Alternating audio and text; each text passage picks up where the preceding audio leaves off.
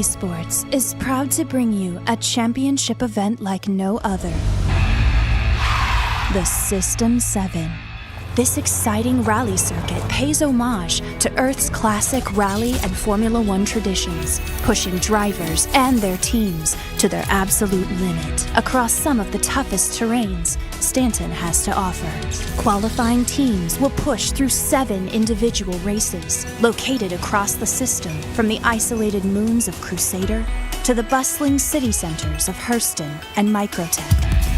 Each race, pilots will control a featured vehicle, from the rugged Drake Dragonfly to the lightning-fast Tumbril Cyclone, navigate perilous terrain and conditions, as well as one another.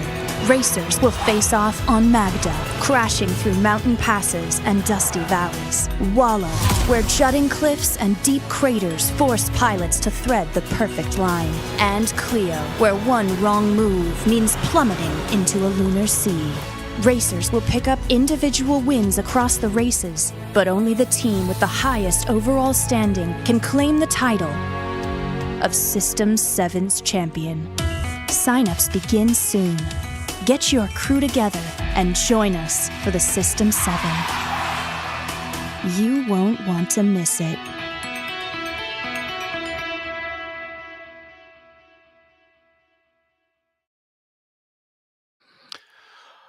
Oh, 7 Star Citizens, and welcome back to the System 7, race number 5 and 4?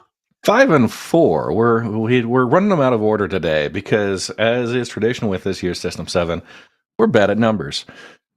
Yeah, look, counting is really, really hard. But luckily, helping us count today, I am joined as always by Red Monster SC, and we're gonna be watching some fantastic Star Citizen racing today. But first off, how you doing, Red? How's Star Citizen been treating up? It has been great. We've got the 4.1 patch that's been stable.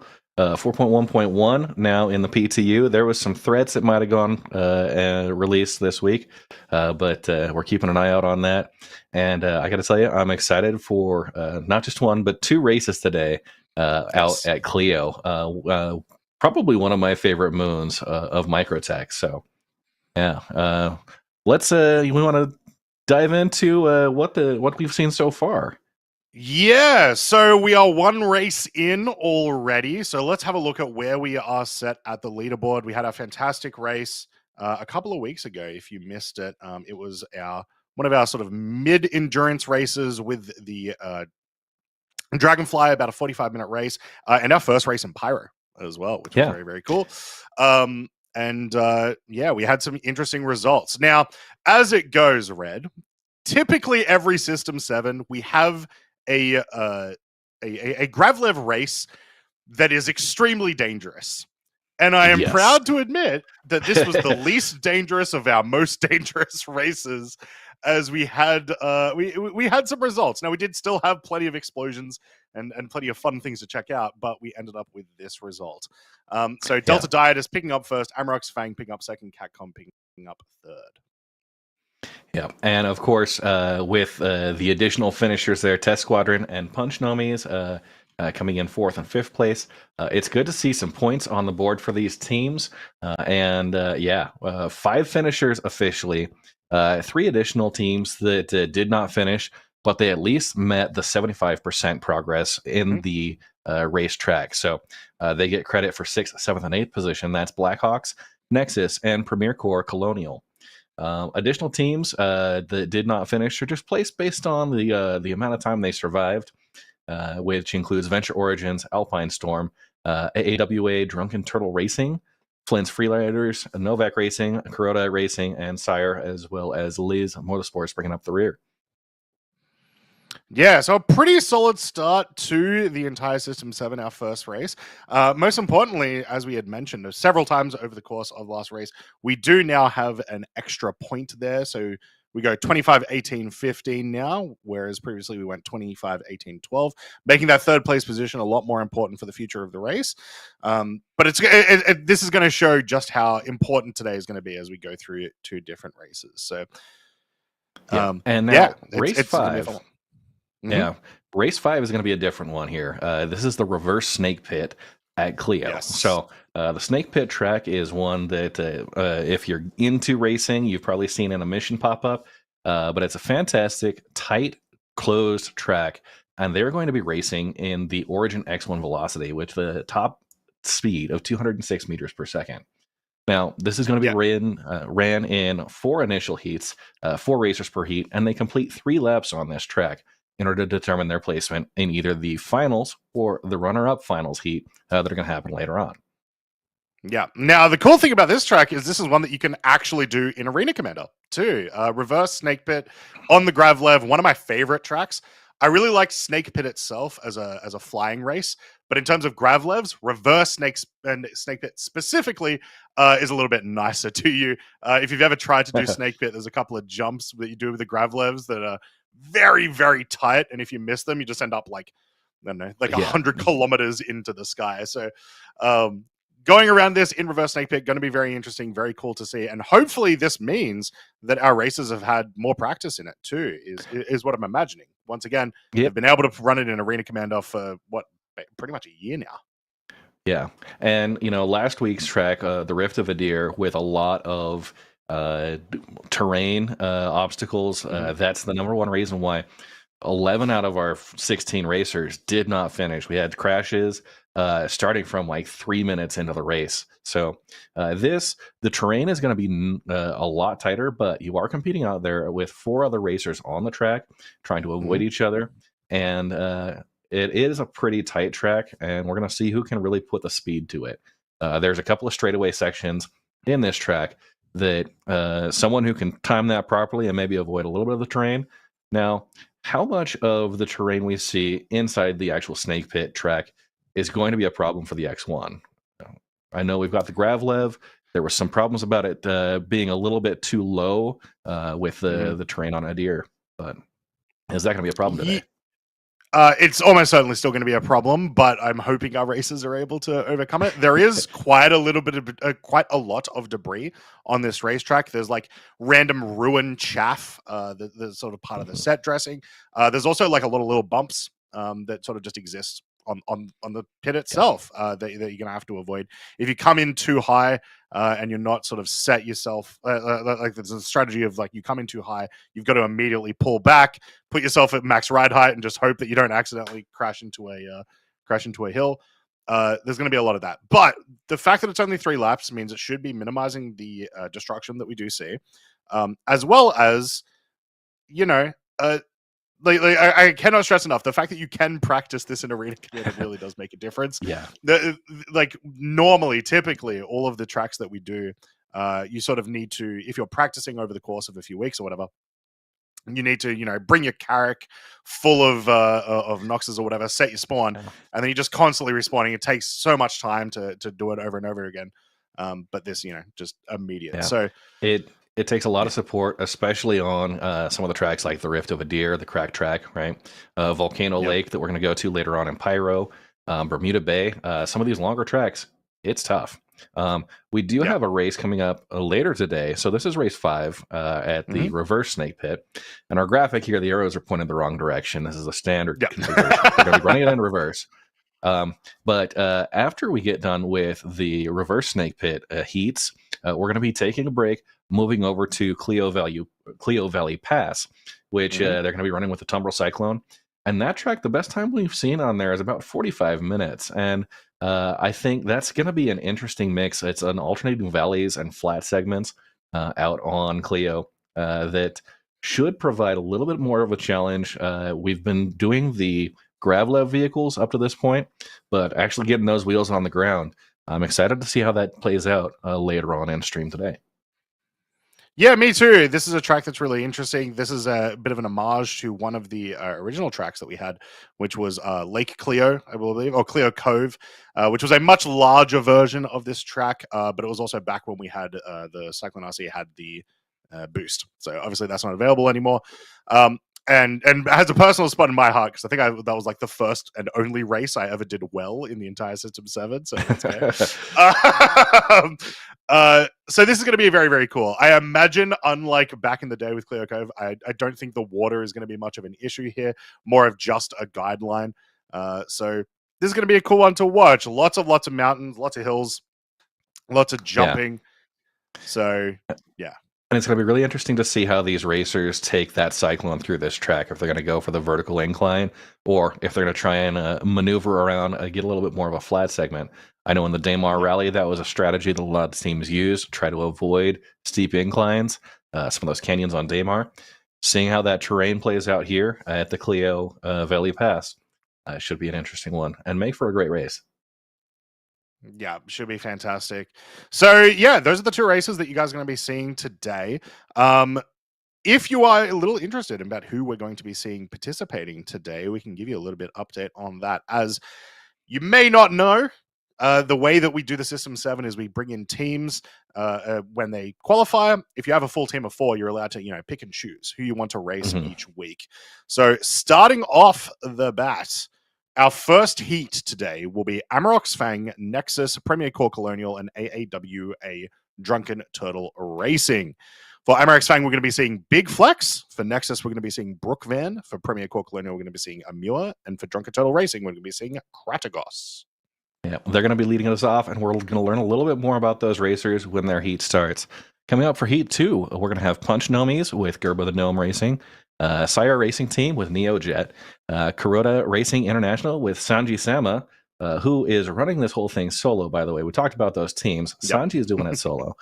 And then Test Squadron with Renee, who we did see on race 3. Yeah, moving on to heat number 3, we'll be seeing Delta Dietus with Checked Leak. Catcom with Blue Barufina, who I don't think we've actually seen race yet, even in the qualifiers. So we'll have to have a look there. Yeah. Venture Origins, we're going to see the Yodelorian and Alpine Storm Tikch 86. Yeah, and leading out with the heat number 4, we'll have List Motorsports with D McFly, Blackhawk 5 with Sonic 89, Flint's Free Riders with Noble de Fluff, and Novak Racing with Is Master. So a couple of new faces in there, but we did see Noble de Fluff coming in race 3, one of those DNFs in a position 12 for the leaderboards right now. Yeah, so pretty interesting teams. Let's start with some predictions, Red. As we wait for our races to get ready. One of the good things about today is should pop off pretty quickly, these first few races. We've got obviously some returning champions, some returning top 3s as well. Amarok's Fang in the first heat against Nexus, Premier Corps Colonial, AWA, Drunken Turtle Racing. Do you think Amarok's Fang are going to take this one down? I do. It's pretty hard. It's like betting against Ferrari at the They've got second place in race 3, so their points on the board already. And Big Flex, he's no stranger to racing. He's got a second place in the Mountains of Mayhem biker division, first place in the Antigrav Racing League 2024 in the Icarus division. So no stranger to that, defending that title. But of course, there's no slouches out there. We've got Amur from Premier Corps Colonial. We've seen a lot of audience favorite there. Race 3, they got 8th place with the DNF 2, getting past that 75% point and 28 minutes.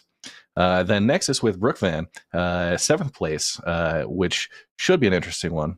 And Kratagos with an 11th place, getting knocked out of about 11 minutes in race 3. And we've got, it looks like the starting line with some of those racers already lined up, ready to go. We'll get a check on the initial time, but yeah, I think there is a clear favorite here with Amarok's Fame, having already Gravity Cat with some experience behind him. Haven't seen a race from Gravity Cat yet, so we'll have to check how that's going to run out today. But it's going to be anybody's game. We've got the vehicles out there.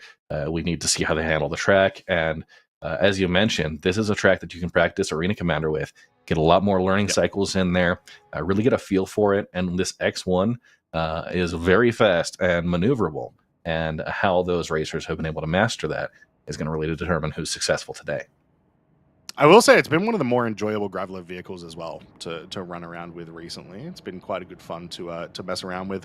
A couple of racetracks that have come across recently for Gravlev that have been really cool to check out. So yeah, it's gonna be an interesting one. Now it does look like they are set up for the regular snake pit, so we may be mistaken as to what exactly qualifies as reverse snake pit here, as it looks like, at least in terms of Arena Commander naming, we're going regular snake pit. And if that's the case, let me tell you, Red, about turn number 5. Oh god. Okay, so if you are someone out there that has not had a chance to run snake pit on Gravlev, it is a lot of fun generally. There is a jump around the back. I believe it is turn number 5, possibly 4. If you do not hit it exactly, you will be launched into the sun. It is just this really sort of awkward hill section that just refuses to give you any sort of support. I imagine we'll see some of that today if our races go as hard as they can. Once again, because this is not being done in Arena Commander, it's being done in the live servers, obviously people are a little more resistant to doing the riskier strategies, right? Yeah, because no press and left click to respawn here. Yeah, and we did have quite a few people playing it safer on the Rift of Adir track, making sure they take it a little bit slower. We saw that in a separation in times for those top 5, but it paid off because 11 of those teams did not complete the race and ended up in lower positions, even though they may have had a faster initial time for the segments they completed. So, and here, I believe this is coming up on that. This is the jump right here. 5. This is the problem. So you can see the little hill there. There's also, you can sort of go a little bit further back and try to avoid it, but it's a problem. But it's also a skill check. It is genuinely a skill check. If you can make it over that jump without losing all that time because you're so high in the air, then obviously you're going to be in a much better spot. So keys to the track for sure. And if you've raced this in a ship, The overhead obstructions here are terrifying, but it's not going to be as much of a problem for our racers today. And like you mentioned, that turn 5 into the back hallway, as I like to call it, it's a tight space, and it can certainly launch if you don't get the right approach and come over that a little bit softer. Yeah, exactly. So yeah, it's going to be quite an interesting race for sure over the course of the 4 heats. If you're not familiar with the heat system, essentially you want to come first or second in each heat. If you get second, you'll go into the kind of like the losers finals, the essentially. Runner-up tournament, right? Yeah, the runner-up finals.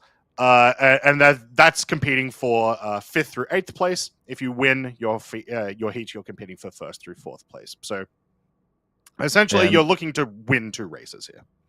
And there is also an additional bonus point on the board for today for the team with the fastest overall lap time. Yep. So you could place a little bit further down, look at that bonus point, or maybe you take it all, 25 plus 1 with that fastest lap. So we'll keep an eye on that. Obviously, that fastest lap is going to carry over through these heats, which I believe includes the runner-up and the final heats. So an extra opportunity for those top 8 teams to get another lap in there that really crushes that record. So now the overall track times recorded on the Nox were about 1 minute and 3 seconds per lap. Are we seeing, we think we're going to see anything down at that level? I know the Nox is a little bit faster than the X1, but does that play in better for a track like this that's a little bit tighter, a lot more maneuvering in between?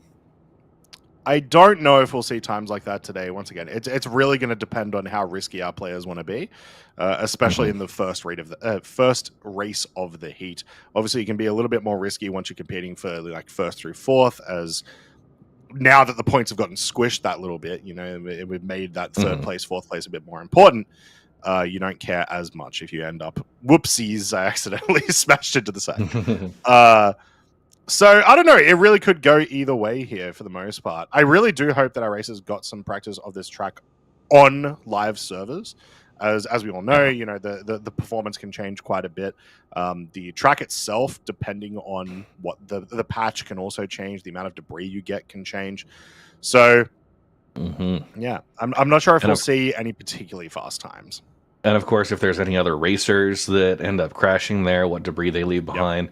I don't know if there's protocol in place that's going to clear that out, or you just need to watch out for it. But with a 3-lap race, it's going to be absolutely full throttle the whole way. Yeah, we're going to be able to remove debris after each heat, but not during. Obviously, we're not going to these are very fast vehicles. The track is very small.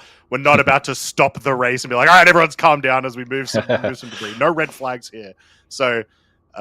Yeah, you'll have to watch out for that. One thing that I imagine some of our racers will have in their calls, if they are in big teams, is probably people saying, "Oh, Amarok's Fang just crashed on turn number 2. Watch out! Make sure you're not smashing into the debris. You come around next turn." And being able to have teams with that communication is really important. But it also does, once again, just show how sort of like brave some of these teams that have only brought one player in. Can be, because you don't have that support, right?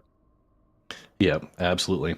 So we're getting some great views overhead of the track coming in, just waiting for the final go live with the a couple of support crew getting into place. So what would you like to say about the type of setup for this race that maybe we want to cover from behind the scenes? I have no idea what that question. What? I'm confused. So we have some overhead monitoring that's ensuring that people aren't getting off track. That's recorded during the race and ensuring that racers are hitting their checkpoints. We got a lot of staff behind the scenes that are ensuring they're lined up properly on the start line. These great camera angles we've got coming in from our camera operators. And the support team that's helping make this happen. Not only what we see on the broadcast, but also behind the scenes helping troubleshoot. They are doing transport for all the players today to reduce the number of ships that are in the area, hopefully alleviate a little bit of the performance that's happening within the track. So a lot going into the live server run of this event. Yeah. Very cool as well. Just to talk about the track a little bit again. Very cool as well that we're running this in the Nox this year. For the past 2 years, we've run this track with the Cyclone, which was very interesting. We had the really cool, you would drive across the pipe to get back to the end, which was very fun. But mix it up a little bit this year, make it to something that's a little bit easier for new racers to understand, I think is a good strat. Yeah, and I think the removal of that gas pipe return track is really, as we go to the Gravlev instead of the wheeled vehicles. I remember seeing that in previous races and just thinking like that's, I'd have a hard time walking that tightrope without a little bit of practice. But you having some experience there, was it that difficult? Do you want to see that come back maybe in a future year? It was interesting. There was certainly some skill to it in certain areas. There was one section of the pipe. I don't remember if it happened last year, but certainly the first year that we were on the pipe, where at the very end you could bounce off this end of it. There was sort of like a little like collision error at the end of the pipe, and if you hit that wrong, it was really bad for you. Unfortunately, because we don't have the boost anymore, we did get to see a couple of years ago the boost come into play on the pipe, and people attempt to take over each other on the pipe. And for reference, with the Cyclone, the pipe is about the width of a Cyclone. So very, very hard for you to sort of like, you would have to really sort of like ride out on the edge to try to get around. And so most of the time, not worth trying to actually take over. Yeah, but you would have these risky maneuver. Exactly. You would have these instances, though, where someone would be able to at least catch up right behind. And when they did get to that end section with the pipe, one person would just absolutely smash it and then jump over the one in front of them as they hit that little bit of terrain. So it had some very, very cool moments to it. I think one day when we get the Cyclone RC's boost back, right? It's coming back, right? Maybe we'll see it again. I feel like that's worth calling out, is like the balancing changes that have happened within the Cyclones for a long time. The RC, while it had the boost, actually in previous patches and some recently, has actually had a lower top speed than some of the other variants of the Cyclone. And with that boost pushing a little bit further, but over a long stretch, if you're not managing that properly, or if you're not using that boost at all, seeming to be less of a capable vehicle in those situations. We've got the Cyclone RC right now clocking at about 37 meters a second. And so that is a much slower pace than we're going to see with the Origin X1 today. Over 200 meters a second top speed. And racers that are able to let loose in those straightaways, but bring it back, dial that control in when they need to on difficult turns like turn 5. And there's a couple of other tight 180s throughout this track as this, affectionately named Snake Pit really coils in on itself. You were writing that one down yesterday. You're like, oh man, I can't wait to pull this one out. Sometimes you keep them in the back pocket, and so it shouldn't be too much longer now, guys, for race number 5 with our first heat. And we do have a little bit of an update, I noticed, on our roster. Once we get to heat number 4, unfortunately, we do have a drop from Flynn's Freeriders, so they will not be participating in heat number 4, meaning that kind of makes that race a little bit more interesting, too. So we have Elise Motorsports, Blackhawks, and Novak Racing pretty much just competing to not be last. One team there being eliminated, 2 of those teams moving on to either the finale or the runner-up finals. But in our first race, we're going to see a head-to-head on a handful of fantastic teams who've had some good times out there. I know with AWA Drunken Turtle Racing getting 11th place on race 3, Kratagos piloting today. We saw him in race 3. Of course, the unfortunate end partway through that didn't quite hit the 75% mark. Premier Corps with MUR also raced in race 3. That was 8th place finish. They got past that 75% mark at about 28 minutes before they got eliminated. And then Nexus with the 7th place finish. Again, DNF2 there with the 75%, 36 minutes, 28 seconds. They were pretty close to the end, if I remember correctly, with Brookvan. And of course, big flex. The first race we've seen so far in this year's System 7. But again, no stranger to ground vehicles, with a second place finish in Mountains of Mayhem and a first place finish in the Anti-Grav Racing League 2024. Yeah, some absolutely fantastic finishes there. Once again, proving just how kind of crazy the competition has become over the course of the last few years, which has been very, very cool. Yeah, and you got to admire the different paints available on the X1, different looks that are out there and available. What do you think is your? Do you have a personal favorite, or a color scheme you go after? I mean, anytime I can, I do try to go for orange. And there's just something cool about the orange color. I'm definitely not biased wearing the original orange Stanton 7 shirt right now. And I definitely, I hate Argo, famously. Yeah, I was going to say an Argo orange just doesn't seem to suit you at all. Yeah, no, not at all.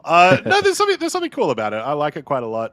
So anytime we do get like orange paints, I quite like it. But I do love the yellow that you get on some of these X1s, and I do appreciate that we've gotten a lot more racing skins in the last few years.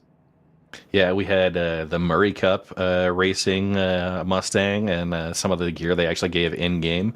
That was pretty fantastic. Yep. Now, I myself, for the X1, I'm one of those old school backers with the Scarlet paint for that X1 on the original pledges, and I like to show that off when I get a chance. I don't get enough time to take the X1 out. I feel like that maybe I need to go practice the snake bed. Yep, or you can try it. There's a couple of new tracks. We've finally gotten another new map in Arena Commander. The X1's quite fun to drive around Crossroads of Crime, so I would highly recommend jumping over there and giving that a go too. Or Snake Pit, like just jump in Snake Pit and give it a go, right? But yeah, like I said, it's been a bit more of an interesting vehicle for Gravlev recently. I've in the past been a big fan specifically of the Nox. And that being a bit more enjoyable, but the X1's been on point recently. Yeah, and maybe at some point in the future we'll incorporate something like the Tumbrel Ranger, the two-wheeled ground vehicle, getting those motorbikes back in. And what you think that would fare well on this track? Well, maybe it will be an interesting challenge. Possibly, like once again, there are a lot of hills that make it very awkward for wheeled vehicles. Sorry, not weird vehicles. Yeah, they are weird. They are weird. So like even when you're going around this in like a cyclone, there's like some strange elements to it that make it a little less interesting than other locations. If we were talking bikes, there's maybe some stuff you could do. It would certainly be very cool to take the pipe route with the bikes. That'd be very cool, I reckon. Yeah. As well as it would be a lot smaller, so maybe you would actually have a chance to try to overtake people. My only request is that they give us some type of skin for the Ranger that gives you a really good, like, strong Tron bike vibe. I just black with some neon lines on it. I feel like that'd be my go-to there. I like that. I'm a big fan of that. What about now that we've finally got racer outfits in the last year? What's your racer outfit of choice when you're doing some Gravlev? Honestly, I'm probably wearing it's not a racer outfit at all, but it's the Zeus exploration suit, just because I like looking like the Michelin Man. I might throw on the undersuit there, but with the Fieldsbury Bear helmet, just to get that kind of scary bear, the terrifying Halloween bear, right? Yeah. Now there is the infected helmet where you kind of got your eyeball hanging out. That's probably the state I'd end up racing in most of the time, just with the crashing and all. But that actually does tie in really well. We've got the tier 1 or tier 0 item recovery during respawn, so now you don't have to worry about going out with your subscriber gear and losing it. When you respawn, you end up recovering that. You don't have to recover your body. I feel like a lot more people are going to be kind of admiring the drip and showing up to race day dressed to the nines. So, Well, that's the thing, right? Obviously, like there's a lot of controversy about whether people like it or not. But one thing that is for certain is that it does make race practice a lot easier. Yeah.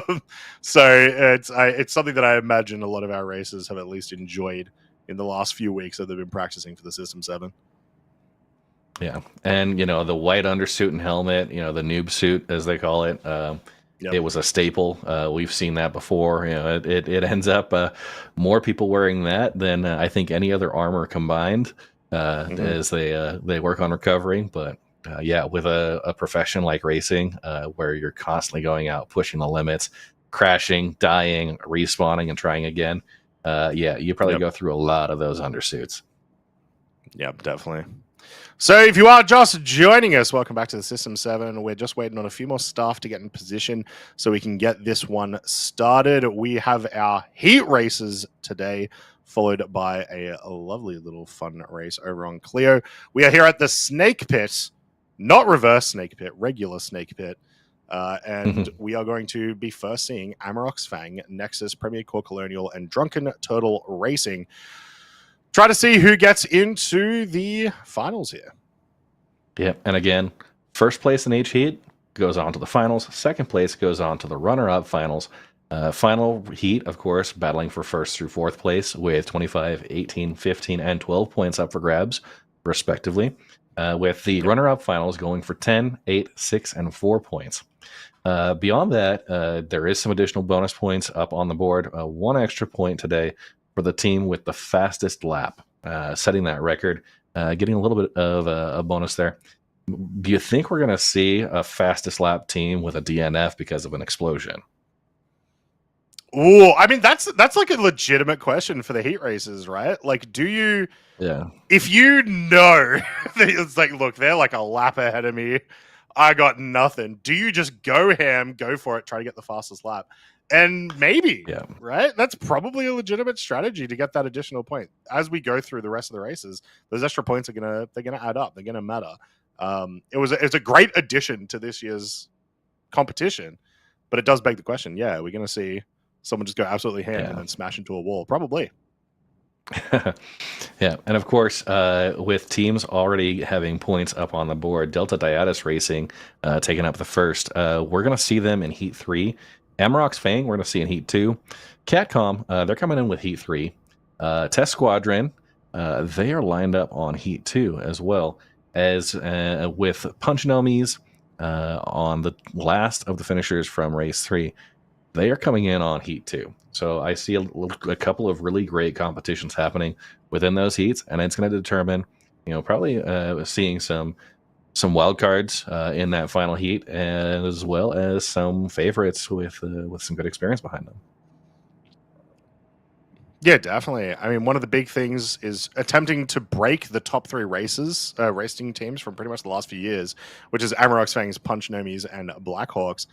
And Delta Diatus are in a good spot to do that.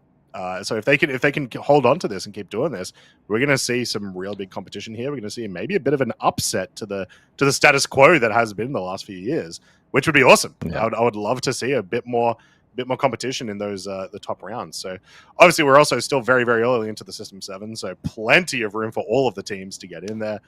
We did see some very, very fast starts from a couple of teams in the last race, just unfortunately, exploding before the 75% mark. And so maybe this is more their race. One of the other things, we are once again in Gravlev today. I talked about, right at the start of today, I talked about how we had a very, very dangerous race. This race is also still very dangerous.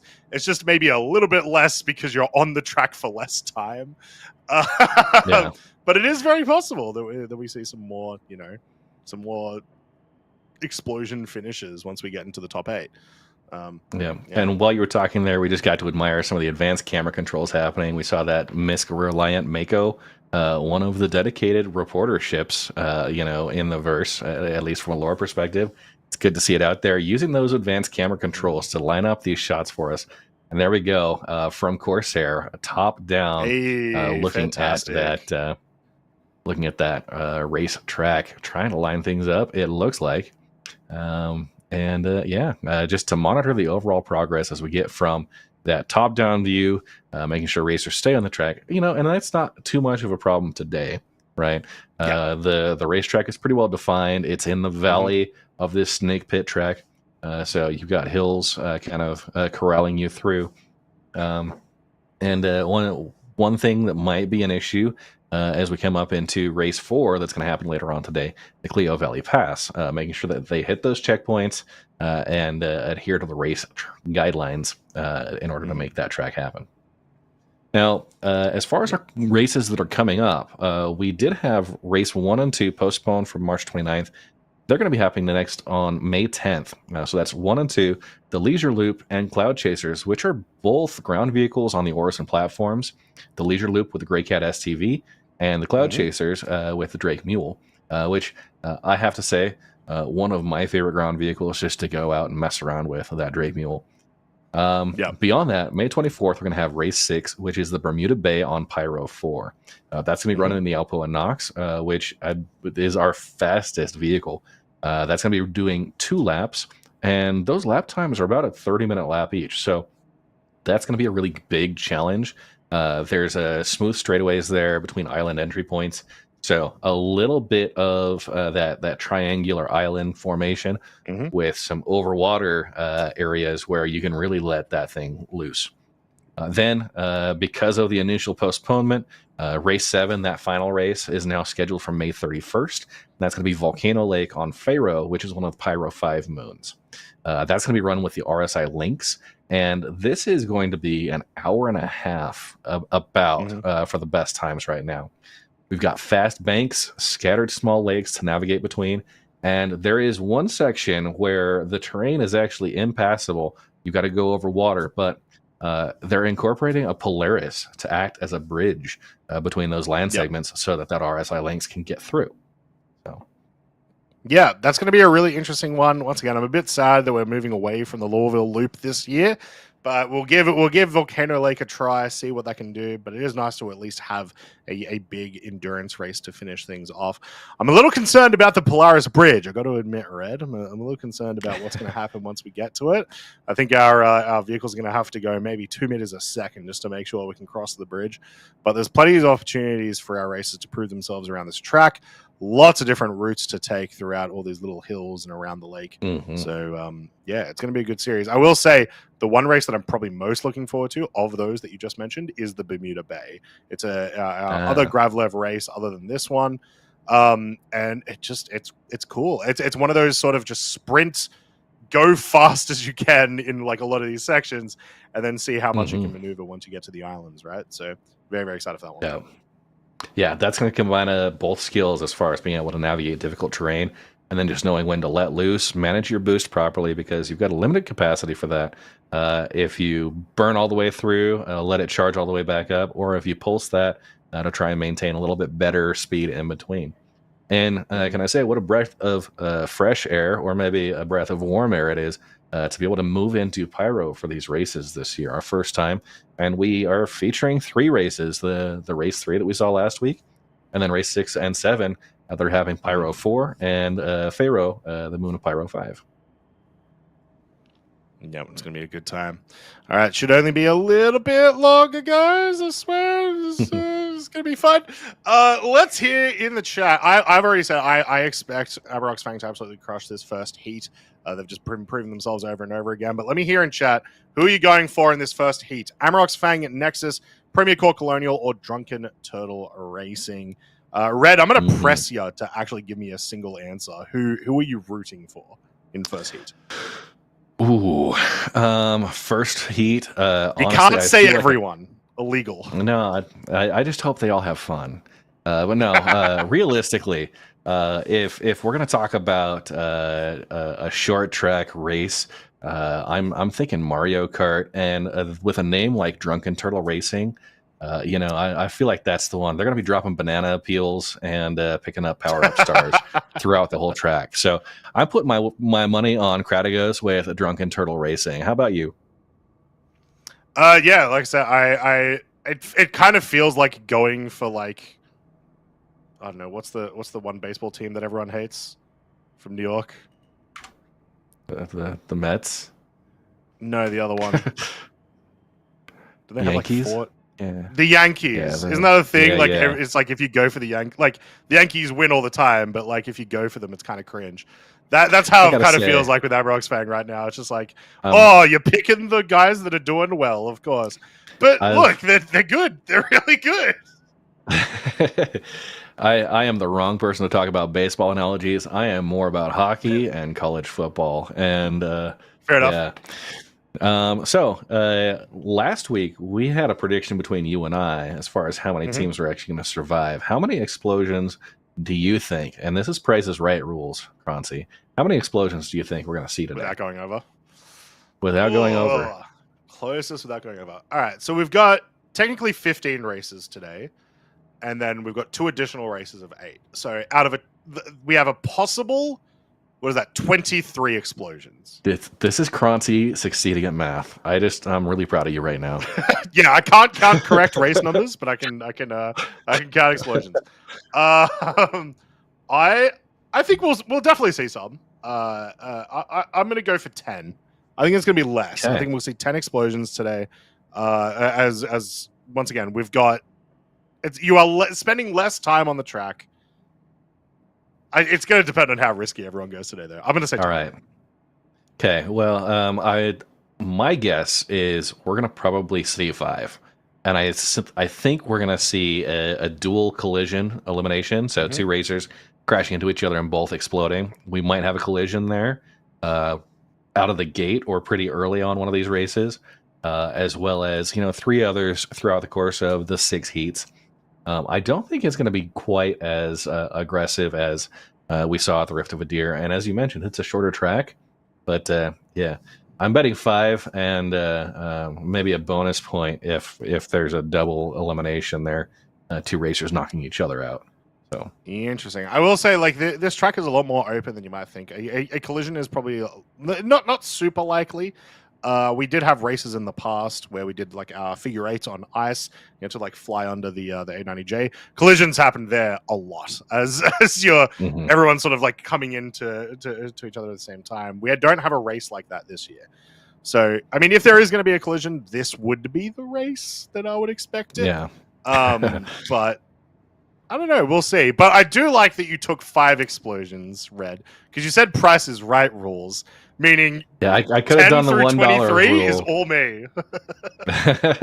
I could have done the $1 rule, and we're getting some great views here. You see the track overlay that is the start finish as well as the racers. Again, this is our support crew, making sure that the racers stay within the track, and if there's anything that needs to be called out, we get that documented and recorded. We won't see that hopefully as much this race. We with the Clio Valley Pass, I think that might become a bit more of an issue later on because it's a longer track and that Umbral Cyclone. It's easy to get to kind of lose your bearings. So making sure you're hitting those checkpoints.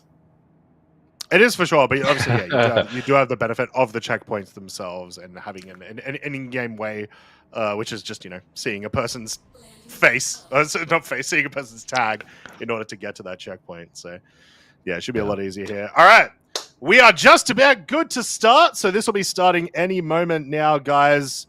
We're in our little view here. I do love we hadn't seen this in our views so far this year, but I do love this introduction last year when they brought in all the new UI.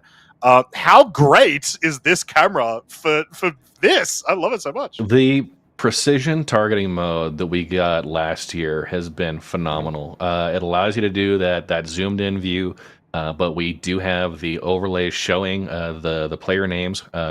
We see Big Flex, Brook Van, Amur, Kratagos. It looks like Brook Van is just popping into that Pisces rescue for a quick top off. These racers have been sitting out on the track for a little bit as we work on getting prepared, ensuring everything is up to par. So, a lot more cameras today are going to be running in this precision mode, so that we at home watching don't have to guess who's doing what, which racers we're watching. That was a struggle last week, and part of the downside of the advanced camera controls is that you just don't get that party marker. So here we see Princess Foxy with the Reliant Mako. getting up close and personal there. Kratagos from Drunken Turtle Racing, Amur from Premier Corps, Brooke Van from Nexus, and Amarox Fang with Big Flex there on the end. So those racers are lined up. We're just waiting for the start. Yeah, I believe we just saw Brooke Van possibly heal back up, get that food reset after our setup. Luckily, it should be the case that we get very quickly through our races now that we've got all of our staff in position. All of the other racers are already getting ready, making sure they've got their vehicles, making sure they're all fed up so we can go through these really quick. So we do have 2 races today. You guys are going to have to listen to myself and Red constantly. So, yeah. We're going to be starting. Looks like it's 30 seconds for this race to start. Let's see some hype in the chat. Who are you going for round number 1? Amarox Fang, Nexus, Premier Corps Colonial, or Drunken Turtle Racing? Let's get those predictions in, folks. And who you think is making it to the finale as well as the runner-up? Was that Big Flex with around, the full start? And here we go. Well, I wonder if that was waiting. Big Flex absolutely smashing it out right after the gate. But yeah, Brooke Fan, I think just trying to make sure they left last, possibly. As Big Flex is gone. Big Flex is around everywhere. We're looking at second through fourth right now. Kratagos there, just getting a little bit of a vertical. We see Big Flex up ahead around that corner, already making this turn, as I believe it's turn 3 or turn 4 we're coming up on. These 3 racers right on top of each other with Big Flex out in the lead and getting a good jump. And we'll have to make sure that's in regulation time. And Big Flex getting turn 5 and getting around this back hallway. So yeah, so Big Flex obviously very, very easily able to go over. Didn't end up launching themselves 200 kilometers into the air, and about halfway through first lap, as our camera rams into some old ruins there of the refinery. Yeah. These overhead cranes and such are going to be a challenge for our camera crews. We'll see this beautiful chase camera as they come around this corner, and this is one of those hard 180 hairpins that really has it curled up on itself. You got to watch your speed as you're coming through, and especially for our camera crews. Looks like Amarox Fang with Big Flex is a DNF. That may have been an early start, so. Big Flex is continuing to run the track. Yeah, and we'll get an update with the official crew. So yeah, that is. It sounds like an early start DQ there, but still trying to get some good times, putting in the practice.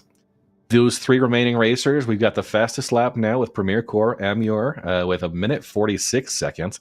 Nexus coming in with 1:51, and we'll see Drunken Turtle come in. With Brooke Van just there at 1:59. So we see a couple of seconds behind, working on lap 2. Big Flex is out in front. Absolute huge upset there for Amarox Fang, obviously, as they were. Someone in chat said that I had cursed a team the second that I said that a team was going to win. So unfortunately, I think that one's my fault there. Yeah. At the very least, the times that we saw the lap there from Premier Corps Colonial, it does prove that we are going a little bit slower. We're going to be a little bit safer today. We're not going to try for those 1-minute lap times. We're going to try for those 40-second lap times or anything like that. We're just going to make sure we can actually finish the lap, get through the 3, and then see from there.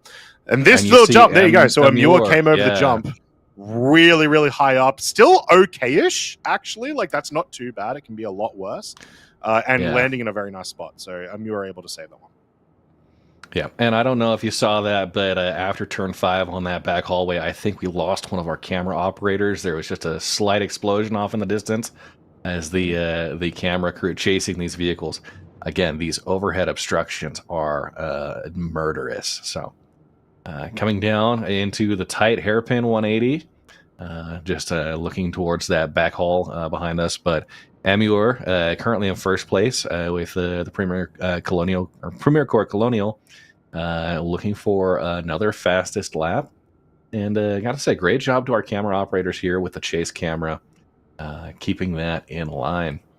Brahms with the System 7 crew. All right, so we also have some more information from our crew here. about that false start. We may be restarting the heat due to some possible issues, which means I imagine we will see Amarok's Fang back in and give this a go. So, we've been seeing some fast laps, but it looks like we're going to be running this back. Yeah, they're calling it here at lap 2. They're going to reset because it sounds like that early start. There was some contest that the pit tool giving them the countdown may have had some desync, leading to some of that confusion. Giving them an opportunity here, of course. Big flex with Amarok's Fang, trying to get an opportunity to redeem himself. Maybe not the racer's error, but the tools. And people are going to line up. We're going to try and run this again, restarting Heat 1 as we work through that pit tool issue.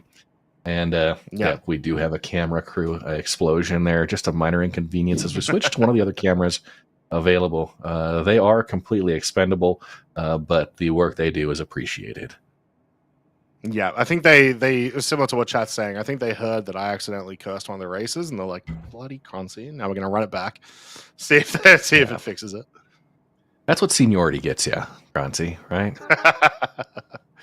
But yeah, what we did learn at the very least during that is, we're probably looking at about 1 minute 30, 1 minute 40 for our laps today. At least if we're not taking it too risky, and we'll see how that evolves over the course of the day. And once we get into the later heats, I imagine there'll be a little bit more risk added. Yeah, and we'll make sure these racers, they may have a quick pit stop to top off. Sounds like we're going to be moving on to Heat 2. They will rerun Heat 1 after they've had a chance to pull new vehicles, since we did have maybe some damage incurred. I just wanted to make sure everything's set properly. And there is an outpost a couple of kilometers away from the Snake Pit, so that should be pretty good. We'll go ahead and move on. That's always been one of the best advantages of this track, is that it, for the most part, even before we had, some extra ships with med beds and whatnot, it was still very easy to reset here, which is nice. So, we're going to be moving on to heat number 2. So we'll be back with heat 1 later. So heat number 2, we will be seeing Punch Nomi's Sire Racing Team, Kuroda Racing Initial D, and Test Squadron. We got some big names in this heat red. We have Gerbo the Gnome for Punch Nomi's, Neojet for Sire, Sanji Sama for Kuroda Racing, and Renee for Test Squadron. Yeah, and of course, Renee getting 4th place in race 3 last week, or 2 weeks ago, at 35 minutes, 2 seconds.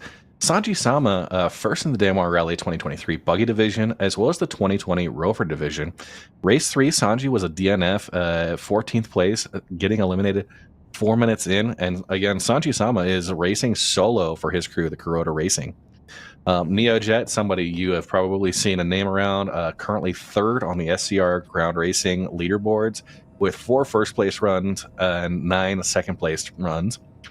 And of course, Gerbo the Gnome coming in 1st place in the Damar Rally 2024 Truck Division, 5th place overall on the SCR Ground Racing leaderboards, with 4 first-place times, 3 second-place, and 5 third-place current time placements. Yeah, it's going to be a very random prospect. It's going to be someone's. I'm just trying to mine over here, guys. Worth every penny. This is going to be an interesting one. I've mentioned a couple of times before, Punch Nomi's was sort of our first all-star team where racers who sort of came together because they had done well in multiple other races from multiple orgs, sort of pulled together and ended up, absolutely smashing it.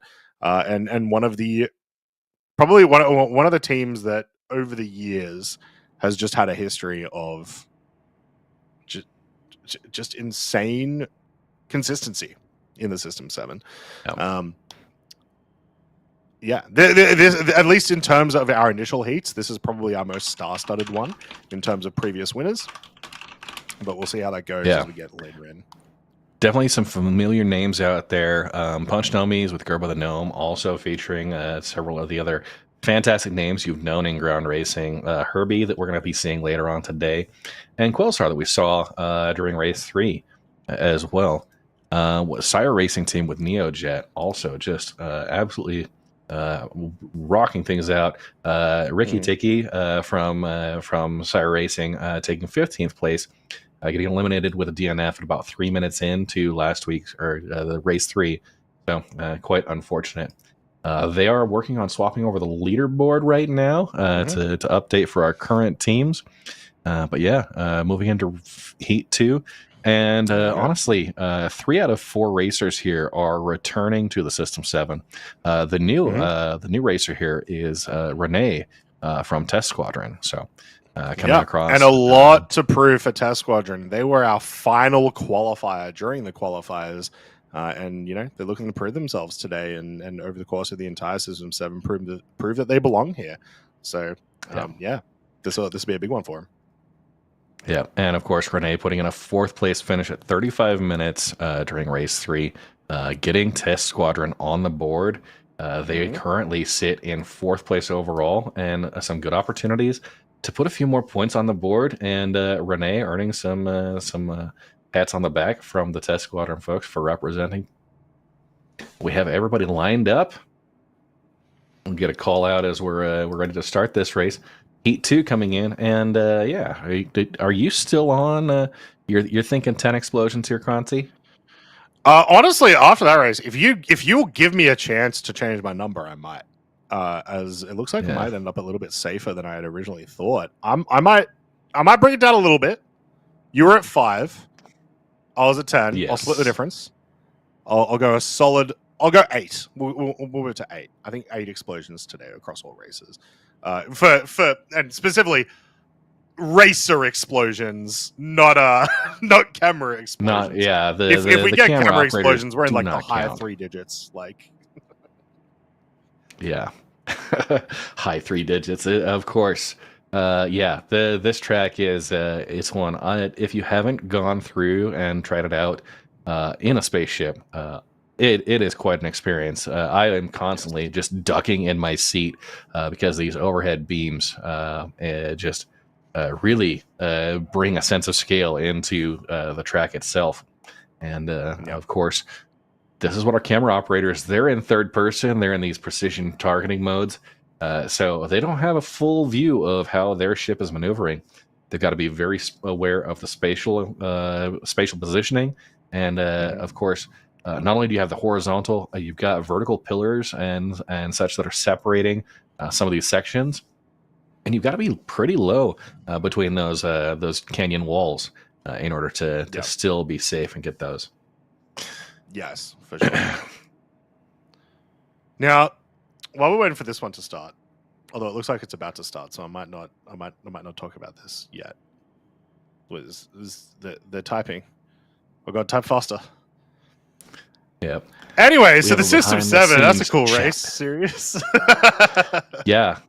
It's a great addition to go into Pyro this year, and I think one that everyone who's interested in racing is obviously been really excited about. We've had our existing system, the planets and moons in Stanton for several years now.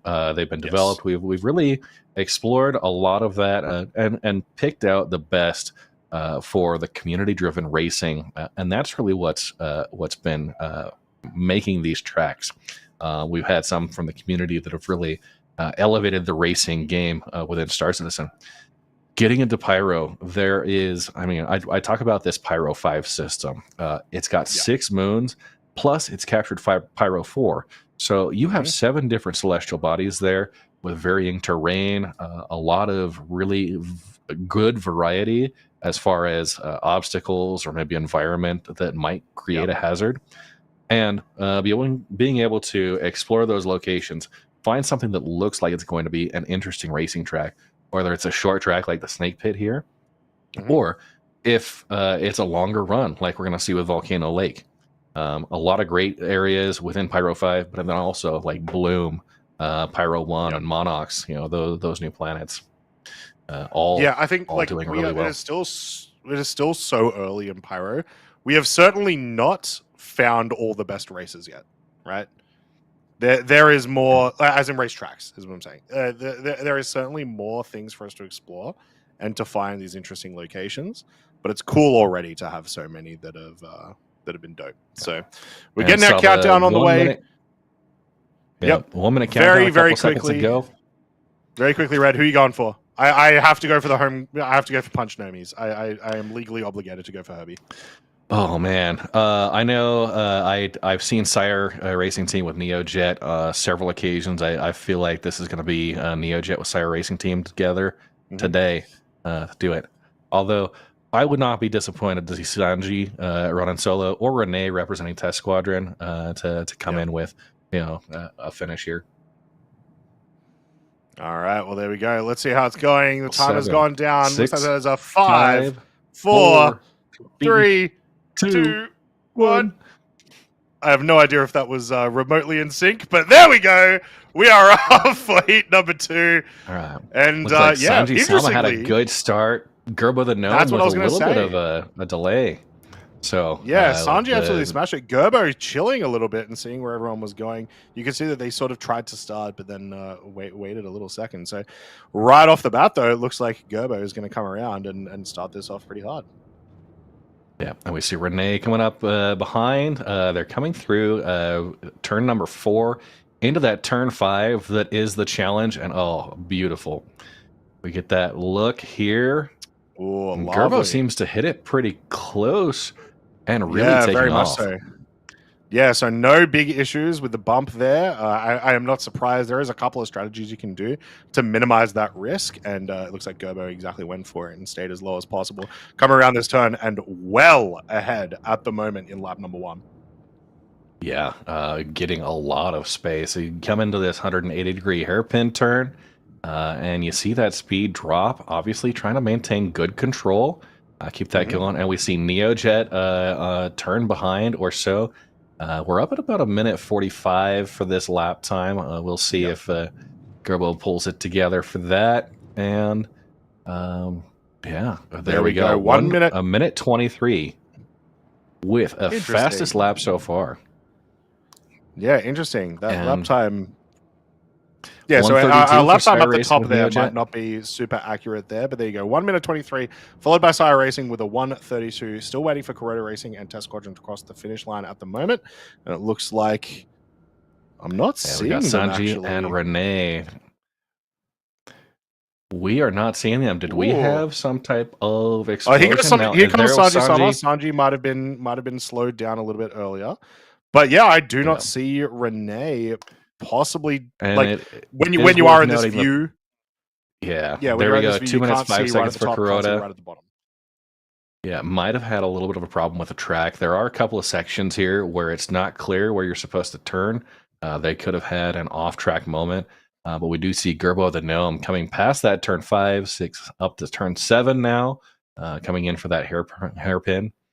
Yeah, it looks like Sanji is taking it a little slow. NeoJet coming in behind Gerbo. We have not seen Renee. Did we have an off track or possibly an explosion for Test Squadron? It certainly feels like that is likely here. Unfortunately, we don't have eyes. Like one of the disadvantages of not being able to have a spectator mode right now, especially in live, obviously, is we can't quite see every square of the track at once. But we'll try to find out what's going on there. But Gerbo the Gnome crossing into lap number 3, final lap at 2 minutes and 50 seconds. So very, very fast here. All right. Lap 3 there, continuing. And as our camera operators, it looks like Renee did have a DNF on this track. So Gerbo the Gnome, and NeoJet, and Sanji Sama working for it. And there we have Sire Racing, NeoJet getting through. 3 minutes 17 seconds for lap number 3. But it seems like Gerbo has pulled ahead quite aggressively. Obviously, someone with a lot of experience on this track. We'll have to see how NeoJet and Sanji Sama are able to pull this one together. Fighting for the runner-up. Yeah, and it does sound like very possibly Renee did have that problem with the little bump there, as our official word is DNF went flying way off the track into orbit. And as far as I'm aware, pretty much the only place that can happen is on that turn with that jump. Yeah, so that turn 5 is difficult. Great race one. Yeah, great race one from Renee. Agreed. Sanji Sama coming in, taking it a little bit slow for Kuroda. And Punch Nomi's finished. We've got, it looks like the fastest lap at 1:22. So Punch Nomi's Gerbo the Gnome is going into the final heat. And looks like Neojet right now, with barring some other type of issue, will be our second place for Heat 2, with Sanji Sama coming up on third place. Now, that third place and fourth place in each heat, my assumption is the fastest overall lap times out of the groups that don't get that, that gets ninth place, with the remaining teams getting a single point. We just see Neojet with the official second place, and Kuroda bringing it in, just trying to get that fast one. Yeah, so very unfortunate for Sanji Sama having the essentially going for the slow strat just to make sure they don't explode, but that is going to result in them finishing third, and that's going to put them in the bottom 8 for today's race. So still very solid attempts, but we will be seeing later in the day Punch Nomis and Sire Racing in the top 4. Yeah, and we'll see them as they move on. And there's Sanji. Oh. Looks like we had a blender incident there. Yep. Look, it's right before the last turn. Why not? Right? Yeah. So there you go. All So right. that's our first completed heat today. That is heat number 2. Gerber the Gnome in first for Team Punch Nomis, followed by Neojet from Sire Racing Team. So that means Neojet will be moving to the runner-up finals. Gerbo the Gnome will be moving to the finals, and we'll be seeing them later today. But let's move on. We will either be seeing heat number 1 or heat number 3. Oh, we're going to be going back to heat number 1. While they're getting set up, let's talk a little bit about heat number 3, which we'll be seeing after that. So that's going to be Delta Dietis, Catcom, Venture Origins, and Alpine Storm. We've got Checked Leak for Delta Dietis, Blue Barafina for Catcom, the Yodalorian for Venture Origins, and Tukch 86 for Alpine Storm. Yeah, and of course, Check Leak participating race number 3, getting first place for Delta Dietis at 31 minutes 7 seconds on that Rift of Adir. Check Leak also previously getting first place in the Daymar Rally Bike Division 2024. Second place in the Grey Cat Social 2022 and 2023, with a third place finish back in 2022 Daymar Rally Bike Division. Blue Barafina, this is going to be the first appearance in System 7 for that Catcom team with Blue Barafina, and one of our returning racers within this heat. The Yodalorian, who participated with race 3, DNF'd with an explosion at about 18 minutes 17 seconds into the race. That's enough for 9th position. And then Titch 83 with race 3 had a DNF in 10th position, getting knocked out at 4 minutes 25 seconds into the race. And also one of our new racers representing Switzerland coming in from Alpine Storm. So. Yeah, going to be great to see them. But as we mentioned, we will be moving back to heat number 1. So this is Amarok's Fang at Nexus, Premier Core Colonial, and Drunken Total Racing. We had a little bit of a desync error with our timer earlier that caused Amarok's Fang to essentially early start. So we're running it back to make sure it's all well and fair. So hopefully we get a little bit of a better run here. And I think it's worth noting that as we started that race, it looked like Gerbo the Gnome had a little bit of a delayed start and ended up starting last. But almost immediately making that up, pulling tight turns and overtaking everybody to really halfway through that first lap, developing separation already. Not even that. It was like 2 turns, right? It was literally like 2 turns. And Gerbo was ahead of Neojet, who was essentially, our starter there. So it was kind of insane to see just how much of a difference Gerbo was able to make during that. But of course, once again, like riskier routes, ones that they know and they've practiced, but certainly riskier. Obviously worked out. And now that's only one explosion so far. All right, yes. Renee from Test Squadron going off track with the orbital launch off turn 5. But Sanji, the only one of the racers with an explosion there. We're keeping that that explosion count accurate, up to date. And, so there you go. Some intel from the chat, from Gerby, that the late start was intentional, which I had thought would be the case for some of our races today. Is that you will see people sort of start a little bit late just to make sure.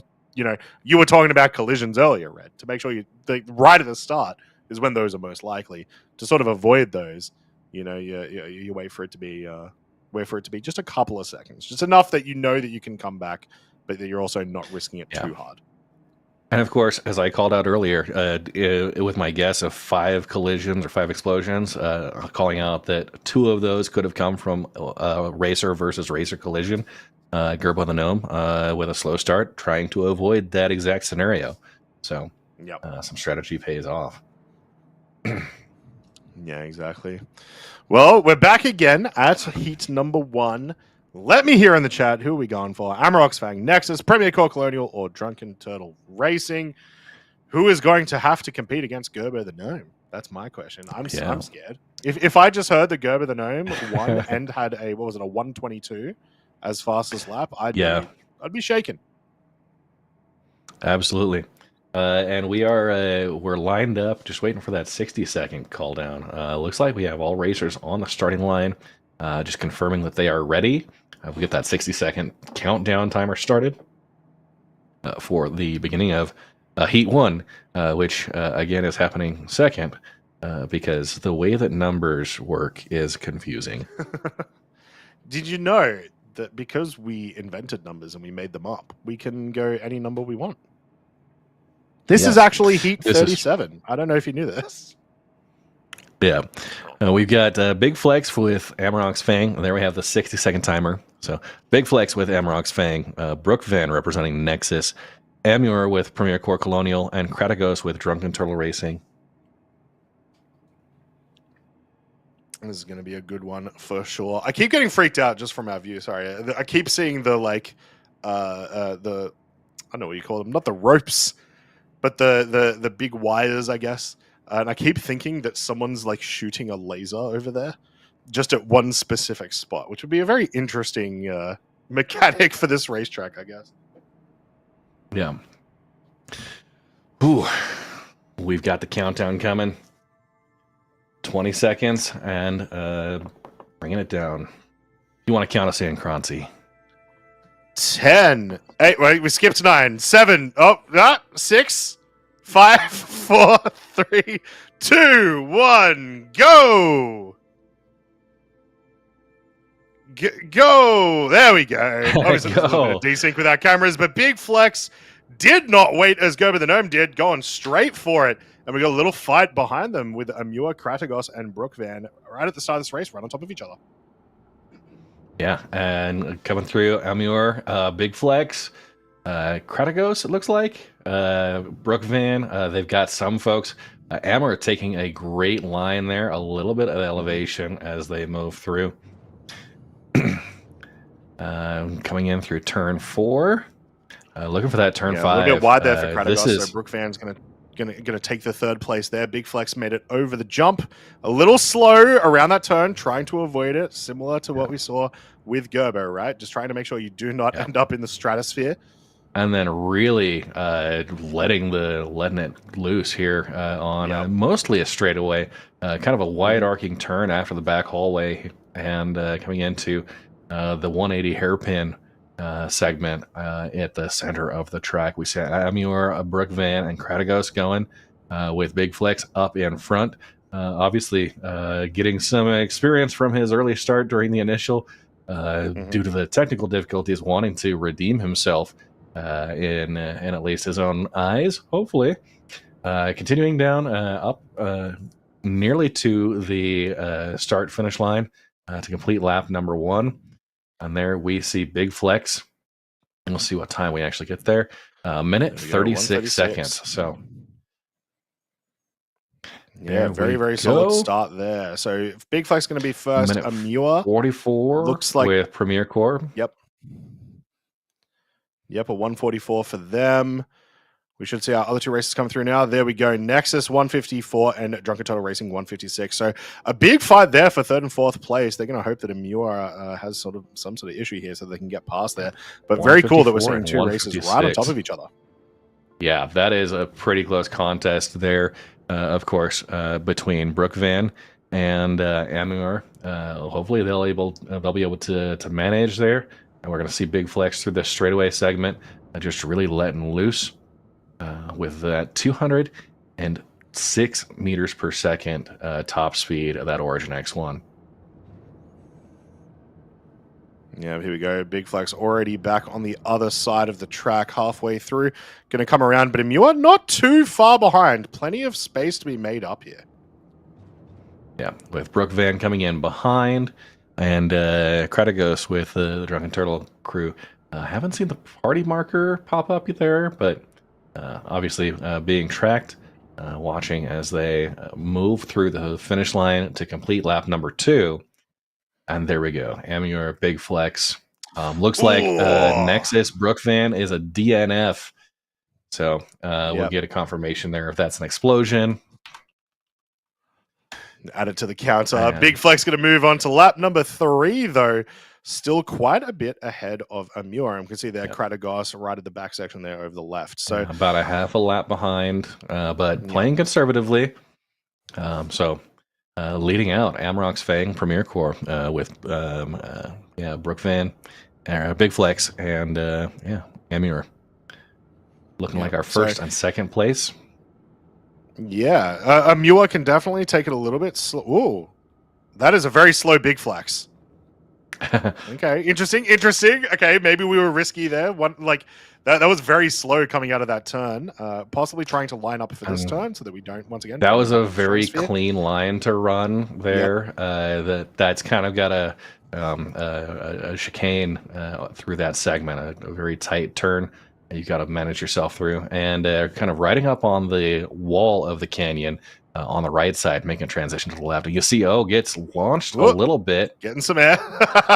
Recovering. Getting a little bit of air. This is going to be huge. This is going to be huge for Amur, actually, if we can see where Amur is. Flex. There's a couple of sections there where Big Flex has been very, very slow. Seeing as I don't see Amur, I imagine Amur is in that bottom section, possibly coming around right now. I can see a little marker moving. So, I mean, Big Flex is risking it very heavily, but one more straightaway to go after the 180 turn before Big Flex crosses over. Kratigos looks stationary right now, which I imagine means we've got an explosion. Not a good sign. Yep, that is a body as far as I can tell. So that is going to be Kratigos out of it too. There we go. That's 2 explosions. Confirmed.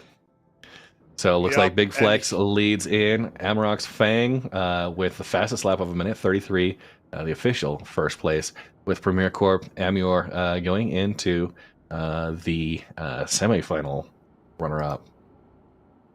Yep, yeah, Brook Van had a DNF, damaged the vehicle with a hard landing. So yeah, one of the problems that obviously happens with these Gravlevs is if you do hit the ground too hard, sometimes it'll just damage you, so your engines just mess up, right? And so it's not even an explosion; you'll just be stuck.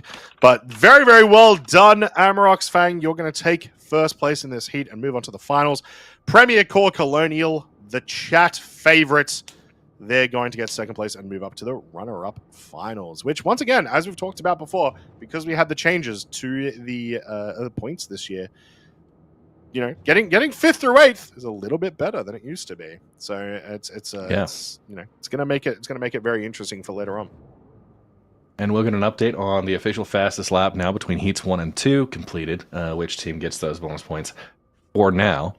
Moving on to heat 3, we're going to be seeing Delta Diatus Racing, Catcom, Venture Origins, and Alpine Storm. Czech League obviously leading off, being the favorite with the race 3 performance as number 1. 31 minutes. Blue Burafina coming in with the first appearance with the System 7. The Yodalorian with a 9th place on race 3. And Titch 86 with 10th place there. Eliminating between about 4 minutes and 18 minutes into the event. Yeah, so this is going to be another fun one to watch. Obviously, we've seen Delta Diatus and Catcom tons and tons and tons of time throughout all of our series. Venture Origins a little bit, Alpine Storm. Like it is cool to see these guys try to make a name for themselves, and hopefully they get to absolutely smash it today. Notably, we have not, across all of our teams today and all of our races today, most everyone's favorite vehicle tends to be the ground vehicles. we do have multiple Gravlev vehicles as favorite vehicles. So both Czech League, Nox favorite vehicle, and the Yodelorian X1 Force favorite vehicle. So maybe we'll get to see a little bit of favoritism towards styles of racing here come into account. We're looking for that, the fastest lap race. Maybe we'll see that today. Yeah, and that's certainly going to come into play as these racers are deciding which team member is going to run which race, putting your strengths where they really shine. With Czech League obviously having experience with Gravlev, the Yodelorian as well, with the X1. So might see some good times there. But as you mentioned, this is a race that you can run an Arena Commander that people can get a lot of learning cycles in. Talk about that. Yes. You're running the track, start to finish, and ensuring you are...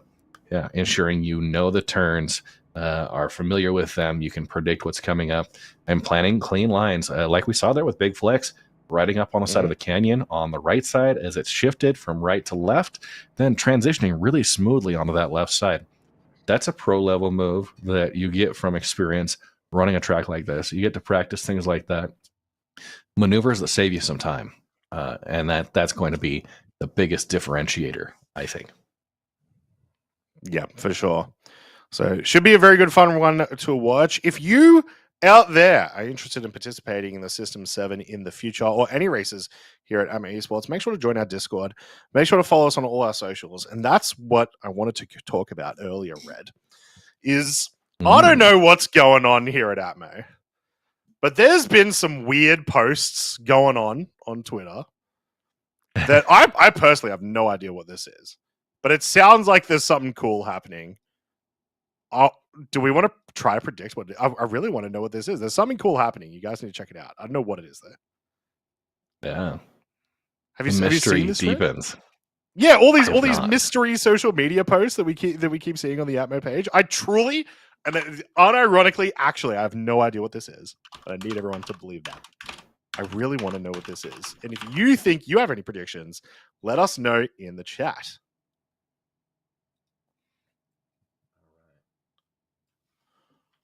We'll get those. And again, that Reliant Mako, the dedicated reporting ship,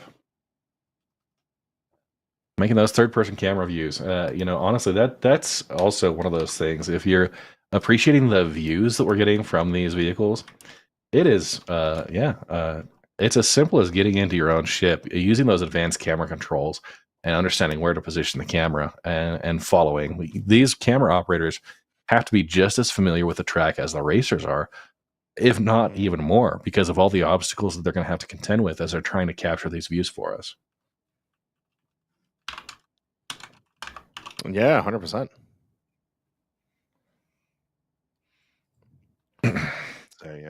So if you're just joining us, we've had 2 heats so far.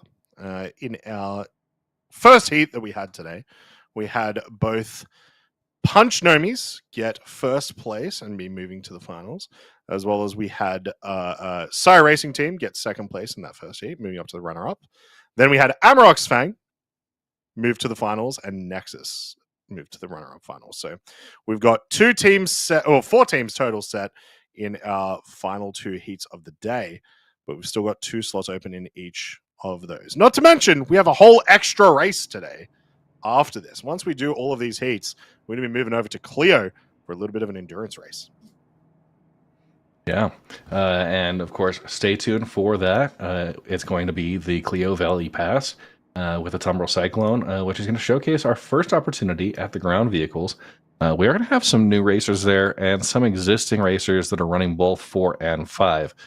So those drivers, we'll have a couple of them coming back, and a couple folks that, as you mentioned, favorite vehicle looking like the Cyclone potentially. So we do have the Heat 3 folks still moving into the starting line, working on getting ready. But Blue Borafina, the Yodelorian, Czech Leak, and Tix with each of their X1s getting lined up. So, as always, it's prediction time.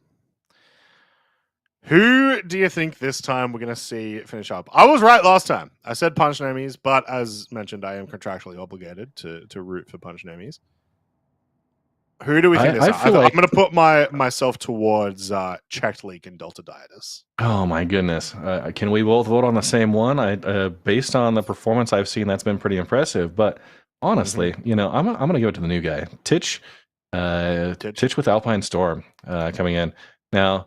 Of course, favorite is the Cyclone. So the Yodalorian that's also there with the X1 Force being the favorite ship. Might be an option, but I'm going to go with Titch. All right, going for Titch. Fair enough. I think that's very reasonable. I will say, if Delta Dietus do take this one down today, that means they will back-to-back first place. In history of System 7, that pretty much guarantees you a top 3 at the end of the season, as long as you don't just absolutely, dumpster every other race. Usually end up in a pretty good spot. Now, once again, we did have the points changes this year, so it does make it a little bit better chances if you end up going, 4th or 5th, that you're going to end up in those spots. But I mean, you can't be mad at a back-to-back first place, right? Yeah, so we'll see if they can. It is an insurmountable lead as far as the overall points for the tournament structure here. Folks that are trying to, obviously, back-to-back first places, you've only got a couple of more opportunities to do that. And with 16 teams out there, while there's some favorites, it is a pretty well balanced, and anyone can come out and explode, right? We've seen that before with the Rift of Adir. Only 5 of those teams actually completing the track successfully. 11 of those teams being eliminated, and that's going to be the difference maker. But really, Check Leak could do his team, the Delta Dietus Racing team, a huge favor if he's able to lock in at least some points from today's race. So, yeah. It's an interesting one too. Normally, you have a couple of because we have these race days where we have multiple races. You normally have a couple of weeks to sort of feel where your team's at against everyone else. But because we're going to be going back to back, you don't have that chance to be like, hey, we're first place. Oh, we did the second race, and now we're immediately second place. You don't get to wallow in it as much. We saw that 60-second countdown getting started. We see a little bit of desync as those vehicles are hopping. They do not have hydraulics installed. That's not part of the standard StarCitizen pledge package. But we see all of our racers there. 30 seconds. We'll leave this one all on you, Red. See if you can sync it up in time. All right, 20 seconds. We see here our track, and this is getting into we're getting a little sundown. Yeah, and of course our track operator is hydrated. So 5, 4, 3, 2, 1, go. There we go. Now, all right, it was not too bad. Not too bad. We are off. Checked Leak is going to be our leader right off the gate, but obviously we're going to get into the first turn here. And one of our, I think it was Titch, taking it very, very slow here with that slow start. So they're going to be right. Very conservative. Blue Barafina and Checked Leak, they are right on top of each other. That was a very tight crossover. Checked Leak looks like he's able to pull ahead. Blue Barafina and the Yodalorian now competing. Yodel taking a little bit of a further angle. And as we get into the sunset area, Check Leak, a good line there, and you're going to see the speed open up in this back hallway. Oh! Looks like there was... Oh, desync. Oh, yeah, desync. My heart. Oh. My heart red. That's Oh, that was terrifying. So no, Check Leak is A-OK as they come around the back section there, but we do have a collision, it looks like, from Venture Origins. So the Yodalorian out of the race. With an event there. Beyond that, we've got Titch, Blue Barafina, Check Leak. So we see Check Leak ahead, Blue Barafina, Titch taking it on a conservative route. So, the Yodalorian hit the ground too hard. We're looking here at Check Leak from Delta Dietus. Yep, we're about to looking to wrap up his first lap now. Here. Yep, so one more section just here. There we go. 1:33 lap number 1. That is pretty fast. Yeah. Remember, so far, as I'm aware, our fastest lap is a 1:22. We'll try to see what it looks like after this race. Blue Barafina looks like he got some elevation there, a little bit slower. Catcom finishing at 1 minute 40 seconds for their first lap. Czech League just really ripping ahead. And we're looking for Titch in the back there. This is what the gates look like. Start and finish. nice empty shot there. But I mean, to be fair, it's because we're waiting to see if Titch. There we are. So yeah, Titch, very, very conservative here. But like that could be the strategy, as we've seen in previous Gravel races over the course of the System 7. Sometimes slowest is best. But I think because we have really like barely any risk, at least in terms of amount of time, right? You've mitigated the amount of time that you're on the track. You can't take it too slow. You got to bring it up a little and bit. Here's that gate view as Titch rolls across for 2 minutes 34 seconds on that lap. Yep. There we are. Good timing on that gate view. Appreciate it. Czech League. We're seeing a little bit of desync there. The ship looks like it's getting collision and rolling sideways, going into a death spin. Of course, recovering. Or it could just be that Czech League is that good. He's out there spinning donuts well on the track. Yeah, they heard about the fastest lap, and then they thought they'd put in some some cheeky tricks there. So there you go. Delta Diet is going to cross the finish line, move into lap number 3. We see Blue Barafina struggling, it looks like, with that turn. Yeah, you can get yourself caught up there in the terrain there. Honestly, lucky that they didn't explode. In all honesty, they're in a pretty good spot. Now we can see Czech League coming around here, and I don't know if you noticed that they're off screen now, but Titch was right at the bottom. We may see a lapping here from Czech League getting past Titch. So there you go. You can see them just up the front there. And this is going to be an interesting first lap time was pretty rough. Yeah. First lap time was about 2 minutes 30 seconds. We're about a minute slower, and we'll see that. Now we just saw Czech League disappear into they're looking at the ground, but I think there we go. Yeah. So there is a strategy you can do. There's a little sort of jump type thing before the major jump, where if you take it just right, you'll essentially end up not ending up in the stratosphere. You can maintain a bunch of speed.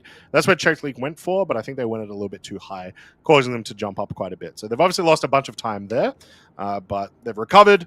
They're not dead.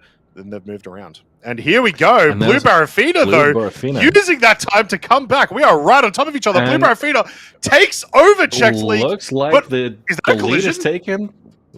There might have been some type of desync. Blue Barafina looks like he's going off track, the opposite direction. Yeah. Czech League able to recover from that.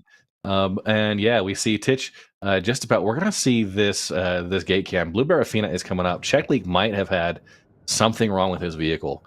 It seems like he doesn't have the speed there, and Blue Barafina is catching up pretty aggressively.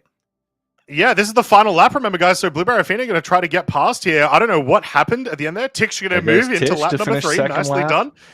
Czech League, Blue Barafina right on top of each other. Who gets there? Oh, my goodness. According to our timer, it is Delta Diet as Czech League get the win there.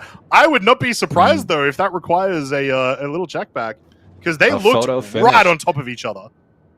It looked like there were 1.002 seconds separation there between Czech League and Blue Barafina, but that was wow. That turn number 8 as they both came around. Czech League got hung up on the inside. Blue Barafina got launched on the outside. I wonder if that could have been some type of collision event that drove them both out. Possibly, but then also Blue Barafina started like heading backwards along the track as well. Like they got ahead of Czech League, and then they started reversing. I really want to know what happened there, because that obviously that changes it a lot too. Yeah, that could have been some disorientation after collision. Yeah, and we did see Czech League struggling with turn number 5. So, and there is a little bit of desync going on here as Titch, it looked like, was missing turn 5, getting a little bit of elevation as they're coming into this back hole. We are checking that photo finish. According to timer, they were about 1.002 seconds apart, but it looked significantly closer. I think we're in the fractions that they'll need to verify, because Blue Barafina was catching up quick. Yeah, well, we are. We've already gotten confirmation from our producers that we are getting a confirmation. Obviously, as well, because there's once again like desync, we have to check from multiple cameras to get like a consistent answer to who finished where. At the very least, it does mean that those will be our two teams heading off to the runner-up finals and the finals, both Delta Dietis and Catcom. Question is, who's going to be in what, right? Who's going to be in the finals? Who's going to be in the runner-ups? We'll get that lined up, but at the same time, Czech League, if he's able to secure first place here, is a guaranteed 12 points for Delta Dietis, who's already on the top of the leaderboard. So definitely worth looking into. Titch just trying to get finish out strong here, completing lap number 3. So we get the confirmation there. Czech League looks like it will be. Currently first, again waiting on confirmation. Blue Barafina, a very, very close contest right there at the end, and quite fun. There we are, Titch with Alpine Storm completing the 3rd lap and rounding that heat number 3 out for us. So yeah, we got well confirmation done, there. Unfortunately, I genuinely appreciate the slow approach. I've done it many times in grav races before. Fortunately, today it's not going to get you there, but well done regardless for crossing the finish line there. So yeah, that's the craziest race we've had so far today. This is going to be interesting. We have information. There we go. According to our reviewers, upon review, Checked Leak is the winner of that race for Delta Dietis. So well done, Checked Leak, putting yourself in first place position, heading off to the finals. And Catcom will be heading up to the runner-up finals. And we're going to a replay of this photo finish between Czech Leak and Blue Barafina right there at the end. Oh, just hooking that corner that looks in. Crazy, but I think corner. You can see Czech Leak gets the height, but it just maintains speed and still able to get across the finish line.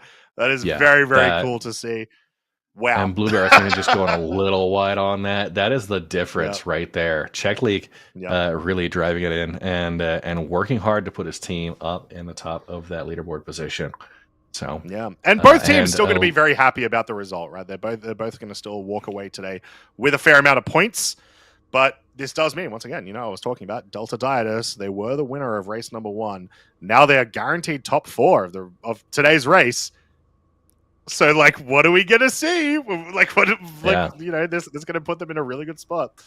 But and while they're setting up for Heat 4, let's recap so far. In Heat number 1. We had Amarox Fang in position number 1 with Big Flex. We had Brooke Van from Team Nexus in 2nd place. Amur with 3rd place for Premier Corp Colonial. And 4th place was Drunken Turtle Racing with Kratikos. Looks like our best lap so far is a 1 minute 22 seconds that's put in during Heat 2 from Gerbo the Gnome of Punch Nubbies, someone who is an exceptional ground racer and one to beat. Sire Racing Team with Neojet coming in 2nd place for Heat 2. Kuroda Racing with 3rd place. And 4th place was Renee with Test Squadron, getting knocked out because of an orbital launch off of turn 5. So,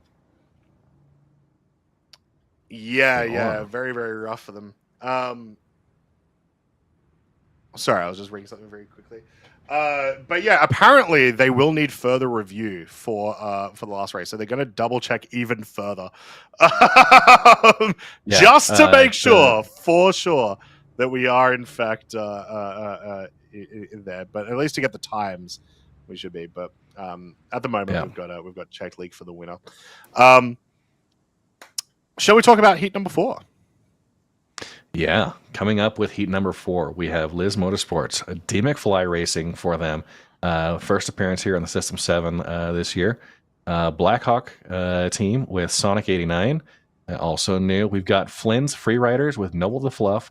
Noble ran race number 3, but unfortunately is not able to compete today. So they're going to be on a DNS drop from Heat 4. With Novak Racing team Ismaster in the final. All pretty new faces to the System 7. This will be our first race seeing each of these racers. And I see a couple of vehicles. The favorite from D McFly is the Argo CSV SM. And if you're not sure what that ship is, it's a little cargo, kind of an upscaled Drake Mule, right?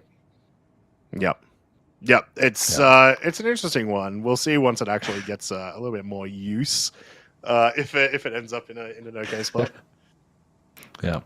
Beyond that, Sonic 89's favorite vehicle is a Dragonfly, and Ismaster favorite vehicle is a Nox. So we're going to see some interesting combinations between these three racers, of course, and we are getting confirmation on timing there. So far, it does look like our fastest lap time is still going to be Gerbo the Gnome from Punch Dummies. We'll see that happen one way or another. And Titch with the 3 runs completed, and we've got the 3 racing teams. It looks like. Looks like we're looking at an engine. Camera's working there. So yeah, like you said, Sonic and Envy Draco, one of our support crew. Very possibly. I did see earlier. I saw I saw Noble to Fluff earlier. A racer change back, possibly. I saw them in the party earlier. I'm not sure what's going on there, but yeah, at the moment we've got 3 races set up for these guys. We'll see. We'll see how this finishes. Obviously, it just means try not to come last in this situation, which is an interesting one. Yeah, and coming in last place, if you're able to get first or second, you're guaranteed at least 4 points. You can fight for the rest between first and second. But of course, better opportunity here. Good placement. But you still want to put in a good time, right? Those best times determine your placements. If you end up getting eliminated from the runner-up or the finals, you can still have that second point available for the 9th position, as determined by that timing. And just to confirm, NVK Draco is from Novak Racing. So we must have had a substitution in here for Ismaster. All right, and. So this will be a solid one. We were talking about the fastest lap just before. So currently the fastest lap that we've seen is a 122.824, which was Gerbo the Gnome that we saw earlier, followed by in the same heat, Neojet from Sire Racing Team with a 128.944, and then everyone else is 130 or slower. So the times have been a bit all over the place today in terms of top speed. But at the very least, every heat winner has been around the 133 or better mark. Yeah, we've seen 133, 122, 133. That's been pretty consistent. We did see, as you mentioned, Neojet with a 128. First place in any other heat, but taking second behind Gerbo the Gnome. Just getting unlucky on the draw there. But maybe we'll see that happen for Sire Racing Team on Neojet, bringing up the runner-up heat with that impressive time that realistically, if they're able to put that down for 3 clean laps, we'll see that. So D McFly, Sonic, and Novak Draco, who are our racers today, representing each of their teams. Also, now that we are well and truly into night, no longer late afternoon as we had with the last race, we do get to see one of the cool things about this racetrack, which is it does have a nighttime lighting setup, which makes it a little bit interesting, makes it a little bit different to some of our other community run races around both. I was going to say Stanton, but both systems now. Where you're kind of just relying on your own headlights and occasionally the headlights of some of our ships. But there you go, you can see at all of the major turns completely lit up, right? So you should be able to hopefully, you should be able to avoid most obstacles when you're coming around. And a big props to the CIG environment team who was able to go through and adapt this track that was really a community-driven thing. And dress it up, really give it the terrain, the obstacles, and the lighting here. One of the things StarCitizen gets a really bad rap for is that lighting on planets at night, right? It's very dark. You have to use the ping, kind of virtual overlay in order to see where you're going a lot of times. But bringing the lights in for this track was an absolute premium move by the CIG team to make this usable. I guess 24 hours a day. I don't know what the daytime is over on Clio. That's a good point, especially on this part. But at least an hour, right? Most setups are like an hour to 2 hours in terms of day night. So we're still getting set up. We may be changing the driver again for Novak Racing, it seems like. So at the moment on the track, we have sorry, I just said the name earlier. We had NVK Draco, but we had previously had Ismaster set up for our racer today. But let's talk about it a little bit. Once again, we've talking about the benefits that we have now that we have teams. We've had this for a few years now. Full teams being able to participate. The huge advantage has been if you do need a backup racer, you have it. Like, oops, my internet fell out. I don't know what that means. My internet's gone. I don't know what it fell out of. But yeah, like my internet's gone, or I've got something on that day or whatever. You do now have the advantage of being able to substitute in a player. Yeah, absolutely. And the team benefits there. Obviously, you're going to have racers who are more experienced with GravLev versus ground vehicles, and really playing into those strengths. You can audition and really trial yourself against the other team members to figure out who's going to go where, who can really, kind of like like the team medleys in swimming. Understanding who's going to be best at what positions and where you can capture some real points, and letting others kind of fill in wherever their strengths lie. Draco is now confirmed as the racer, so they cool. did have a racer swap. We'll get that overlay updated, and I do have a confirmation from the support team. My data science folks have confirmed that Clio is a 3.3 hour long day, 3.3 hour long night for a 6.6 hour cycle. So this track is usable quite slow. For all that is quite a long 6 hours a day. In terms of StarCitizen systems, that is quite a long one, actually. Yeah, I think some are down at like 4 or less, and yeah, very interesting to get the details on that. All right, so with that racer confirmation in, it'll only be a matter of time now before we get started.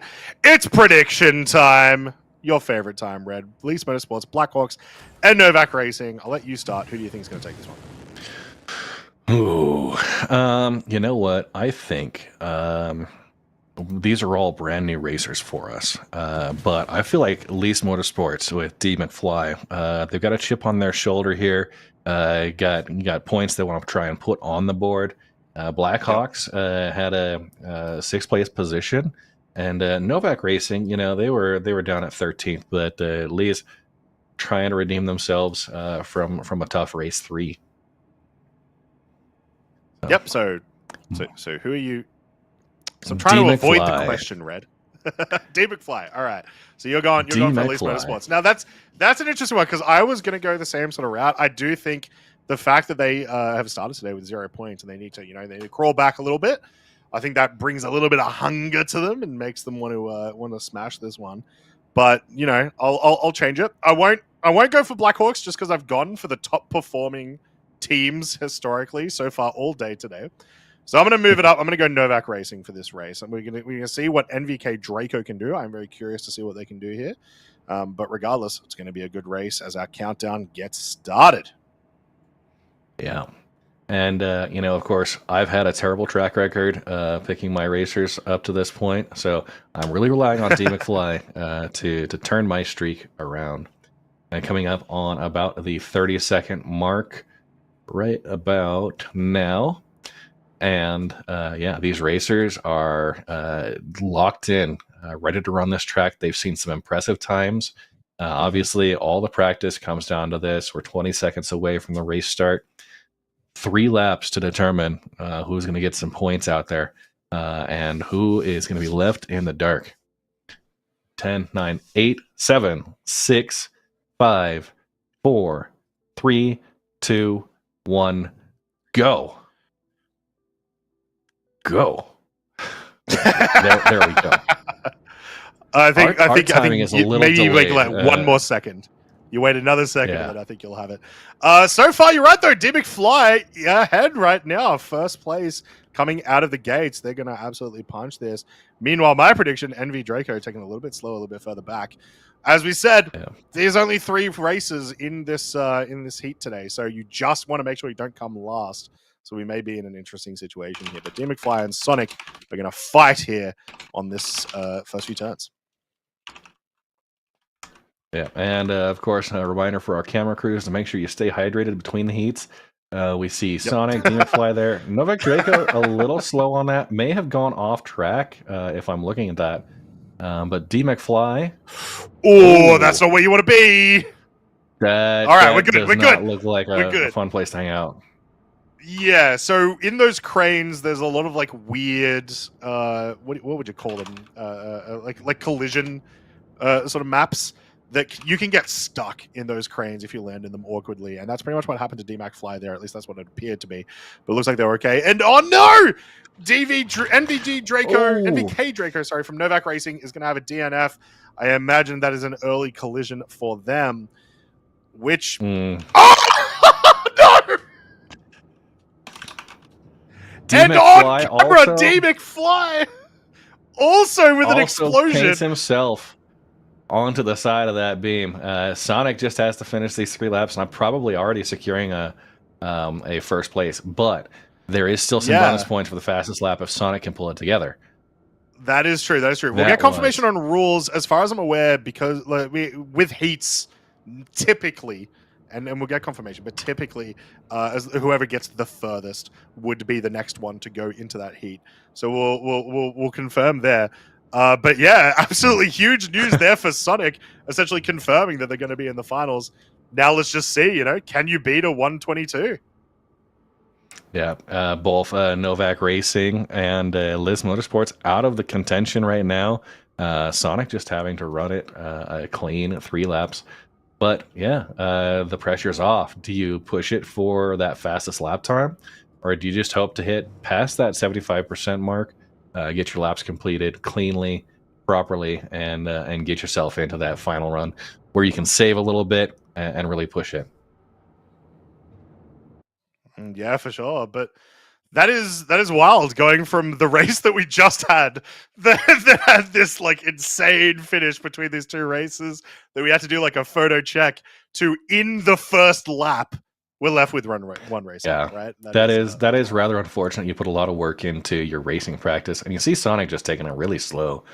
Don't want to launch himself off turn 5 and then rip roaring out ahead, getting that speed behind him. It does look like it. Yeah, I think we were both about to say the same thing. It does look like we will see Lease Motorsports in the runner-up finals because of a distance that they made in that race. But yeah, wow, that's yep. quite the adventure on those first couple of heats here. Of course, having heat 1 restarted because of some issues with the pit tool. That was initially Big Flex, who took first place in that round, initially DQ'd because of an early start, but was determined to be the pit tool countdown desync. So being able to redeem themselves, they obviously had already gotten off to a quick start, but representing that pretty well. And as we get the views of Sonic just maneuvering around that terrain. Talked about that at the beginning, that this was one of the big struggles they had on the Rift of a Deer track, was the terrain that you're constantly flying over, a lot of those being taller than the floor of the Gravlev vehicle can support. Mm-hmm. So a lot of places to potentially crash. You just see these racers strafing left and right in between those, trying not to crash into anything. So, yeah, so... Well done, Blackhawks. You're going to be moving into the finals. Sonic 89. I mean, right at the start, you started it really slow, and it looks like that was the strat for this particular heat. So let's talk about, now that we know, while we're waiting for this last lap to go through, as it looks like we're taking it a little bit slower, a little bit comfortable now that we don't necessarily care about where we finish. Who will we be seeing in the runner-up finals? Well, in the runner-up finals, D McFly here, because of time survived in Heat 4, obviously not getting to complete the first lap, so they're not eligible for a best lap time yet. Getting some redemption coming up in the runner-up. We also have Brooke Van from Team Nexus. We have NeoJet from Sire Racing, and we have Blue Barafina from Catcom. So those four are going to be competing for a 10, 8, 6, or 4 points in the runner-up finals, which will be hosted first.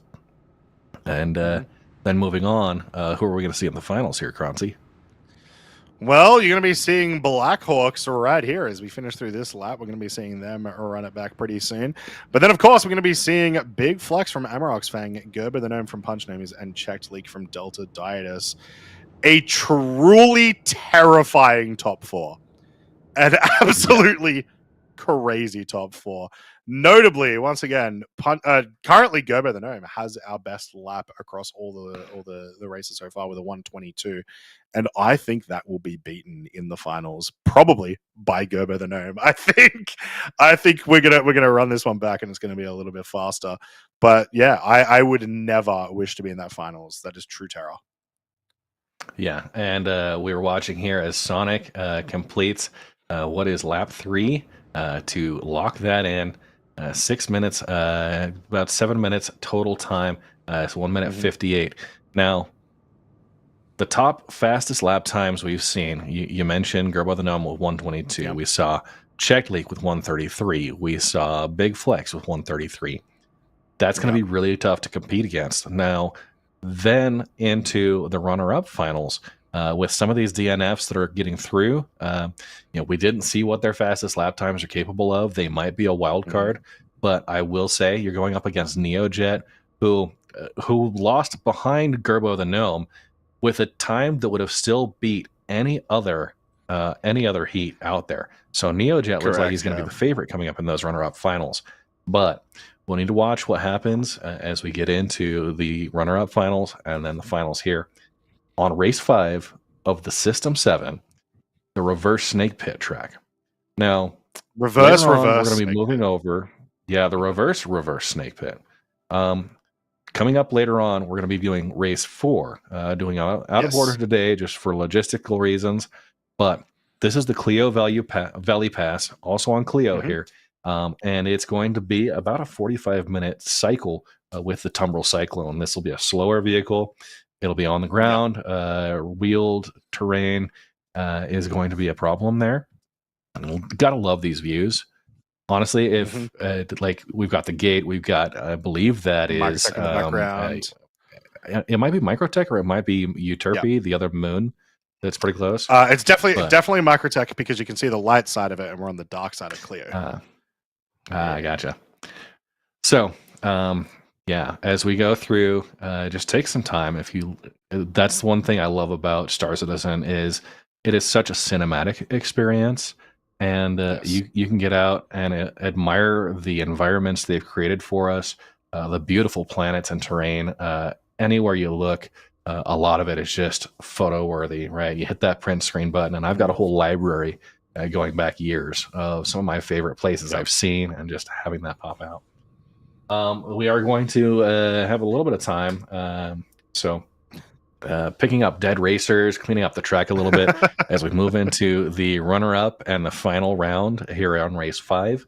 But let's talk about race number 4, that Clio Valley Pass. What are you most excited to see here with this track? Well, so first off, it's going to be a nice change of pace from what we've been watching so far, where we've got these very, very fast-paced, quick races. Moving into an endurance race means you really get to you get to see where people excel at. One example is, like, even though he has been doing very, very well today, NeoJet typically performs really, really well. NeoJet from Sire Racing Team performs really, really well in endurance races, right? And there's going to be a lot of races across all of our teams that have similar skills there, and a lot of that has to do with the plotting of routes. Obviously, you don't do any of that with this race. Everyone's moving the exact same way. It's very, very confined, right? So seeing where people decide to move their routes is very interesting. So it's gonna be nice moving over to that. I don't think there's going to be a lot of risk involved in the next race. It's mostly just going to be route related. So we're probably going to have a lot of situations where we will see a lot of takeovers, which is great. Love some takeovers. So. And I do think the camera crews are going to have a lot easier time tracking these ground vehicles that are going at 30 or 40 meters per second rather than 200. We have been in the absolute realm of speed. Our first track with the Drake Dragonfly capping out at 189 meters a second. The Origin X1 here at 206 meters per second. These are fast vehicles. On this one has been a very tight track, and it's been difficult for the camera crews to follow, but you get these ground vehicles, and aside from a little desync on the position here and there, I think we're going to have really clean views throughout the entire race. And it's going to be, I think, cinematic experience, as we've been appreciating here. I think Core is finally taking your advice and fixing his hydration there. Took long enough, honestly. I'm not surprised. But yeah, so it is going to take a little bit longer. Glad he's done it. Yeah. Oh, here we go. We got a lovely replay here. So this is where we saw, D McFly crash as Sonic went past them too, right? So a very unfortunate time for that to happen. That is some rough timing. So we're gonna have some new racers here and some some familiar faces between races 3 and races 5. We'll give a little bit of a rundown. So to start, Amarok's Fang, we're going to see Gravity Cat. Now, Gravity Cat raced in race number 3, placed second place with 31 minutes, 46 seconds. So really good results there and an endurance-style race. We're going to have Herbie from Team Punch Nomies. Yeah. No, this is going to be the first time we've seen let's Herbie. go Herbie! Space Tech for Delta Diotis Racing, which will be the first time we're seeing them. D McFly from Liz Motorsports that we just saw in that replay. D McFly is also going to be racing in race number 4, hoping for a little bit more redemption. Sire Racing. Well, remember, D McFly also running in the runner-up finals in a moment as well. So they could have a very good day. They could have a very good day. Agreed. Neojet, we're going to see again for the race for Clio Valley. Blackhawks, we're going to see Ludox. Now, we saw Ludox in race 3, placed 6th place. At 39 minutes 40 seconds, was eliminated from an explosion, but still getting that 6th place position. We're going to see Balsamic again, which is, I think, one of our favorites, right? Great name there. Placing 3rd place in race 3. They're coming back for race 4. Nexus is going to be racing Gimply. This is the first time we've seen them. And do I need to tell you who's racing from Kuroda Racing, or do we know it already? I have a feeling it's Sanji Sama. Am I right? Where is the Price is Right buzzer? You've got it there. Sanji Sama, race 3, placed 14th position, eliminated with an explosion at 4 minutes 14 seconds into the race, and that is tough. But yeah, we also saw Sanji with an explosion in their heat earlier today, which was really unfortunate. Now, Premier Corps Colonial is fielding a new racer. That's going to be 1cc Angurev. I hope I pronounced that right. But a new face from Premier Corps Colonial. Venture Origins is bringing out Isotope, a new racer here as well. Flynn's Freeriders. So we do have, it looks like Noble DeFluff was highlighted there. We may confirm. Now, Noble DeFluff dropped from race 5 here at the Reverse Snake Pit. I wonder if that was a timing thing, if they're going to come in for race 4, or if we might see an alternate come in. All I'll say is, so for race number 5, we did see that they very possibly missed the start of the race, but during this race, I have seen them join the party. So, it is very possible we will see them for the next race. Yeah, we got NVK Draco that we saw stepping in on Novak Racing, going to be racing for race 4 as well. Emios from Alpine Storm is going to be the first race from the System 7 so far. Drunken Turtle Racing, we're going to have Eraser 1905, also a new one. And I'm going to just make sure. Spitfire TV Typhoon. Spitfire Typhoon. And then that's 14. Typhoon.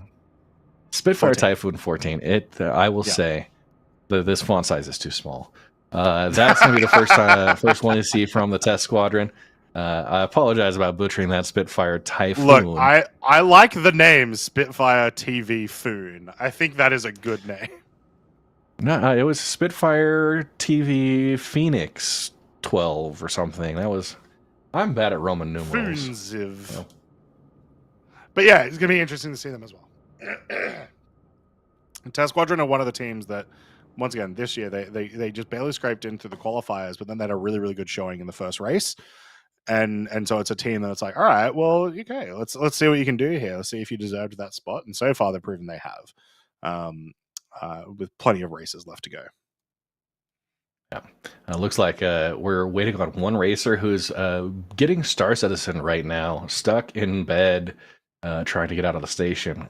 So we're gonna have a couple of minutes here where we're lining up, waiting for that on the runner-up finals, getting into that crew. Obviously, Brookvan, Neojet, Blue Barafina, D McFly. Out of those teams, right? Nexus with Brookvan. They're currently sitting at 7th place with 6 points. Sire Racing Team, unfortunately, getting that 15th place finish with Ricky Tiki getting a DNF at 3 minutes into race 3. Only a single point available for them, or a single point on the board for them. Blue Barafina with Catcom, they're in a great position. Balsamic completing 3rd place at 34 minutes 56 seconds. 15 points on the board. And then Liz Motorsports, D McFly, getting that opportunity for redemption here, but currently their team with 0 points on the board, trying to get something set up. And it looks like they will at least get some points, 4 guaranteed, up to 10 if they can pull a clean run. So now let's talk sort of like it's strategy over the course of the System 7. Now that we're in race number 2, we're going to have race number 3 later today.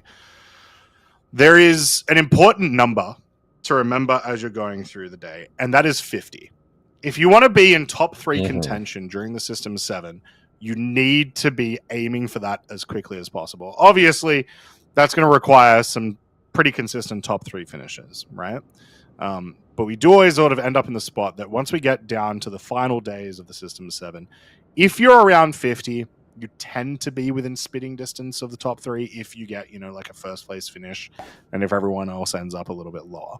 So it's important for sort of the state of your mental to see where you're at after today and see if you can get there. Yeah, and these 2 race days are really a good point. You want to bring in as many points as possible, see how we're doing. Now, we also have 2 races coming up in 2 weeks on May 10th. That Orison Day, where we're going to do the Leisure Loop and Cloud Chasers. There's a lot of points that are going to happen in the next 2 weeks that are really going to shake up that leaderboard. But yeah, as you mentioned, a back-to-back first place or getting in the top 3 or 4 consistently, reliably, that is, that's going to put you ahead significantly on that leaderboard. And as we get into the finals, race 6, May 24th, the Bermuda Bay, that's a long track. We're going to be doing 2 laps, and it's a 30-minute lap each time. So with the Alpo and Nox, a lot of speed, a lot of time to spend there. And we'll see maybe a few less collisions as a lot of that track is traversing across water without terrain issues. But wrapping it up into the final, right? That's Volcano Lake and Pyro. You talk about the Polaris Bridge being a risk, but this is a much longer track. It's 1 hour and 26 minutes. Yes. And they're running in the RSI Lynx, which has a top speed of 36 meters a second. A lot more controllable. You can be a lot more deliberate, but that's going to be more important to figure out your lines. I think the teams that are falling behind in points after we get through races 1 and 2 on May 10th, I think they're going to put a lot more time into learning this Bermuda Bay and Volcano Lake tracks, because that's where they can really make up the difference. And those teams that are in the top, they will be, they'll be practicing just as hard just to maintain their position through the finals. Yeah, for sure. I really just want to point out as well, it's going to be really interesting having a finals where we're probably going to see most of the teams finish. In the past, because we've been running these heats, well, not heats, but because we've been running this sort of relay race on Lawville, we would see a lot of explosions once people got to the Gravlevs. There would be a lot of problems with people losing wheels once they were in the rover and all these sort of things. Just a lot of issues you have as you go through. But because it's not as aggressive this time, and because there's also no death zone, some of you might remember the old death zone that existed around Lorville when you would drive it. I think we're going to have finally a race where we have, hopefully all 16 teams finish at the very least, more than 10, and that's going to be really special. So. Speed's the real killer on these tracks. You want to get out and go fast and put in good times because you're competitive, right? This is the competitive factor of this System 7 race. But the risk here is, you start to do a full send and you might get launched off turn 5 into orbit, which we've seen a couple of times today. Yes. And we, of course, just a quick call out to Brahms, our camera operator, who is giving us the detailed view of the track start to finish while we wait. Sounds like all of our racers are on their way to the line where we'll get prepped here. And this is going to be the runner-up finals with Team Nexus, Team Sire Racing, Team Catcom, and Team Liz Motorsports. Everybody in here is guaranteed points. We got 10 points, 8 points, 6 points, and 4 points. Now, do you think we're going to have anyone get close to Gerbo the Gnome's fastest lap time, which is 1 minute 22 seconds? I mean, if we see it, it'll be Neojet, right? Neojet, as you mentioned earlier, the only reason, really, Neojet isn't in the finals is because they were against Gerbo and Team Punch Gnomies in their heat, right? Like, they our second best lap got beaten by our best lap in the same heat. So, if anyone's going to do it, it'll be Neojet so far. We'll see if they're able to do it. Yeah, and of course, Blue Barafina, as we look back, their fastest lap time in 1 minute 37. There's maybe some time they can shave off of that with a competition against Neojet. That could drive some. And D McFly, we had a 1 minute 52nd time there. That was when they got eliminated. So within their first lap, kind of getting dropped there. I think it's going to be difficult. We'll have to see where they actually end up. D McFly from Liz Motorsports. Yeah, I mean, they had until they died. They had a very good run, right? It just unfortunately wasn't. It was just over half the lap. Yeah. So there's any world that it can go, but you mentioned the points that these races are going to get. Once again, this just shows how good of an idea it was to put in that extra point section.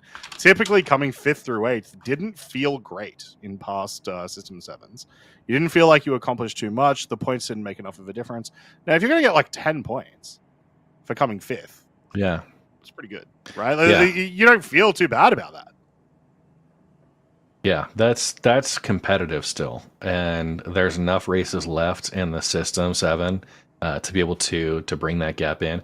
And honestly, out of the teams that are out here, there are a lot of very closely matched, as well as the fact that these tracks are dangerous, right? People are exploding.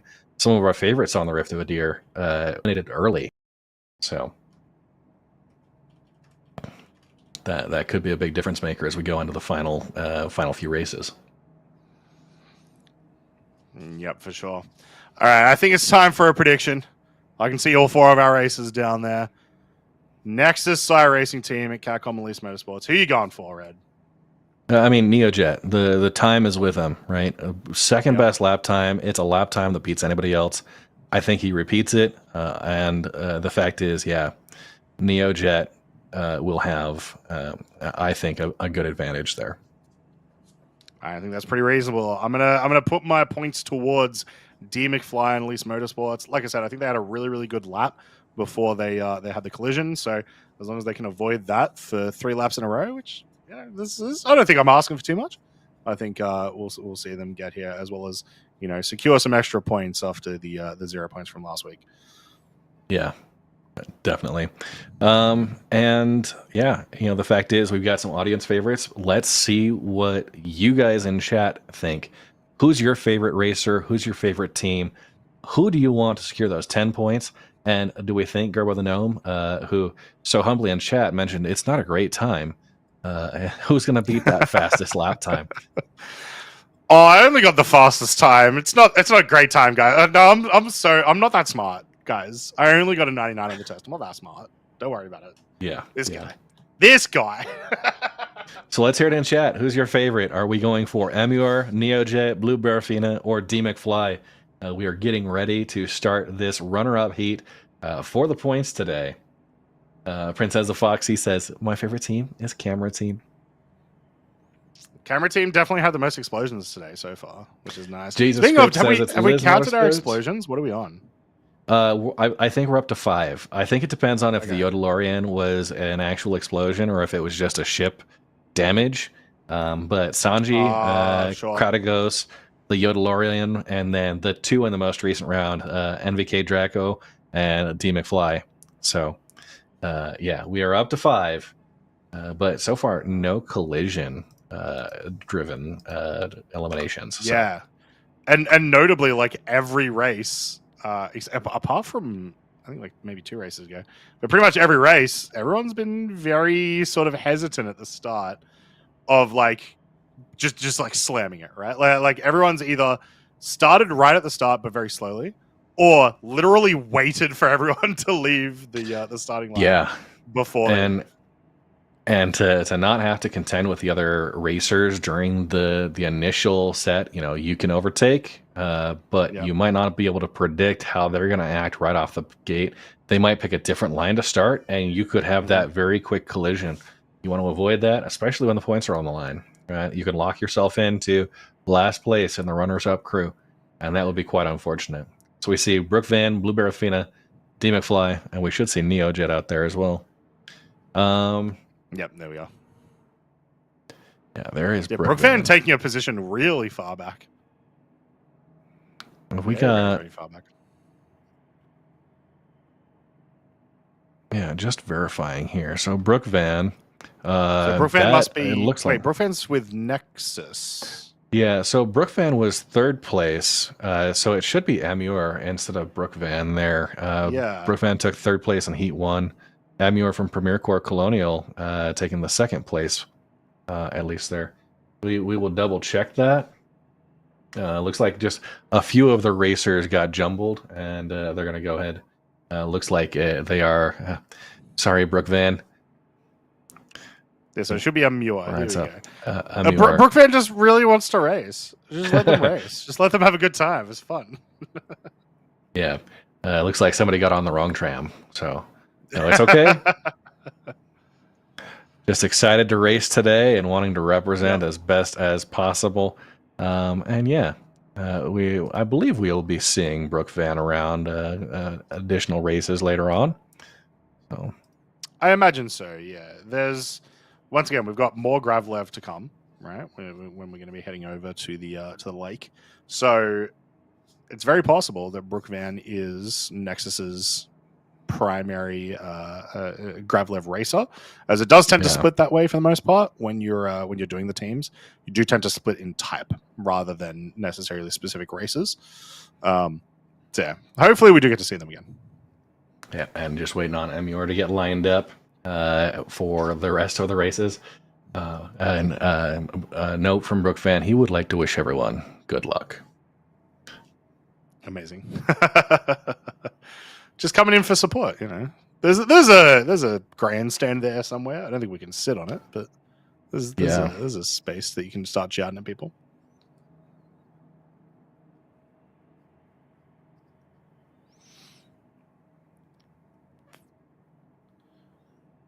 So yeah, even then though, you can see like even Neojet a little bit further back than where Blue Barafina is and D McFly. D McFly taking the right side, so there's an interesting choice here. You can kind of go very, very straight off the start if you do start further to the left, which is essentially what has happened with Neojet, I think. So that's what I think has happened. Red's going to leave just for a little bit, guys, so you're going to be stuck with me. What do we think is the best strategy here, especially when we're in a situation? Oh, that's interesting. We're in a situation where we've got multiple different strategies for the start, but you actually normally, when you're practicing this, you don't have other races on the track. So do we like the left start? Do we prefer the right start? What do we think overall? How are we doing, chat?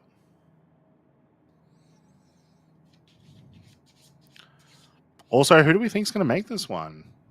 Obviously, lots of calls for Premier Core Colonial.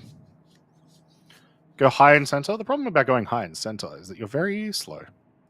Very, very, very slow. Hit the first beam. Now, that's a strategy. I do believe if you collide with the first... and this is not very well known. There's a secret power-up in the first beam. And if you hit it just fast enough, you actually get to go to Cloud Imperium Games. It's kind of crazy. It's kind of wild. But yeah, in the past, the left side has been very solid because you can sort of go over. You can see it as it, pardon the pun, as it snakes around those first little turns there. If you jump over the sort of left hill that you can see there, that's underneath the first beam, it often will let you just essentially go straight all the way around the back. So that's what we've done in the past. That's what I've seen from our best races in the past. But once again, a lot of those situations, there haven't been other races on the track. So it's been an interesting one. So there you can see D McFly, Blue Barafina, Amua, and Neojet on the racetrack, which I imagine means we're going to be seeing a timer right now. If you're just catching up, this is our runner-up finals for race number 5. Today for the System 7. We're going to be heading to race number 4. How does that work? We're going to be heading to race number 4 after this, which is also on Kaleo. So don't worry, plenty of racing today. It's going to be good fun.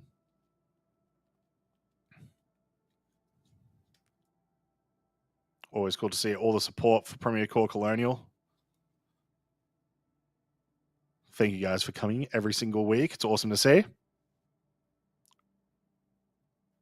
So there we go. We're doing a little bit of movement around, making sure everyone's in the right positions. And then we're going to get the countdown going.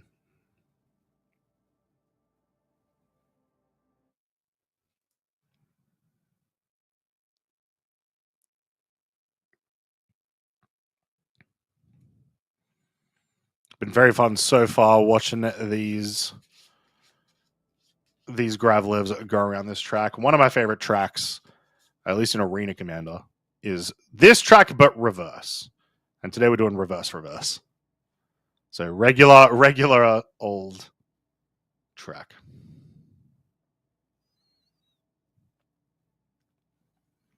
Will we see someone get past 122? I think at the very least, we're going to see Neojet attempt to get better than the 128 that they were able to grab during their heat race. And that was with them chasing Gerbo. All of our races taking it a lot safer today to make sure they don't collide with much of anything. And so that's left with probably like about a 10 to 15 seconds slower laps than we may have seen in practice. And there we go. We're going to have 60-second countdown. This is your last chance, guys. Who are you rooting for? Who's going to get 5th through 8th place in our runner-up finals?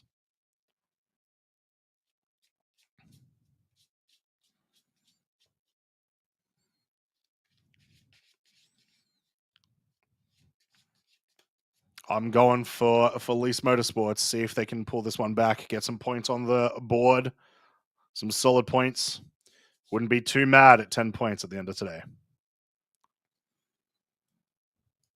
Here we go, 20 seconds. Good luck, competitors. Let's make sure this is a fun race. I'm going to see if I can time this right. Are we ready? Ready, guys? All right. I'm gonna give it a second. 5, 4, 3, 2, 1, go! I think I timed that pretty well, ladies and gentlemen. As we head off for our race in the runner-up finals, Neojet is going to be our first one now, but Blue Barafina absolutely right on top of Neojet. Blue Barafina going to try to crush this one. We can see D McFly and Neojet fighting in this section, but a little bit of desync there. I thought D McFly not in a great spot. everyone pretty much run on top of each other, but Neojet and Blue Barafina are fighting for this first place position in these first few turns. D McFly going to catch up. Everyone right on top of each other out of that turn. The only one behind is Amua right now. We have 3 races on top of each other. This is a great development. There we go. Amua with a little bit of height there. D McFly going to head over a little bit too far to the left. Barafina does take the height. Neojet comes out of that turn with the best speed and is going to be our current leader coming around. So that is a great development there for Neojet who's coming around this turn. Absolutely huge there. What a massive fight we had there before that turn there. And we can sort of just see just how important it is to have your lines perfect for that jump so that you don't end up losing all that time to all that air that you gain. Now, we've still got 2 more laps to go after this one. So we might see the same thing happen again. And it could happen to one of our other races as Neojet's going to come around and be our first lap finisher with a time of 1:25. That is a better finish than we saw earlier for Neojet. Well done. Congratulations, Neojet, for the first lap. Still plenty more to go, but that is great. Great timing right there. We have our second finisher for Catcom. Neojet well and truly ahead now.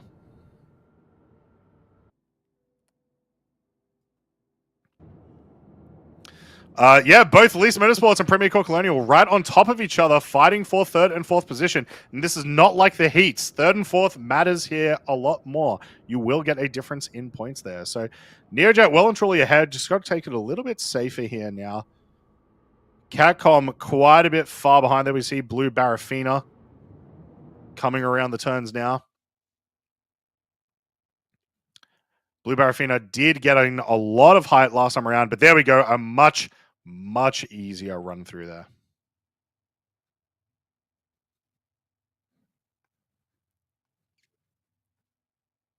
Very solid. Looks like we're seeing some possible position changes. I think we're all good, though. I think we're still seeing Neojet in first with a Blue Barafina in second place. Although, the fact that we haven't seen Neo... There we go. I was just about to call it. There you go. Neojet into lap number 3. I was getting a little bit concerned there that we didn't see them cross over yet, but Neojet still well and truly ahead, probably by about a third of a lap at this moment. And there we go. Blue Barafina crossing over into lap number 3 as well. Lease Motorsports and Premier Core Colonial still run on top of each other. Here you go. You can see Neojet coming around the big jump here. And Blue Barafina a little bit further behind, but still keeping it quite solid.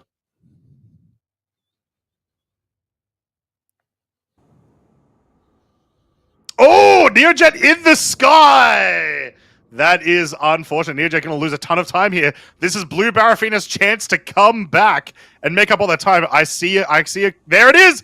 Blue Barafina is going to get ahead of Neojet here. What a huge upset. Or not. No, Blue Barafina, I think, also too far into the sky. Neojet was able to land and able to stay ahead, but there was a massive gap there that got closed. Here's Blue Barafina. So they're almost a takeover, but still right on top of each other in the final lap, in the final few turns. Here goes Blue Barafina right on top of Neojet. We have 2 turns left in the lap as we come around for our big 180 turn. Neojet, no! Neojet with the explosion, second last turn. Blue Barafina is going to come around and take first place position in our runner-up finals. One more turn for Blue Barafina. Just no collision here. That is crazy. Neojet with that massive collision there. That is going to be Blue Barafina winning our runner-up finals and taking 5th place. Congratulations to Catcom. Well done. What a huge development there at the end of that race as Neojet ends up with that collision right on the final 2 turns of the track. Riding a little bit too low, trying get maybe feeling a little bit of that pressure that Blue Barafina was putting on them just before that turn. Absolutely huge. Absolutely massive. Well done, Catcom.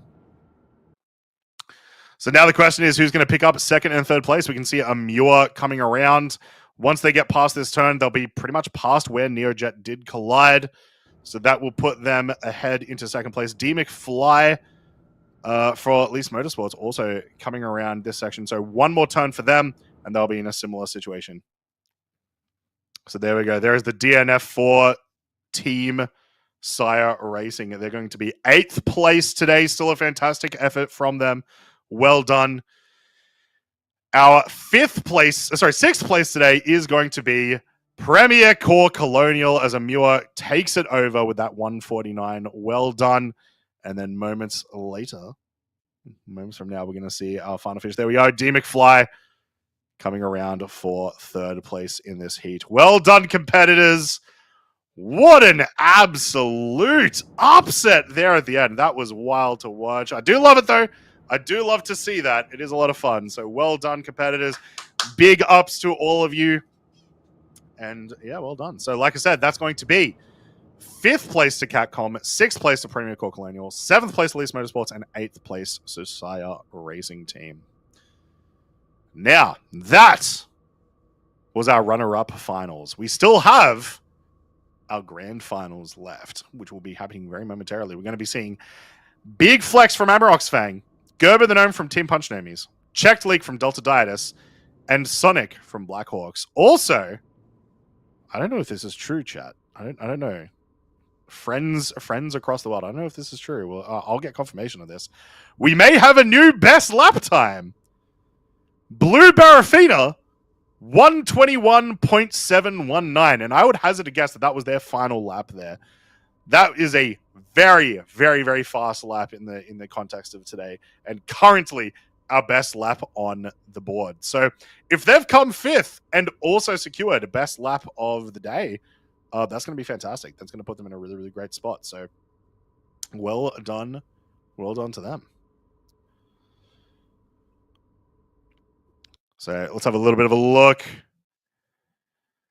There we go. So here we see Neojet. I believe this is lap number 3 after Neojet ended up in the sky that whole time. Blue Barafina. There we go. There we go. Neojet's collision as Blue Barafina and Neojet right on top of each other fighting for that first place. It was very, very rough to see that collision right at the end there. So rough.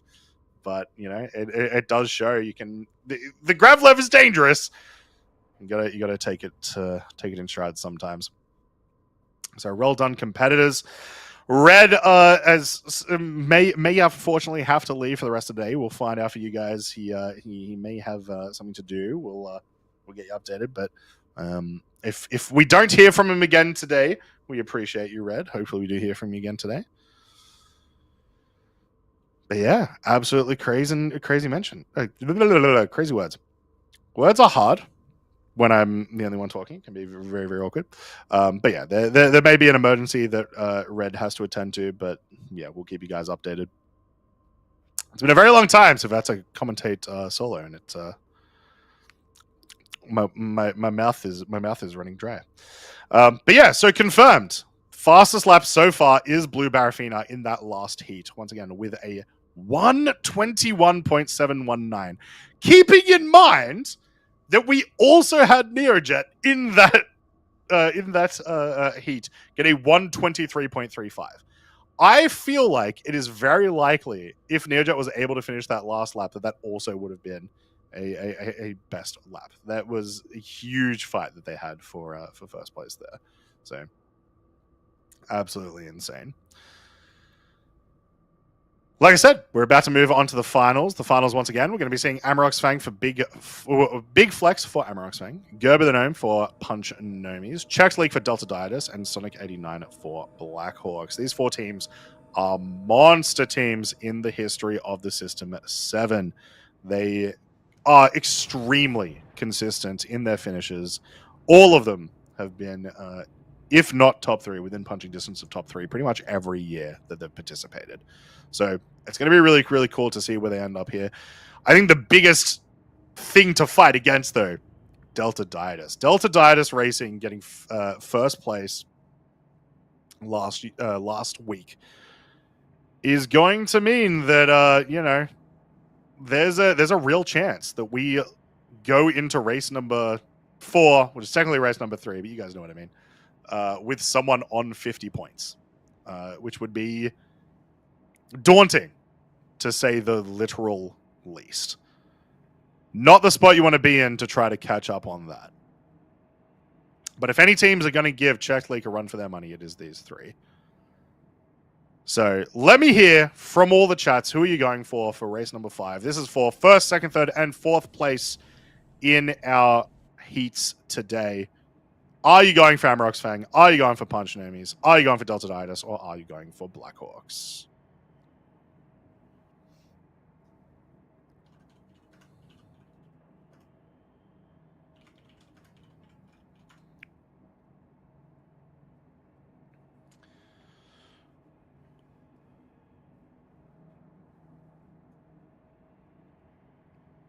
Also, let us know if you've had a look at the courses for this season. What races are you most looking forward to? Is it the races that we've already seen? You know, this was one that I was really looking forward to. I love this track. I love this this tournament style. Any of the ones that you're particularly looking forward to, or any locations you'd like to see in the future? One of the coolest things about some of these tracks is they are made with the community in mind. And so there's always community input and figuring out, you know, what tracks work best for the people who, you know, race these the best. Cloud Chasers is a classic. Cloud Chasers is a classic. It's a good one to mess around with. I am hoping this year we don't see too many people fall off the side, but hey, it happens. It happens.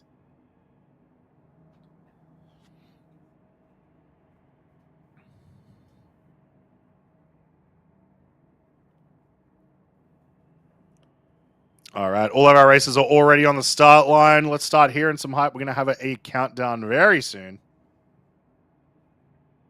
It is the finals of our heat-based race.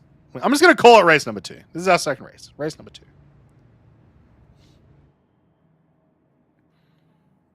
There we go. Big Flex on the left. Gerber, the Gnome, Czech League, and Sonic.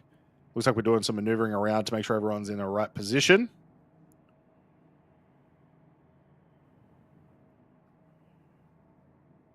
No, that's a good idea. My producer just mentioned we'll call it Track 5. Race 2, Track 5. Right? Track V. We'll use Roman numerals to denote them. Track V.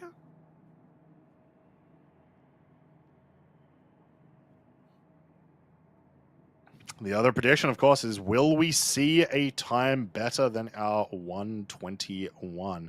According to some of our races, the times have been a bit slow today, but I don't know. Once you're in the racing conditions, you do end up trying to go a little bit slower. I mean, I imagine what happened last race in our last heat was once we had that pressure of the two races right on top of each other, that you're sort of forced to risk it. Right? You need to try to get that position as much as you can, especially so close to the finish. And so then you're going to bring in the risky strategies. But then, of course, obviously that one did not work out for Neojet. Here we go. 60-second countdown. Last chance for some hype. Are you excited? Get excited. Track number 5, race number 2. It is our finals. We're going to decide our top 4 right now. I'm going to see where everyone sits as we move on to the leaderboard as well. And remember, this is not the last race of the day. We will be moving over to a different area of Clio for race number 3, track number 4, which is our endurance race a little later on. Big day for racing in the System 7.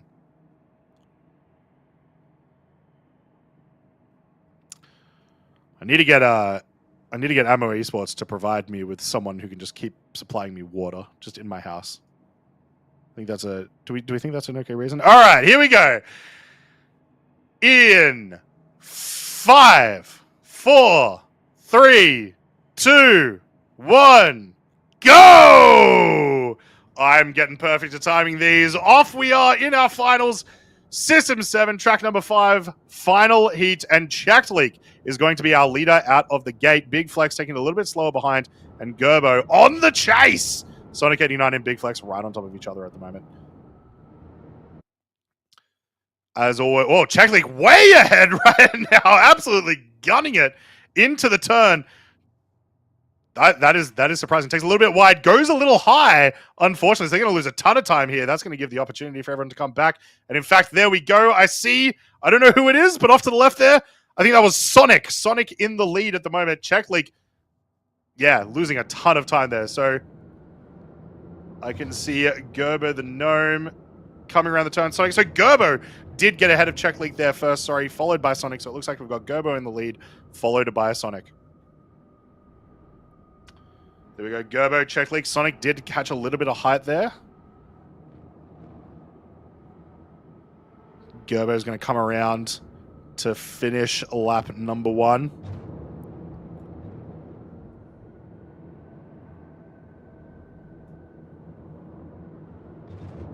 And there we go. Excuse me. Gerbo the Gnome with a 120.951 current best lap today. And it's our first lap of the finals. Well done, Gerbo. Absolutely crushing it there. Very unfortunate for Czech League to have that that height disadvantage a little bit earlier, allowing everyone to get past them.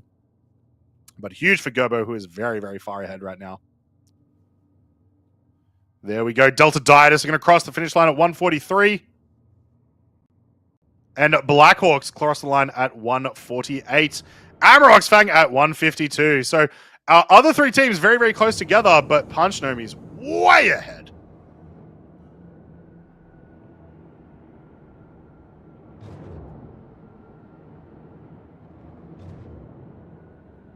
Here we go as Kerbo comes around these lines. Now, these have been the deadliest areas so far today, is these last few turns before you head towards the finish line. See if they can hold on to it.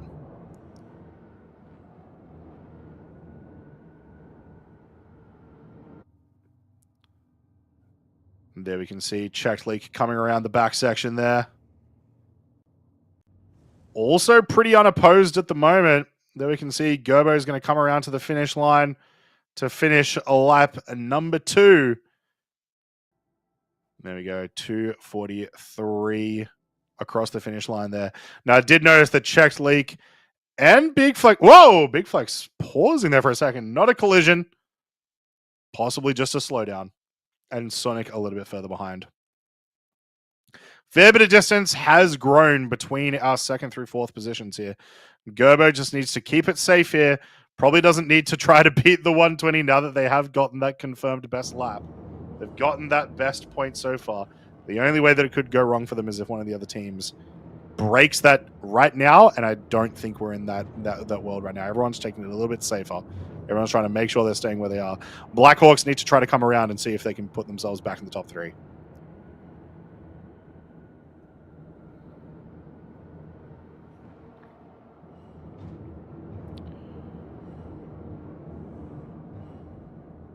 And here we go. Last 2 turns is where Neojet collided earlier.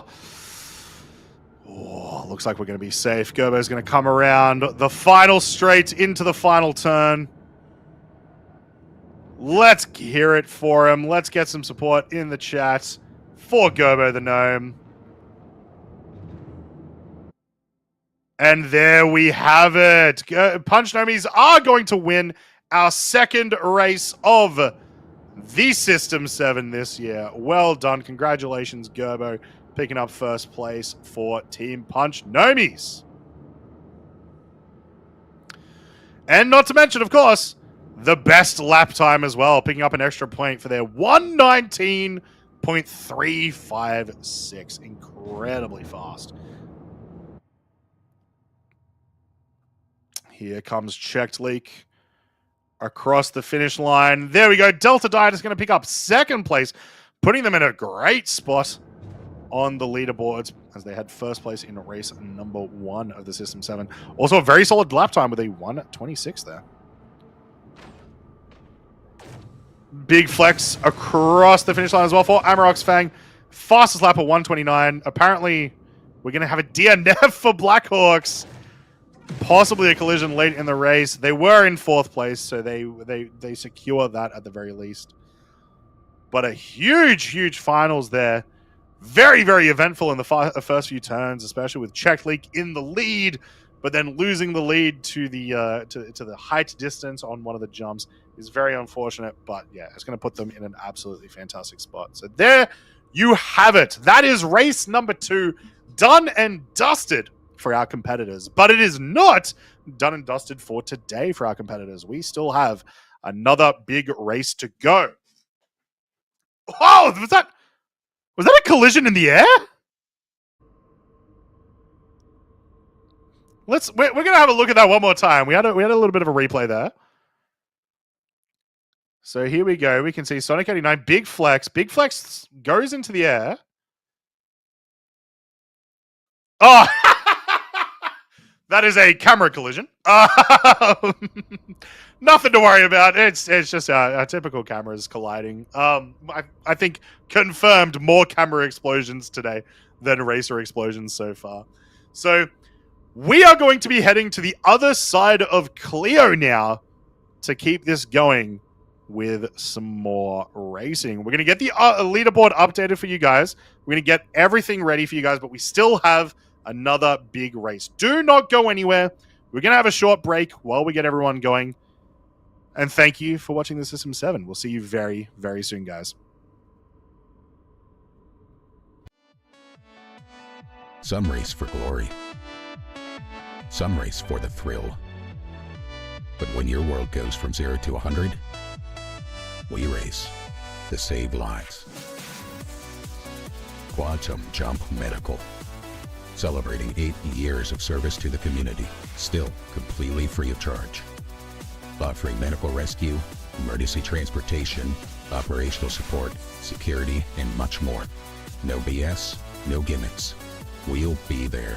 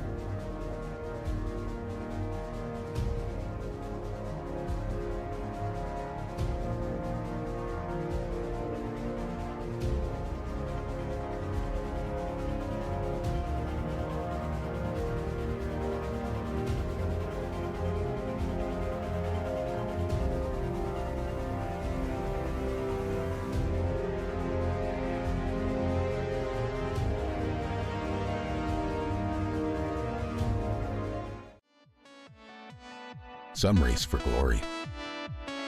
Some race for the thrill. But when your world goes from 0 to 100, we race to save lives. Quantum Jump Medical. Celebrating 8 years of service to the community, still completely free of charge. Offering medical rescue, emergency transportation, operational support, security, and much more. No BS, no gimmicks. We'll be there.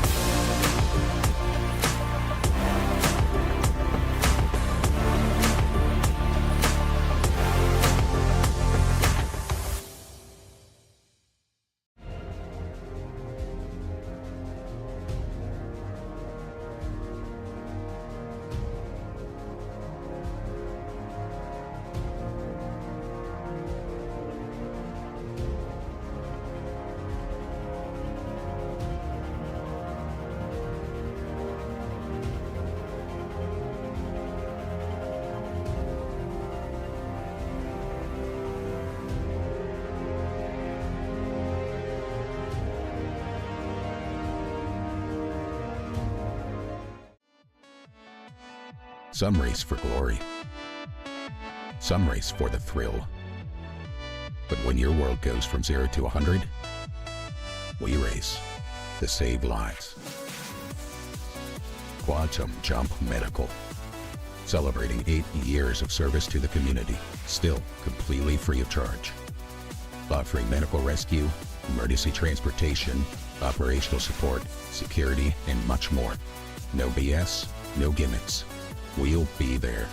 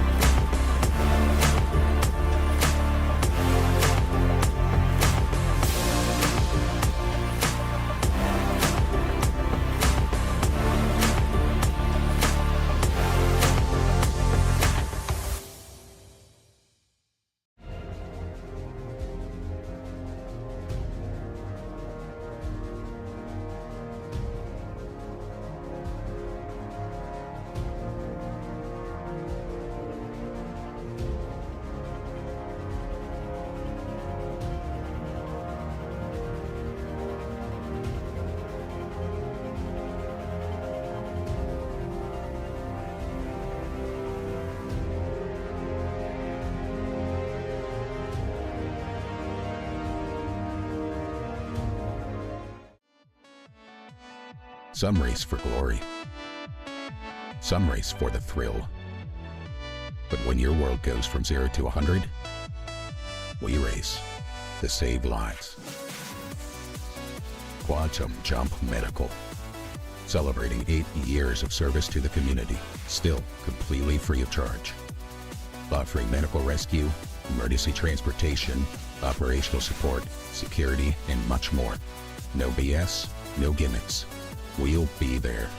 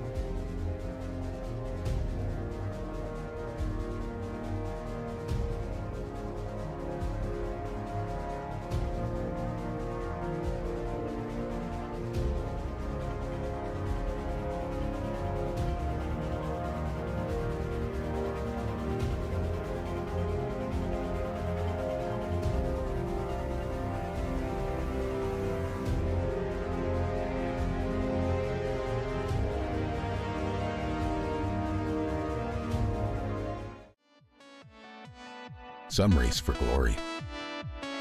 Some race for the thrill. But when your world goes from 0 to 100, we race to save lives. Quantum Jump Medical. Celebrating 8 years of service to the community, still completely free of charge. Offering medical rescue, emergency transportation, operational support, security, and much more. No BS, no gimmicks. We'll be there.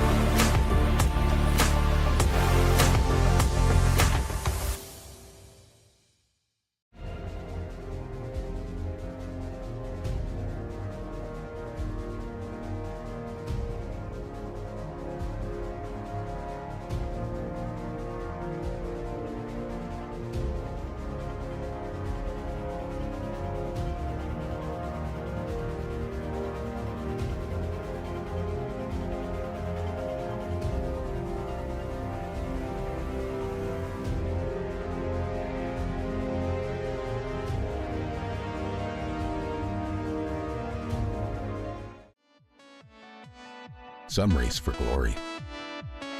Some race for the thrill. But when your world goes from 0 to 100, we race to save lives. Quantum Jump Medical.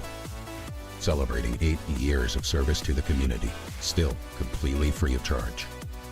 Offering medical rescue, emergency transportation, operational support, security, and much more. No BS, no gimmicks. We'll be there.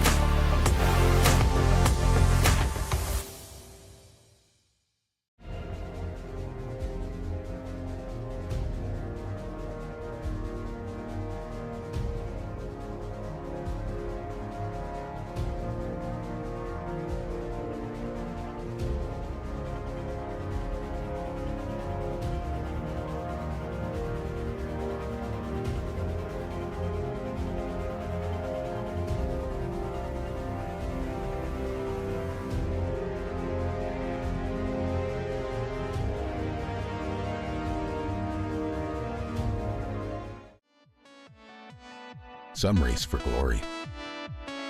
Some race for the thrill. But when your world goes from 0 to 100, we race to save lives. Quantum Jump Medical.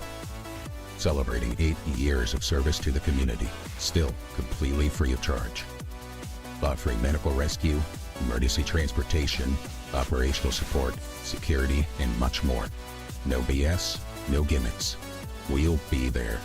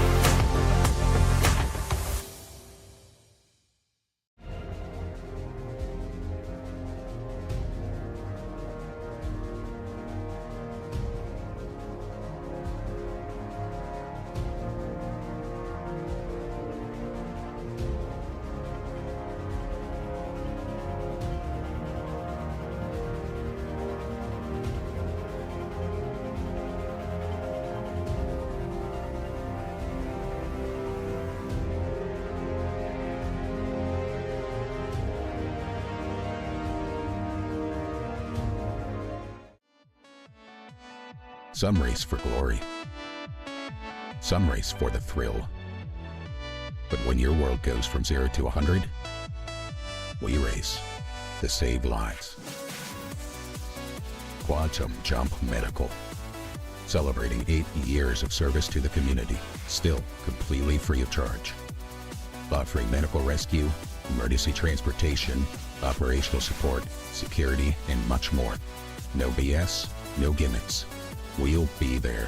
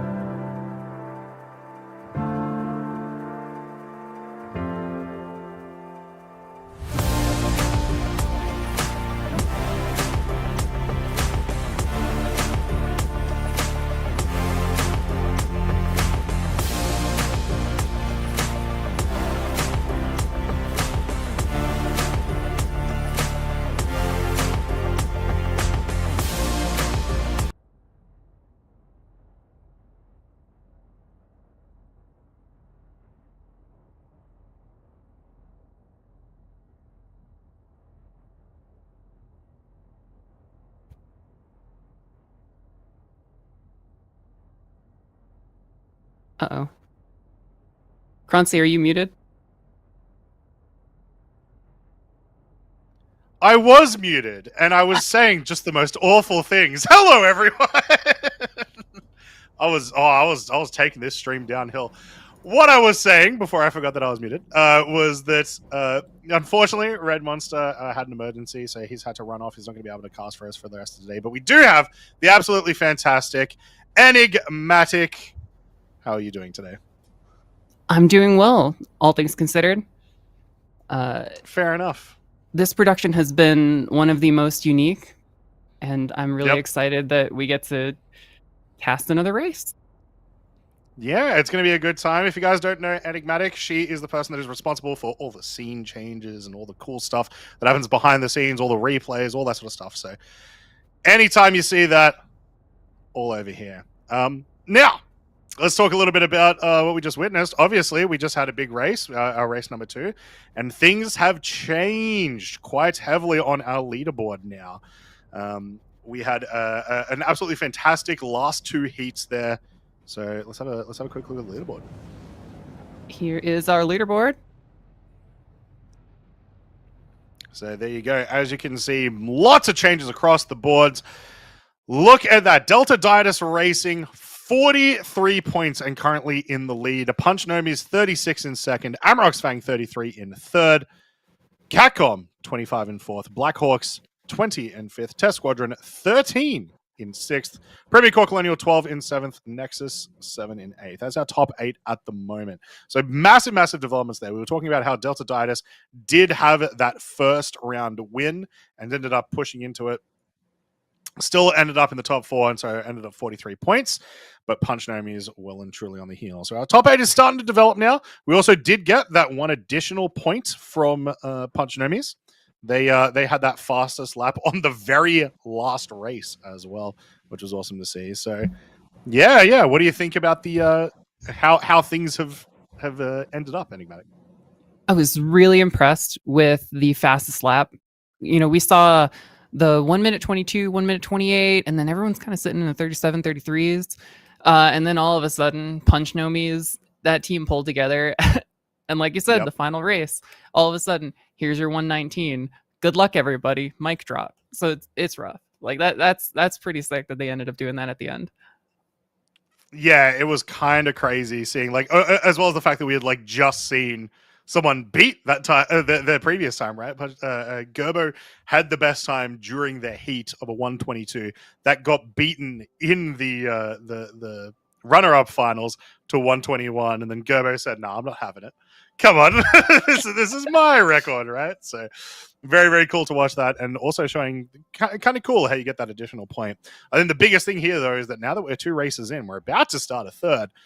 Look at how many people are in this like really nice spot around 30 points. Delta Didus all the way through Blackhawks are in a very, very solid position at the moment to sort of keep themselves in this area, but no one's out yet.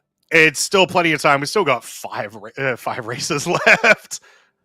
So it's going to be honestly anyone's game, but it's cool to see at the least that we're starting to form this little top 8 here. So let's talk a little bit once again about race number 4 that we're going to actually be seeing here.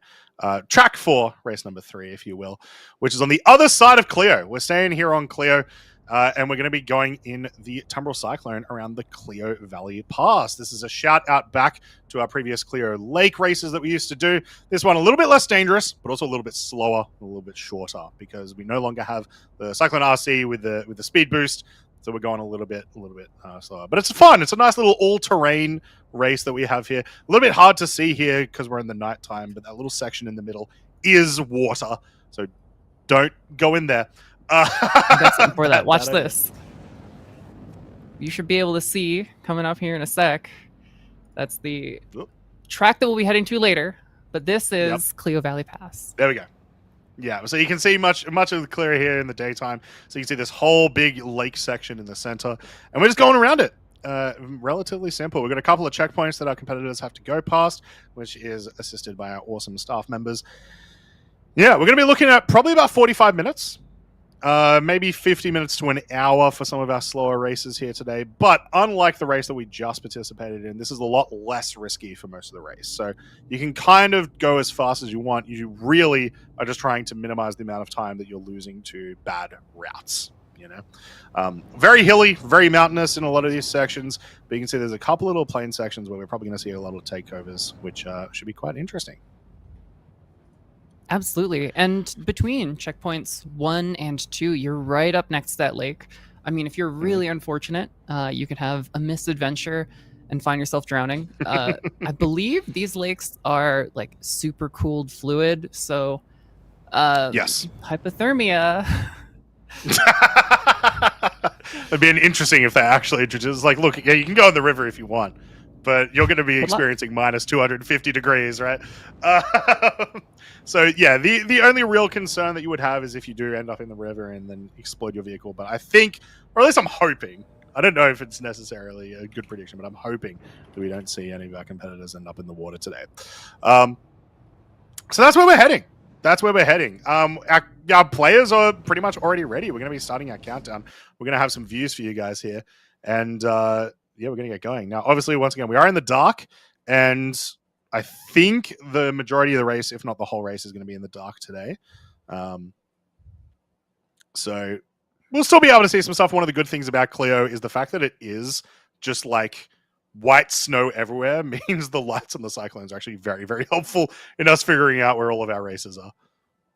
And since it's a nighttime race, compression is going to kick in really hard on the back end of Twitch and YouTube. So we're going to do our best to keep you updated on who's taking what place. And I mean, we've got 4 camera angles. We got that overview shot. So we should be having plenty of data. It's going to be really cool. And I can't wait for everyone to see this endurance race with precision mode, Kratzy. Yeah, this is going to be fantastic. All right, now let me talk a little bit quickly while see if I can get through all of these before the timer proper starts. Who are you going to be seeing today? So, for Amarok's Fang, we're going to be checking out Gravity Cat once again, which is going to be cool to see. For Punch Nomies, my homegrown, well, I say homegrown as if they're Australian, but they're not Australian. But in my corner of the Twitch woods, we're going to be Herbie for Team Punch Nomies. For Delta Dietus Racing, we're going to be seeing Space Tech in this race. For Lease Motorsports, we're going to have D McFly again run it back. Then we're going to be heading over to Sire Racing Team. Once again, Neojet running this one, trying to reclaim after that very unfortunate finish in the runner-up finals last race. After that, we've got Blackhawks. We're going to see Ludox participating for that team. Catcom, we're going to be bringing out Balsamic. Nexus, we're going to be bringing out Gimply 85. Of course, for Kuroda Racing, Sanji Sama running it back as always, our only solo player team. For Premier Core Colonial, we will be seeing Enguref. Venture Origins, we're going to be checking out Isotope. For Flynn's Freeriders, we will see a Noble de Fluff. For Novak Racing, we have Is Master. For Alpine Storm, we have Emios. For Drunken Turtle Racing, we have Eraser. And for Test Squadron, we have Spitfire Typhoon 14. So very, very stacked teams within there. It's going to be hard to beat some of these players. Big ones to watch out for: Gravity Cat, Herbie, Space Tech, definitely Ludox, Sanji for sure. So make sure if you guys see a team out there that is one of your favorites, make sure you do. I did have a question, Kroncy. Have you driven a Cyclone, especially the RC, on Clio? I was really curious as to how the suspension behaves, because I know on Daymar for previous races, like Best of the Best, you have this really big compression for jumps, and the suspension just kind of bottoms out when you hit the back end. Is it any better here? Is it any worse? It depends entirely on the height of your jump, if that makes sense, like how fast you're actually running into the ground. You do have the advantage. Clio is very light in terms of its gravity, so you do get quite a lot of forgiveness with some of them. But if you do take a jump too hard, you will bottom out. So we'll see exactly how it goes here. I think it's going to be mostly okay. The terrain's going to dictate a lot of it. That makes sense. It looks like it's pretty mountainy, and like you and Red were describing earlier in the broadcast, there are some sections where you can take it flat. So maybe in the beginning we'll see some really big jumps, and fingers crossed, no explosions. I knocked on wood for that one, so not a curse. Yeah, look. This is not a Gravlev. These vehicles are a lot more sustainable, let's say, or they're a lot sturdier than the Gravlevs are, and they also have the advantage of sometimes you don't accidentally, yeet into a wall most of the time. So I think we'll be okay here. Maybe we'll lose a wheel or two across all the Cyclones, but I think we're going to be mostly okay. Our 1 minute countdown has started, so we're going to get into this one really, really quickly. In the chat, give us your hype. Who are you rooting for? Who's going to take over race number 3? Like I said, this is going to be a 45-minute to an hour-long race, most likely. This should be a very, very interesting one. 30 seconds. It's almost here. I quick prediction, as quickly as you can, Enigmatic. Who's going to win? As someone not experienced with these teams, I'm going to straight up single out Nexus. One, because they have the shortest name, and it's like short and sweet and easy. But also, we've seen their team is right in the middle of the pack, championship points wise. They have a real chance to get going here. Yep. And speaking of get going, there we go. On we are. Race number 3, track number 4. Math is hard. We are off. And we are well and truly into it. Now, obviously, very, very different to the Gravlev race that we just experienced. First off, we're seeing a lot of spin outs already. That will just happen a lot with the Cyclone. It really likes to lose traction at the most annoying times. But you can see right now in the lead is Amios right off the bat. Amios is from, sorry, I just forgot their name very quickly, is from Team Alpine Storm. So at the moment, Alpine Storm right ahead, but you can see right on their heels, Engarif, Neojet, Sanju Sama, and Noble de Fluff. There's so many rocks here. I can't imagine driving in pitch dark. First person or third person. I know these teams like to fluctuate between that depending on the situation, and also having to contend with your racers behind. So Amios is under extreme pressure from Neojet here as we scrape the ground. Sanji Sama catching up real quick, and we know Sanji Sama is a great ground racer, multiple time Demo Rally winner, so this is going to be huge if Amios can keep the lead here. Kratzy. Yeah, so Amios did lose a little bit of the lead there to Neojet over on the right side, but you can also see right now as we move over to this left side where we can see Ludox, Balsamic, and Herbie. We have these two little split sections. So obviously we've got already, right off the bat, multiple different routes we wanted to take up this mountain to get started. Now, I know a lot of these races personally, and I guarantee you for a fact they have a very, very specific route in mind for the start of this race. Sometimes in a lot of these endurance races, improvisation can be your best tool. We see that a lot when we have things like the Daymar Rally. But when it's like 45 minutes to an hour, you can memorize a couple of routes, right? So we'll see which one ends up working for either player. But you see Ludox and Herbie getting some very fast downhill speed, which that was probably their strat to start off with. Get up the hill as fast as possible so you can gain some extra speed as you come down. Yeah, and coming out left, like you mentioned, we split into two packs. This looks like so much flatter terrain, and while the overlanding portion on the right side might be a shorter path overall, the amount of speed, the minimum speed you're able to keep on this flat plane is something that's really going to benefit Herbie and Ludox in the future, especially if they're able to pass the other pack in difficult terrain. Yeah, 100%.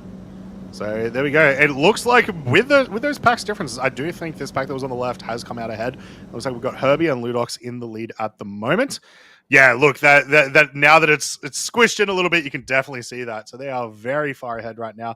I see Space Tech, Isotope, Gravity Cat, Ismaster, Gimply, Sajisama. So still quite a few groups here. Obviously, we're only a couple of minutes into the race, and this vehicle is not the fastest. So large gaps are going to take a while before they develop. But yeah, big developments here. Yeah, it looks like exactly what you were just saying. They took the left side. It was less slopey. It was longer, but less slopey. Get that speed advantage, and now those two packs have dissolved, and we just got this one long line. If we take a look at the overhead cam, you can see it still, relative to the entire track, they're all clustered up, and so it's still really anyone's game, especially if Herbie or Ludox get held up behind a rock or if they overturn or something. So I think, honestly, this early in the race, it's really cool that we have this dual strategy going on, but there is just so much left that it's really hard to call right off the bat. Yeah, of course. I think one thing that's going to be a really big tell about this race is once we get to checkpoint 2, it's sort of when you finally start turning right around the lake, because it's mostly just straight from here. Obviously, you're avoiding all the obstacles, but in terms of like line to line, it's pretty much just straight. Once you start turning right, it looks like you've essentially got two different choices. You've got a flat plane further out to the left, or the big rocky terrain to the right, but it looks like a lot shorter.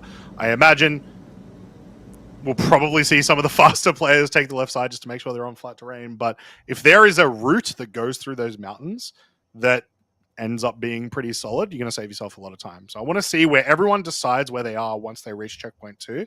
See if there ends up being some decisions that can influence that distance a lot. And speaking of, Amios was our first out of the gate earlier. Amios right in the back of the pack now. So really shows just how much better that left side was rather than the right side.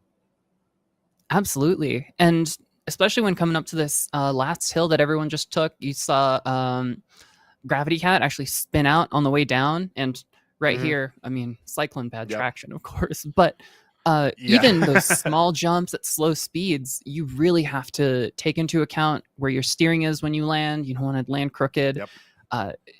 This is just a brutal track at night. And I really hope that we'll see a little bit more compression of the group, even though it's probably not going to happen. because the close racing with Herbie and Ludox, especially at the front, has been some of the best I've seen over this entire competition. Yeah, for sure. All right, looks like we're at checkpoint 1 now. About 6 minutes in, Herbie's going to be the first to cross it, followed by Ludox, SpaceTech, and Isotope. So that's what our top 4 is currently looking like at the moment. Still very early days, but a very solid idea of where everyone's going to be sitting. And you talked about how we probably won't see compression over the course of this track. Well, at the very least, I think this first little pack, Herbie, Ludox, SpaceTech, probably going to stay pretty solid. These teams have practiced together. They've raced together like every year for the last 3 years. I think they all know each other's strategies and know all the routes perfectly. So we'll see what happens there. But it is the nature of the endurance races for everything to spread out quite heavily. We are unlikely to see something like what we saw during the heats of people, finally cross someone in the last turn of the lap, right? Yeah, and you can see we just had everybody else. Kilo Zeta Gaming is one of our camera team, and everyone behind them has just crossed that checkpoint 1 marker with the C1, I believe, or am I early? No, that would be it, or the C2. There you go. So now that we've seen these 2 packs kind of thin out, I love this canyon. This is going to really define whether the pack opens up, like you were mentioning in most endurance races, or just falls apart and all crumbles into a pileup. Yep. Oh, I saw a little bit of spinning out there. So notably, you can see that light right at the front there is Herbie, and then just behind Herbie was Gravity Cat and Ludox and SpaceTech. Ludox and SpaceTech right on top of each other. Herbie has gained a little bit of extra distance since they just recently passed the checkpoint. So once again, continuing to extend that lead, getting really, really, really careful on these routes. So Ludox and SpaceTech are going to have to fight for it this whole time. It looks like you can see Herbie's being very specific about which rocks they're taking, which jumps they're taking, which descents they're taking, and maintaining just a ton of speed throughout this really uneven terrain. As you can see, we're a little over, I would say, maybe a fifth of the way through. We've got so much more track left, and right about here, just above where the current racers are, you'll see on the right side of the track this huge lake, and I'm hoping we can get some of it in the shots, because that'll be really cool. But more importantly, if we have some of those cliffs and racers can take that risk, go to the right side, and maybe save some time. So we'll see some strategy changes here. Yeah, for sure. All right, here we go. We got a shot of Gimply, Spitfire, and Neojet. You can see Sundew somewhere a little bit further up there too. So looks like we're about maybe 2/3 to 3/4 of the way through our pack here. Oh no, Spitfire is sideways. All right, able to get there, but Gimply with the takeover is master with the takeover. You can see just like a small mistake like that this early can cost you a lot of positions. So got to be careful about that one for sure. And once again, the decisions about just like the small sections of the routes that people are taking. Spitfire took the left side there, lost a lot of speed on the ascent. Is master took the right side. It's a little bit longer, but just a little bit flatter. You don't have to decelerate as much. You've really got to plot these out during your practice beforehand. Yeah, and look at the back of the pack. Like you were mentioning, our leader at the beginning fell back to the end. I think they did take that higher route. So coming down that cliff, they might have spun out right there. And Noble as well, having a little moment of their own. But this section is truly, it has got to be one of the hardest sections we have on a track, other than the end of the Daymar Rally where it's 300% rocks. Yeah. It's once again, I was talking about how this is reminiscent of a track we used to run that was far worse in terms of hills and stuff. But once again, you did have the boost on the Cyclone RC, so it was very different. But you would end up with these sections where it's just mountains, and it's like, oh, we'll take the fastest route. What's the fastest route? Oh, it's to climb up all the mountains. So at least we don't have that situation. At least we have these little ridges and these little flat sections, so you don't have to be forced to do that. Yeah, and you can see this little rear pack forming very nicely.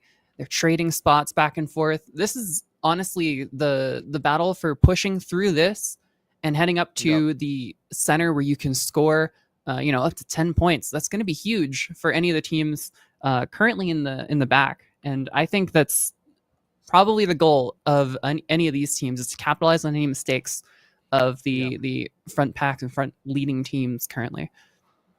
And speaking of, it is a big difference at the moment between the first and the last teams right now. So these teams are about 3 kilometers away from where Herbie and Ludox are at the present moment. So they've got a lot of time to make up. You can see here we've clearly chosen a path that's going to give us a lot of flat sections.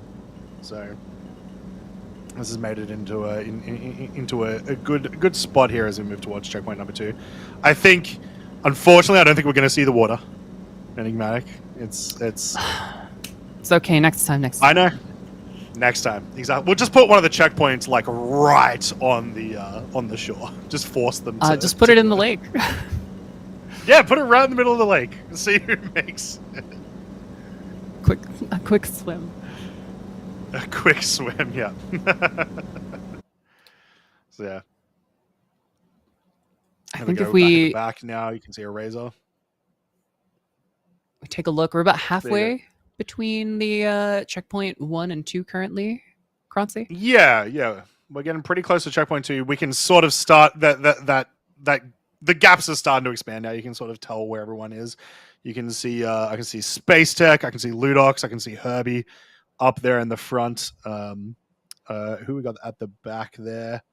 A little bit hard to tell exactly who's right in the back, but yeah, it's extending out quite a bit between checkpoint 1 and 2. And we can see up at the front, near our leading camera team member, Brahms, Herbie and Ludox are really close together. There's a battle going on where Ludox is going to put on the pressure. Herbie, I hope, isn't glancing behind and just focusing on their sole race. But that flashing light from the headlights is going to start crunching on your nerves. And when you have something that close, especially Ludox, who's been an S7 veteran at this point, it'll start to wear on you. And with this long of a race, I really hope Herbie can just keep those nerves sealed and stay focused on staying on track. Yeah, not to mention that both Team Punchnomies and Team Team Amarok's Fang, right on top of each other at the moment in terms of leaderboard. So, there's a very my apologies. Blackhawks is Ludox, but Ludox historically right on top of the leaderboards every single year, right? So these are two teams that are constantly fighting against each other every single race just to prove who really deserves to win. And right here, we're going to see, we just moved away from it. We were just about to see Ludox take over Herbie. There we are, right on top of each other. So Ludox is going to push in, possibly take over the lead here, although it looks like Herbie has found a nice little route there through some bridges. We're going to see some differing lines here, and Herbie, so far, with that clear path on the right, seems to have taken back the lead. But yeah, Ludox with that pressure is just going to be immense. Though it's important for Ludox to not keep that pressure 100%. It takes a lot of focus to attack and apply pressure. Even though StarCitizen driving seems more leisurely than most formal racing games, a lot of the same tactics still apply. So For sure. Ludox is going to spend a lot of concentration, and I hope they have enough to finish the race. Definitely, and still plenty of time for it as well. We're only about 15 minutes into it. Like I said, it's going to be about 45 minutes to an hour for the majority of our races to finish today. You can see there we've got a bunch of our races coming into the checkpoint. We've got Neojet, Sanji Sama, they're approaching. We have Eraser, and then a couple of our rear teams coming up as well. But yeah, I think I see Herbie, I see Space Tech, I see Ludox, still all right in the front. I am curious just how far away Space Tech has come now, as they were right on top of Ludox for pretty much all the way to checkpoint 2. So I'm curious where that is, because if this fight that we're currently having between Ludox and Herbie may change. There may be a third join the battle soon. Yeah, I'm looking for them on these screens. There's just so many racers in that spread out position. It looks like a DNF from Flint's Freeriders. If you want to harp on that. Very unfortunate there. We'll find out exactly what happened. That is going to be super rough for them, though. Died due to frostbite.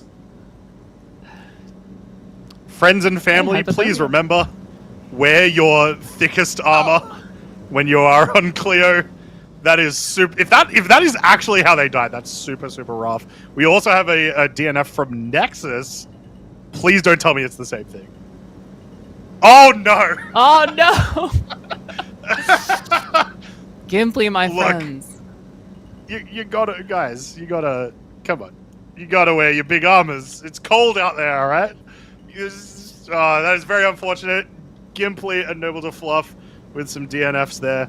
And what I was going to say, extra unfortunate for Noble to Fluff, as they unfortunately were not able to make today's earlier race, so they will not be receiving points today. That is very rough. That's going to put them in a rough spot for the next 5 races, next 4 races. Yeah, it definitely will. And while we keep saying that, we have the 4 races coming up, and there's still a chance for points, you need to build that bank early on in order to have that safety. Because when you're competing in the tracks, like the upcoming Bermuda track that we have, which is hilariously named, by the way, there's so much of this flat open terrain, and then all of a sudden you got rocks at this really high speed. So pushing onto those tracks is going to be very difficult to maintain leads, and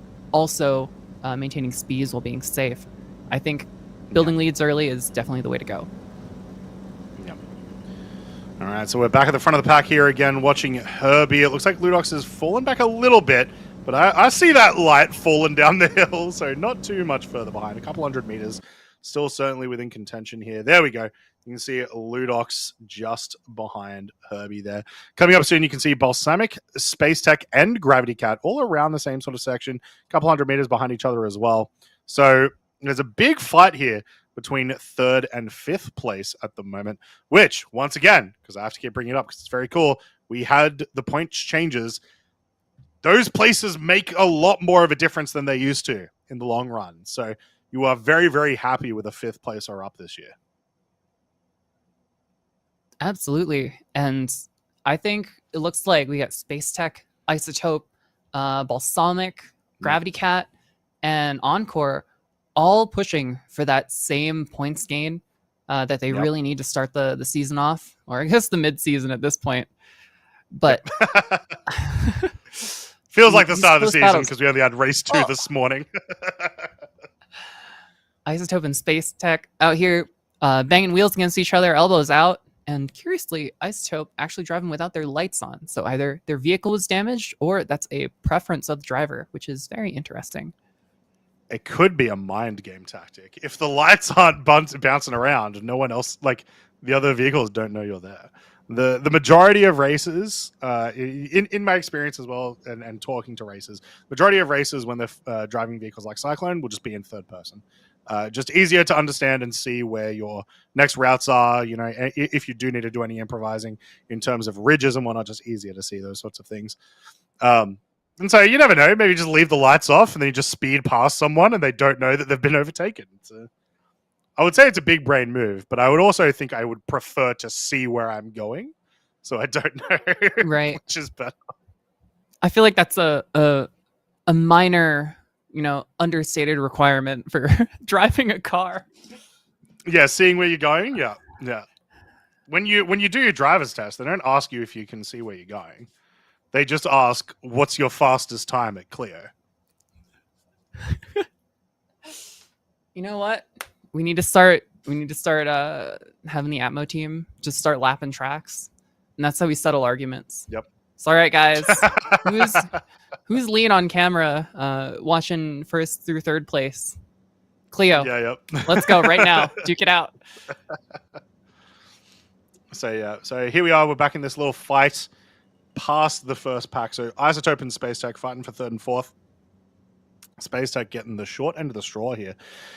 Herbie is another, like about 1.5 kilometers ahead of Isotope. And so I do imagine, Isotope's made some ground. It is possible that there is a route that brings Isotope back towards the front and can fight Blackhawks and Punch Nomies.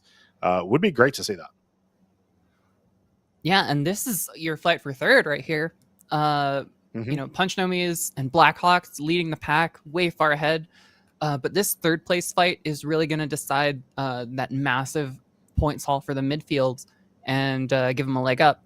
I think Space Tech has been kind of on this in and out with Isotope this whole time, that wheel-to-wheel fighting.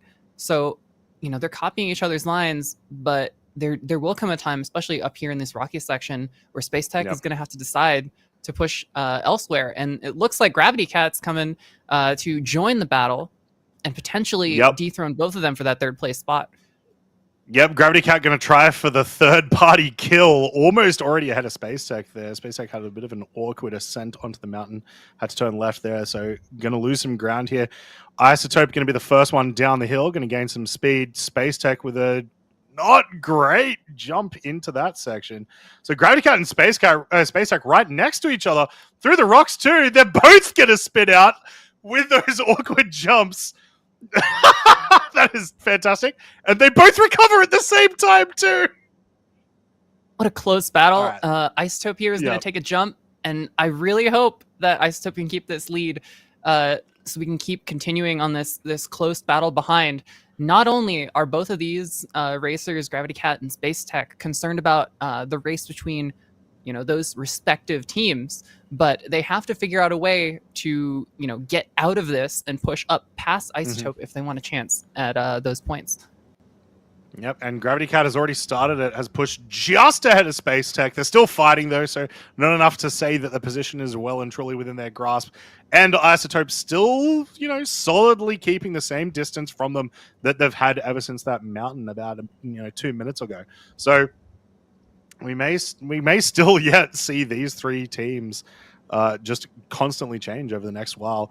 We're about halfway through the race, at least in terms of time-wise.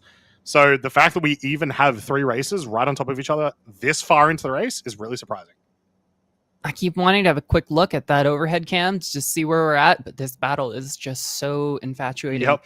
I mean, Isotope without lights, imagine trying to catch up to him and trying to gauge where he is without that party marker. Oh no. Yep. Skyer very is just unfortunate. DNF'd. Yeah, so that's going to be Neojet out. Unfortunately, not able to bring it back after the upset during the runner-up finals last round. We will get a confirmation of what the DNF is, but I've got a feeling I already know the answer. If it's Frostbite, I will be very sad because Novikov is your friend. Please use it.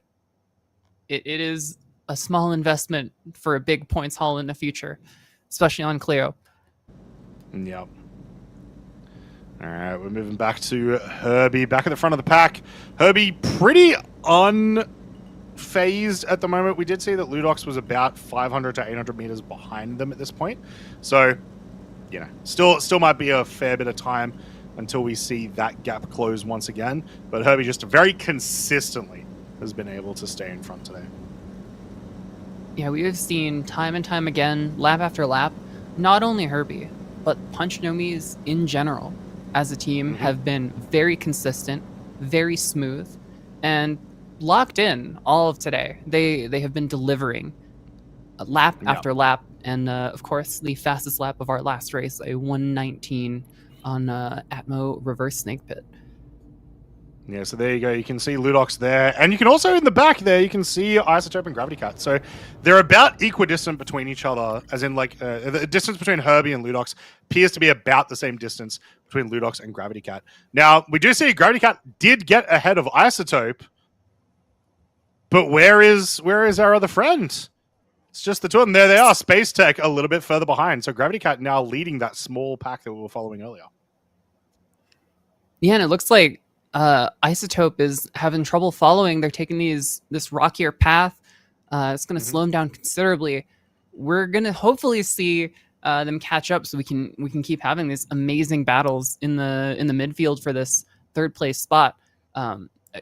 Honestly, this track has been phenomenal for this, but Amarok's Fang right here, doing their best to fight for third place. Yeah. So technically as well, they are currently in third place, guys, but just keep in mind that, we've got quite a few checkpoints left, as well as obviously, we need to get to the finish line. We do unfortunately, Enigmatic, have confirmation. Neojet died of frostbite. No. I can't believe it. It's unfortunate. It's unfortunate. I do think, if I remember correctly, that the atmosphere, the atmospheric temperature at Snake Pit is actually quite a bit higher. So it's very possible some of our racers just ran it back without thinking too much of it, and changing armor. But yeah, you gotta. So unfortunate for Sire Racing Team, but we still have 13 of our racers on the field. And because we just had a person die of frostbite after the first two, I imagine the rest of our races are inappropriate attire. I mean, one would hope so. Some of these team members might be running. This medium armor, or a hodgepodge of heavy and medium armor, and that frostbite, if you're not careful, is going to start picking you off one by one. And I would really hate to see us lose a good portion of the field, more than we have already, to simply being dressed incorrectly. Yeah, this is look. It's just a fashion statement, honestly. It is, right. And fashion in StarCitizen is extremely important, especially your armor setup. That's the whole point. It's the whole point of the game. Yeah. Tier 0, I don't care if it's usable. What I care about is if it's drippy. All right. So we are at the back here. We have, excuse me. We have Ismaster from Novak Racing. And you can see they're about 10 kilometers behind the leaders. So very unlikely that they're going to catch up, but you still want to see if you can push towards maybe like an 8th or 9th position. Get some solid extra points there. As well as, it's always good just to see how you fare up against the other competitors, and see, where do you sit just in terms of cyclones in general. Look at Spitfire try and scale their way down this massive slope. So many rocks at the bottom. It's so treacherous. A small spin there, but it's okay. So much track left. There's plenty of time to overtake Ismaster on this long stretch of even terrain coming up that we've seen on the POVs for the other racers up front. So I certainly think that there is still a race in the back end, especially for these players so close together. I will tell you where there won't be a race is if they continue to climb up these mountains. As we probably saw earlier, you did see that all of those other teams did take it wide around these mountains to ensure that they're going to maintain speed, get as much distance as possible, and that distance is continuing to extend for our leader team. So very, very rough there. Looking back at the front here, you can see Herbie about 800 meters behind Herbie is Ludox, and then about a kilometer now behind Ludox, you can see that group fighting for 3rd through 5th. Gravity Cat, Space Tech, and Isotope. And Gravity Cat, though, at the moment, pretty solidly ahead of the other two. Yeah, it looks like we're bumping wheels out there with Space Tech and Isotope, trading spots back and forth. And the lone Cyclone without lights on is... Oh, it looks like they kicked their lights on. Am I seeing that incorrectly? I am. You are seeing that incorrectly. Space Tech passed Isotope. Oh, no. Well, Ngriff, who was previously the sort of like the 4th member that was almost part of that group that we were talking about, also DNF. Please don't tell me it's Frostbite. Just please don't. And that's our leaderboard 7th place. Yeah, that's our leaderboard 7th place with 12 points. So they could have scored so well. And the chat favorite, let's not forget. All right, we might be getting an update in a second there, but very unfortunate for Premier Core Colonial.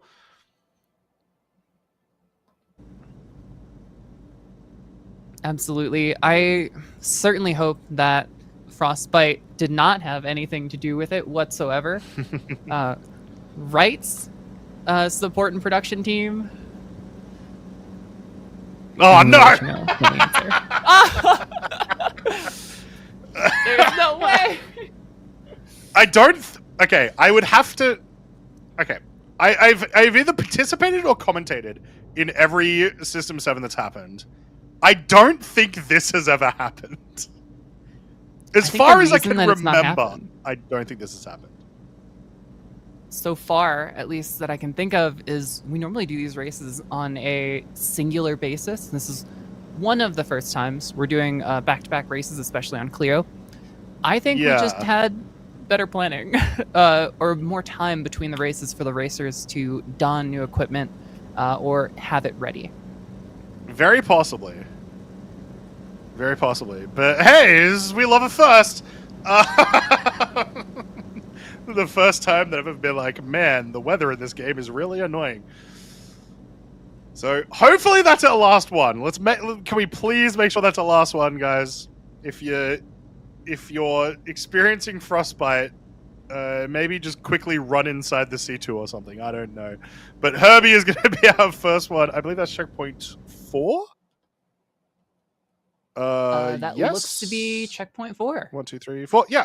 So Herbie's going to be our first one to go past checkpoint 4, it looks like. So well done to Herbie. A lot of distance between Herbie and second place at the moment, but we still have that big fight for 3rd through 5th place. That has been very, very fun to watch. Speaking of the big fight, 3rd through 5th place, I got it right here. Space Tech and Isotope still battling for that 4th place spot in Gravity Cat in about a 600 meter lead at the moment. So we'll see some pressure coming up when we hit the mountains.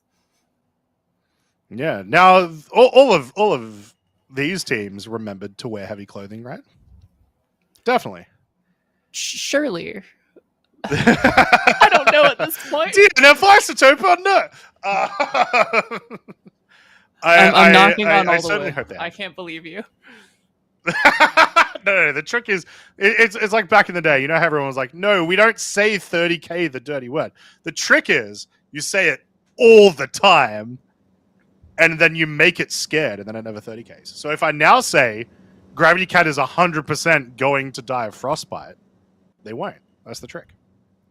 I would laugh so hard if server error just popped up on the screen right now. That would be very funny. Gravity Cat is going to pass checkpoint number 4 here, followed soon by Isotope and Tech. And Gravity Cat's not extremely far behind Ludox. I mean, this is checkpoint 4, but a small lead in the grand scheme of things of about 1.5 kilometers. Gravity Cat does have a chance if they do everything right to catch up to Ludox, even if Ludox doesn't. And make if a Ludox mistake, does some things wrong, and there has to be a little bit of a thing here. Yeah, I think if you just did everything right in that instance, you're going to have to rely on Ludox also getting some things wrong. One of the big things about, because this vehicle isn't particularly fast, is it means it's really easy to recover from some of your mistakes.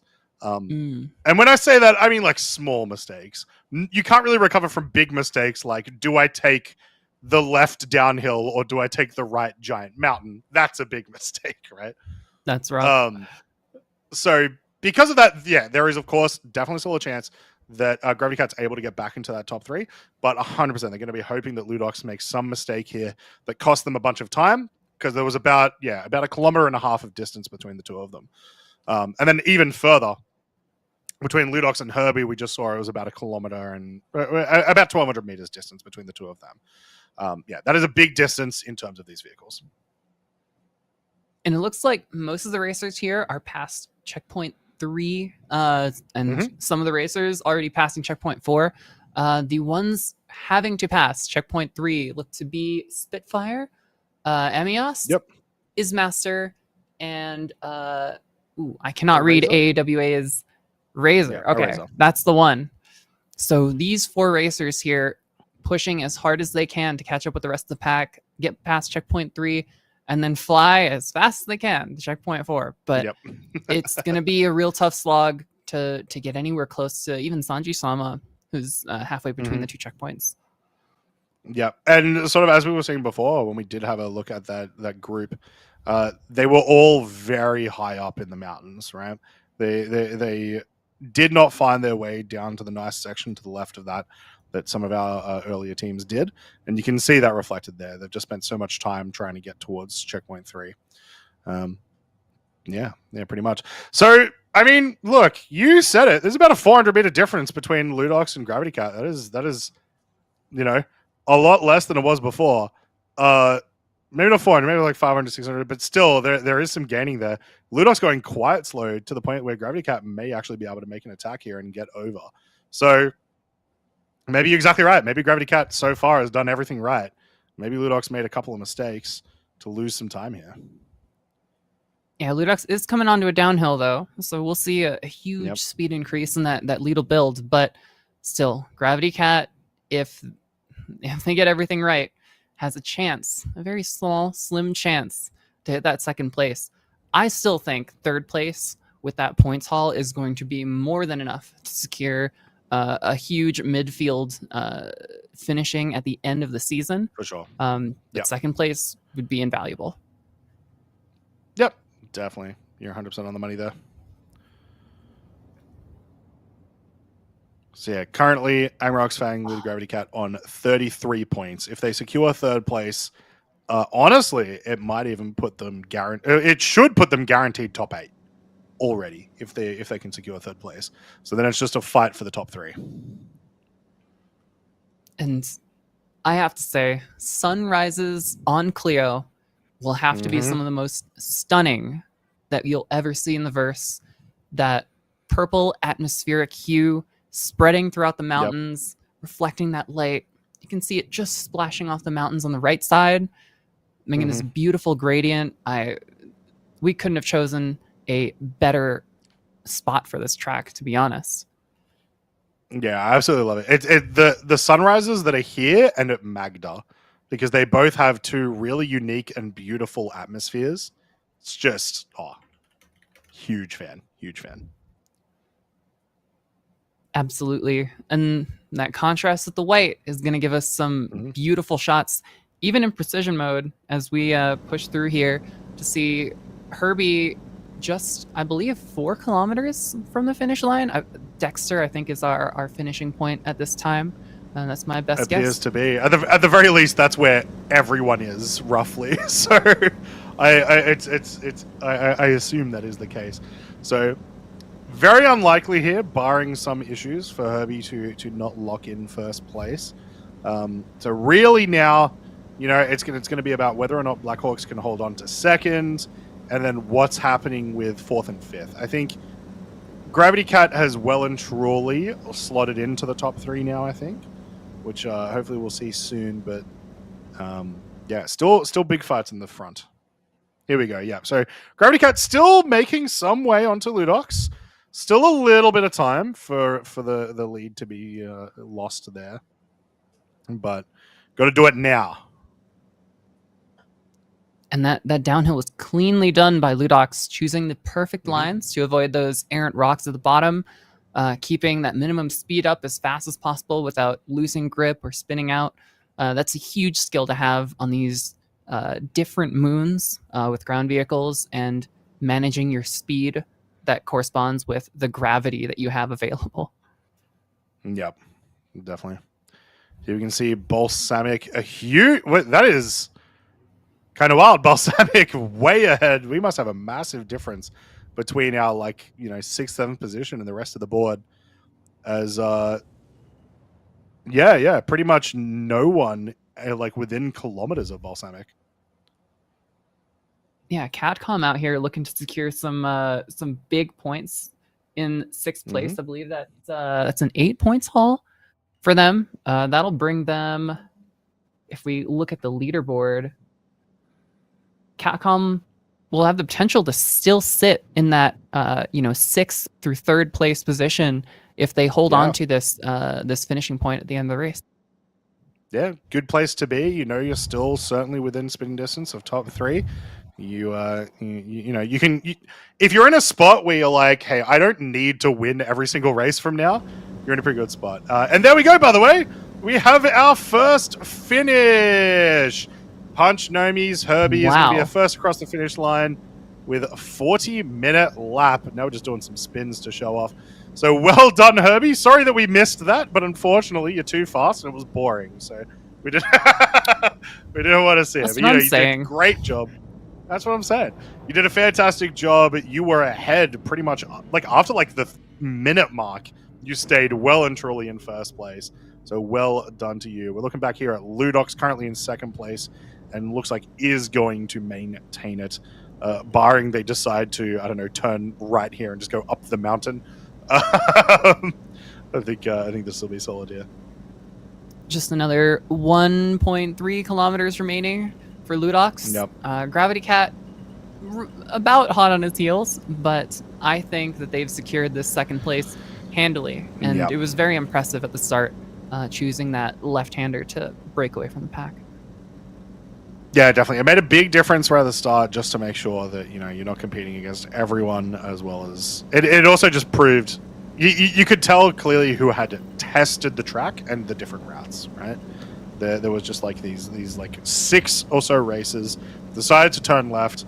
They started off slower because of it, but just immediately the second they come down the mountain, way ahead.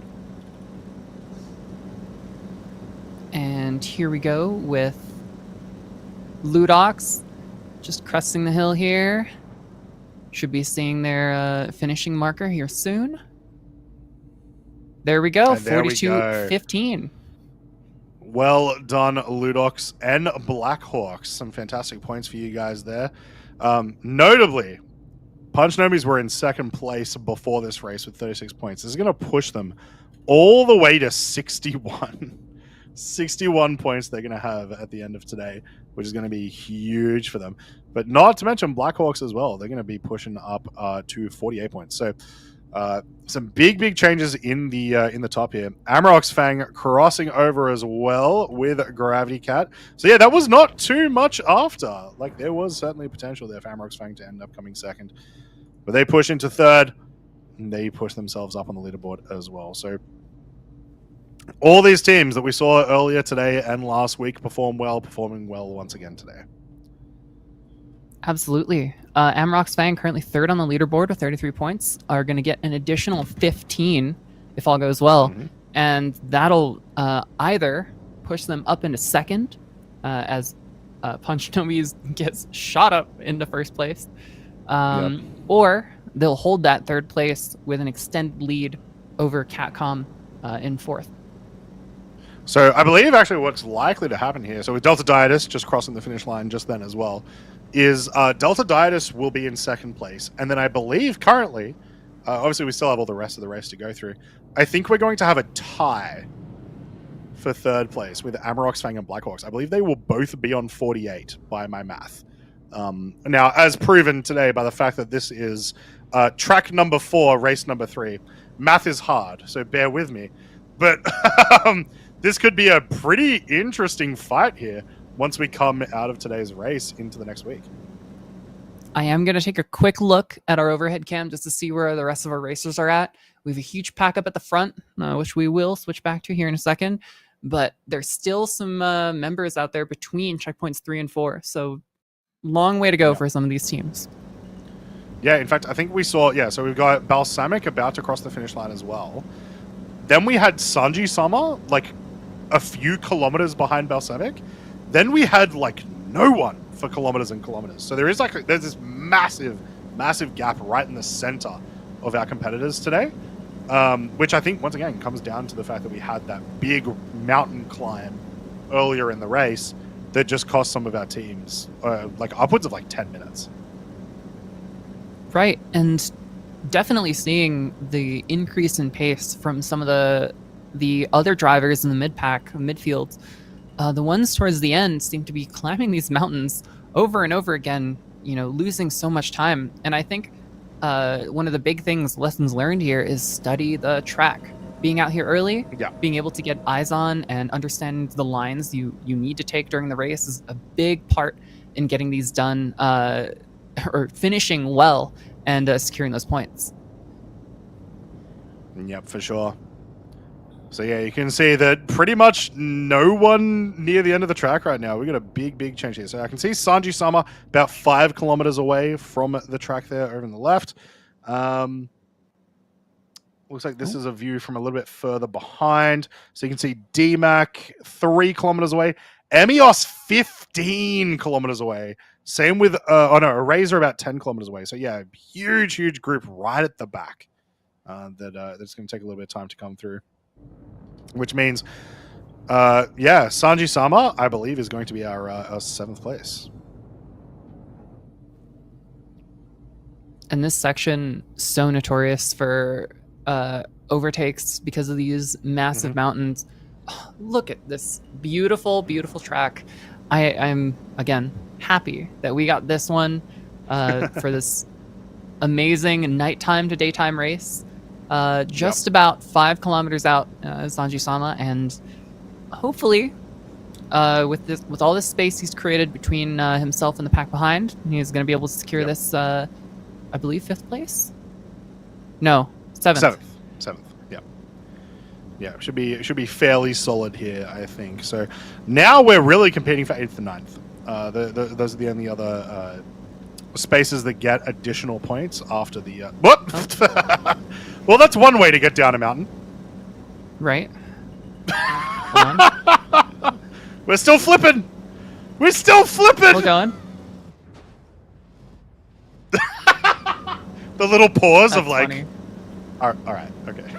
We're done with that. You want to see it again? I do actually. I really do want to see that again. And up we go. It must have just been an awkward bounce. Yeah, there you go. Just like an awkward wheel bounce as they come down the line. That's so good. That pause mid-roll to be like, oh, it's over. And then it just keeps going. It's so funny. Yep. So you just had to say, will Sanji Sama finish? You just had to say it. No, luckily the Cyclone's very resilient to that kind of abuse.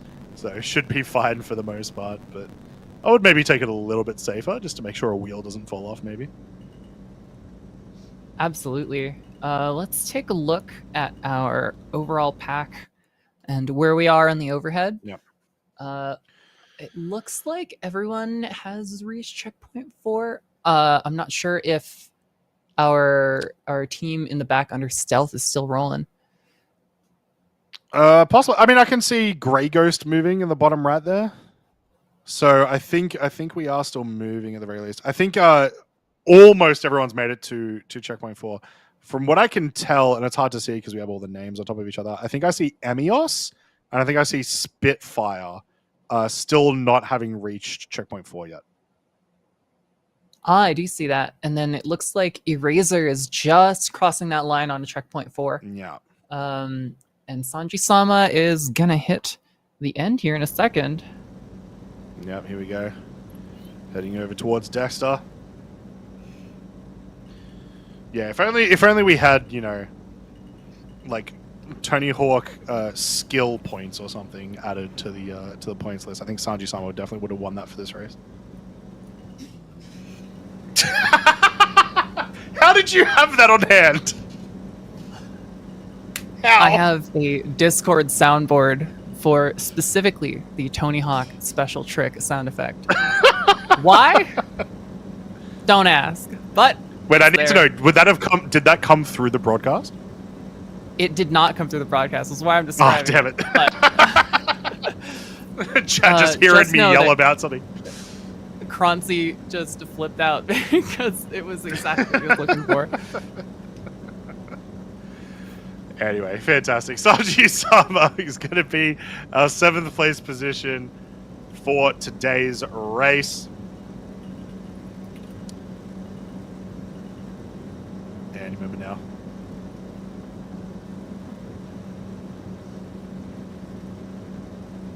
As soon as he crosses that Carrick's nose, here we go, Croncy.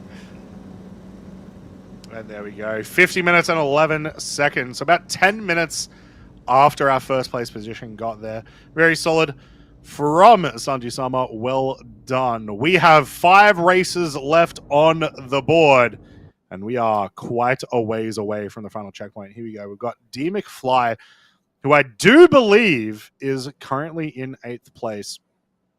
Still about 4 kilometers to get to the end. Not too far. That's probably going to take about 5-6 minutes or so. So it shouldn't be too much longer as long as we don't start climbing up too many mountains. As far as I recall, after you get up here, you can take a pretty solid approach down, and then you just turn right around to get to Dexter. I enjoy how we're referencing Dexter, and it's like, oh yeah, and Dexter's the finish line, by the way. Yeah, it's just easier for my brain. Maybe Dexter should just change his name to Finish Line, and then we get to say D McFly is approaching finishing line. That'd be perfect. And I want to give a huge shout out to the behind the scenes operations team, the staff, and everyone who works tirelessly to make sure that these races come together. I know that these races, the 2 we had today, were on the same moon, but we had to move over 30 people, equipment, supplies, checkpoints, and racers with their vehicles from one side to the opposite side in the fastest time I think we've ever done it. So congrats to the team for getting this race started so fast, and I'm just floored. This is exciting and quite an amazing race.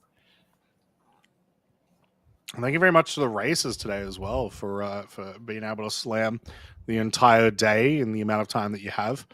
And one of the things that is definitely also testament to the game being in an okay spot for this now is, we're 4.5 hours into the broadcast. We did 6 races, and this is a 7th long race, all in that amount of time, which is absolutely insane that we can do that now. So thank you to the racers, and thank you, CIG, for fixing stuff so we can do this.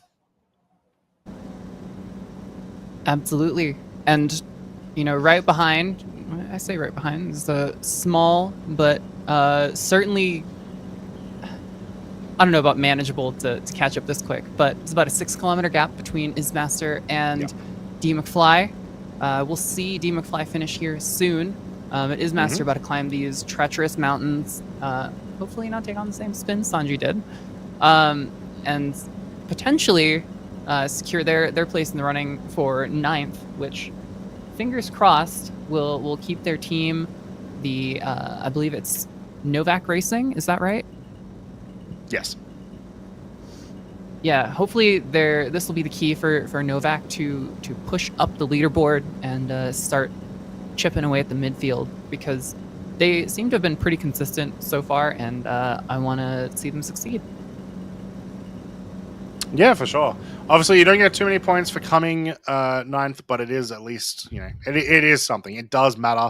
It does impact the race, especially when we get further into the races later on. So D McFly is going to cross over here in a moment and secure 8th position, for the race today. So well done, Team Elise Motorsports and D McFly. Congratulations. But yeah, 9th place matters. Like I said, it's very likely today that once our leaderboard is calculated, which once again, math is hard, is that we're going to have a current tie for 3rd place at 48 points with, I believe it was Amarok's Fang and Blackhawks. I think will both be at 48 points. So, when you do consider that, like, 9th place gives you 9 points, 10th place gives you 1 point, in the grand scheme of things, it will matter. It genuinely will matter. Yeah, absolutely. And consider that even past a DNF, they would be looking at doubling their points score and shooting up the current board above all of the teams that had DNF'd this in last race.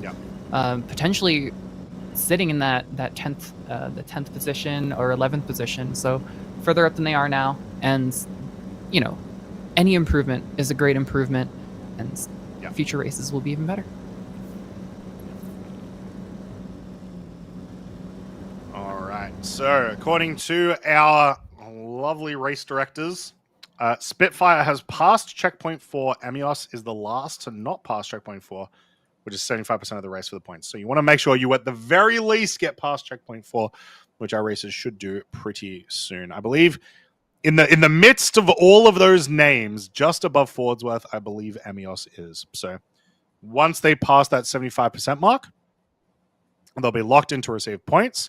And then it's just a matter of, where you end up positioning at the end there. Novak Racing, obviously, you want to secure this 9th place just to get that extra point. And then the other 3 races are already locked in. Everyone's getting points. So, yeah, just Alpine Storm at this point. Absolutely. And just at about 3.5 kilometers out, Ismaster is looking to take those that double points haul and push over these mountains. I think the really important thing to note here is compared to the other lines that we saw from all the other racers who finished up front, Ismaster likes to take the hills, and that will hinder the time a lot, especially coming down here into the treacherous rocks and having to slow down, reduce your minimum speed, and lose some time here. I really think that taking the wider, more open line, even if it's a bit longer, really will benefit in the long end, Kronzi. Yeah, exactly. So there we go, having a look at Ismaster. 2.9 kilometers away. Just a matter of time now.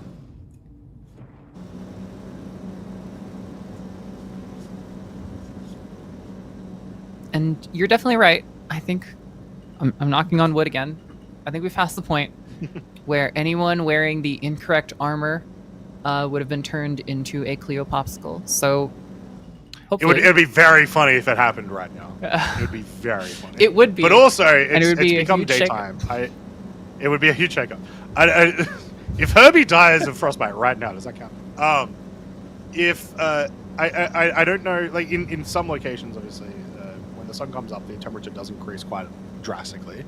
I don't know what it exactly is like on this track in Clio, how much it changes, but I would imagine our races are fine for now, yeah. That's a good point. I hadn't even taken into consideration that the star would be providing the warmth.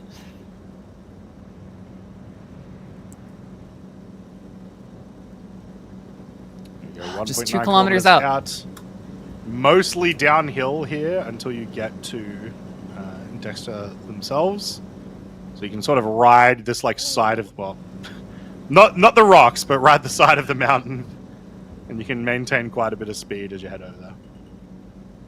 That little fishtail down the hill reminded me of when you're driving a driving a Warthog in Halo.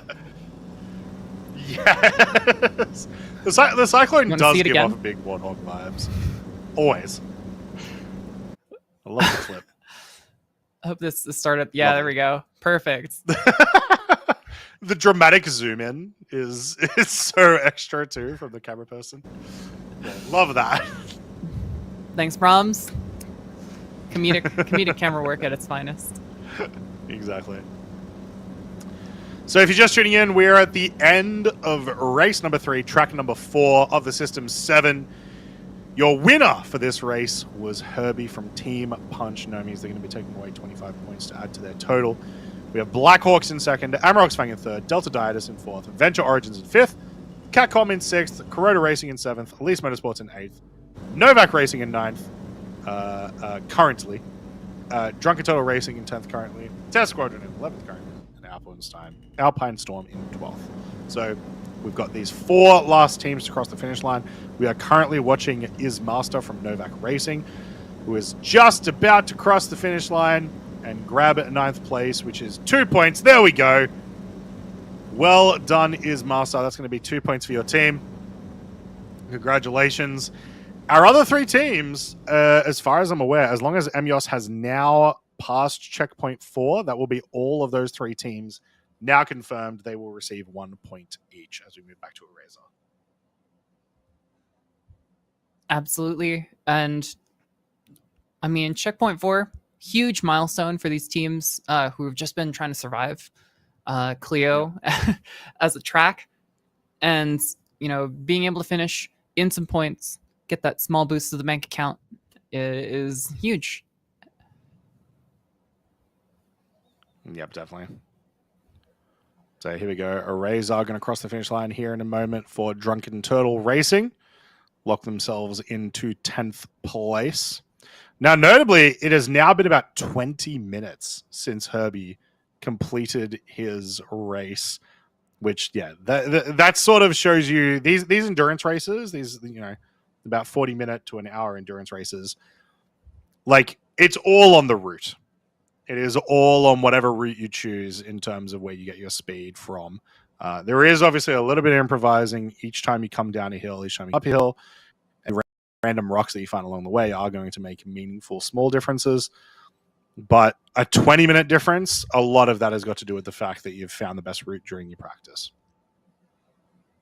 Absolutely. I completely agree. And you can definitely see the difference between the teams who have and have not come out and practiced on this track in particular. The interesting thing that we do see with this season of System 7 is, since teams are made up of up to 4 people, sometimes teams will have specialists for each track or upcoming track during the season. So in the earlier race today, on track 5, we had racers that are not here in track 4. And that allows people to specialize early and fast in a track that they like or that they want to run during System 7. And I think that's a really cool strategy, something that System 7 allows to diversify your team, to split up and conquer a task together. Yeah, no, exactly. It's one of my favorite things about this event is the ability to do that. That you obviously don't really get the ability to do in like one-day events like the DMR Rally. There's also while we do other cool events like the like Fight or Flight, there's also like no element of that to it, where like someone can specialize in something and participate sometimes, not participate other times, right? So yeah, it's one of the reasons why I just absolutely love this series. Yeah, and I think the other reason that I personally enjoy it is the point system gives you the chance to come up from the bottom ranks. If you're not doing so well in the early season, you can evaluate your mistakes, go back, correct them for the next races, be prepared. And even if you're in the midfield, back of the pack, hitting those top 3 positions over and over again will just skyrocket you to the top of that leaderboard and give you, a huge points haul. And, the underdog story, always one to love. Yeah, exactly. So here we go. Spitfire about 2 kilometers, or 2.5 kilometers away from the finish line now. This very familiar big valley with these mountains on the side. I do enjoy this like sort of part of this track where even though it is mountainous, you're kind of just cruising along the sides, which is nice and allows you to gain a fair amount of speed once you come down the hills, which we'll see here in a moment.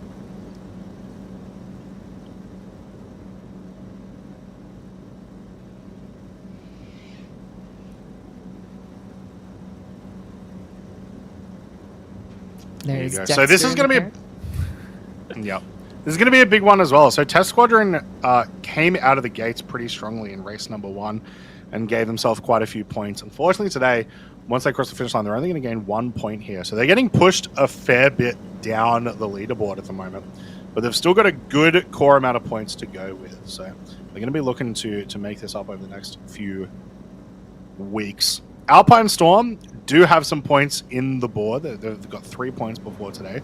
This will be their 4th. So, still well and truly in the bottom 8, but, they've also got a nice little spot to push them forward. So I'm hoping that we can see some more from them as well as the weeks continue.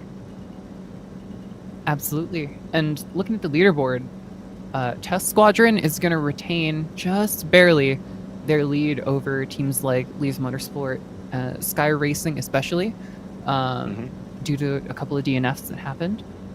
Yep. But that's such a crucial spot to sit in that 8th, 9th, 10th position, even if some of the other teams have improved during this race. So I completely agree. All right. Taking a couple of rocks here, just to make sure we're making it a little bit fancy for this final push into spinning out all over the place. Final push into the finish line. And here is Test Squadron, driver being Spitfire, crossing the finish line with a time of 1 hour, 5 minutes, and 34 seconds. And well, yeah, absolutely well done, Test Squadron. Congratulations for finishing the race today. We have one racer left on the track. Amios 3 kilometers away. Actually, pretty close. There's you've got the one big mountain to come across over now, and then you'll be pretty much there. We might be minor inconvenience. Are we stuck? There we go.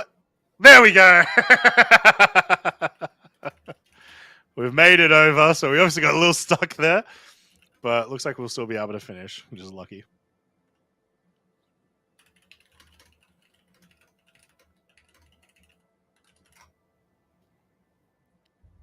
Now, So, at least flat open terrain, so much that you can just open up the throttle. Being careful of those rocks and flipping out, but it's the spinning out. It spins out way too easy sometimes, unfortunately. There you go, 2.5 kilometers. So we're gonna be crossing the finish line any moment now, guys. Once again, your winner for race number 3, track number 4, is going to be Punch Nomies, followed by Blackhawks, Amarox Fang, Delta Dietus, Venture Origins, Catcom, Kuroda Racing, Lease Motorsports, Novak Racing, Drunken Turtle Racing, Test Squadron, and we are currently watching Alpine Storm, our last racer on the field, look to cross the finish line. Emios had a huge lead at the beginning, but then some unforeseen lines they ended up taking towards the end in the middle of the pack started to push them further and further back. I think this is certainly a lesson of, taking your time and following people with those amazing lines, but also that, even though we had tons of DNFs today, we have had, lots of people pushing so hard, so fast in the front. Amios is going to finish. And that's really impressive for a track this treacherous with so many jumps that you'll take bruises and bumps on. And, extremely, extremely well done. Thanks for coming out and racing. Yeah, definitely. We appreciate it a ton. So yeah, I was almost right. I said we would only have maybe a few people not finish, but I thought it would be because of wheels falling off. I was not expecting temperature to come into it. So as Emios crosses the finish line, I want to say thank you to everyone who came out today to watch some fantastic racing of some of the best vehicle races in StarCitizen. And there you go. Emios crossed the finish line with a 1:08:35. I want to thank all the staff for assisting today. I want to thank Red Monster for commentating with me earlier. And then, of course, Enigmatic for doing a dual job of both producing and commentating with me. That was fantastic. Thank you very much. I hope you enjoyed it. I had a fun time, and this is my first time doing it. So maybe I slip in every once in a while, maybe when Cryo is doing production. But thank you for welcoming me, and it has been an absolute pleasure, Croncy. No worries, of course. So we're getting our sheet updated, guys. And it does sound like my math was maybe wrong, which we love. Although I don't think my math was actually wrong. I think someone else's math might be wrong. That's all I'm saying. But yeah, so we're going to get the updated leaderboard for you guys here in a moment. But all I can say is there definitely was some massive, massive changes. And the one that is the biggest, of course, Punch Nomi is currently in the lead right now after a great day, right? Back-to-back wins today for race number 2 and race number 3 is huge. Absolutely massive. So that has catapulted them in the leaderboard. But once we do get these little standings off of you guys, you're going to notice that while it's put them very far ahead, they're not alone. There is a lot of teams very close behind them, and It's the teams you expect. It is the teams you expect. Slowly getting these filtering into the leaderboard as it gets updated live on our preview screens.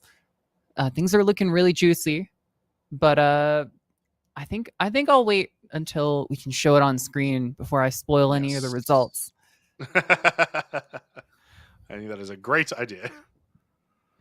You want to make sure it's all done proper.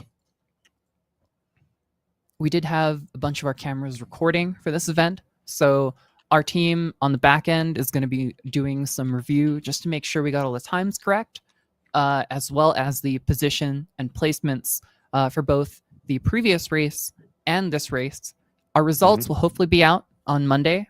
The caveat being that the ones we're about to show you are not entirely final until they go out on social media. Yes.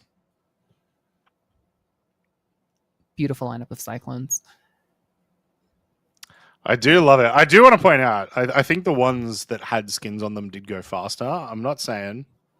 Well, according to Herbie, his bobblehead gave him a speed boost. So Skinned away. here we go. Fantastic view from Brahms, moving out from the lake there, as you can see. So pretty much that entire lake that you see off to the little left there, that's what they raced around today. That was the object of the race. So a very, very long distance and quite treacherous indeed.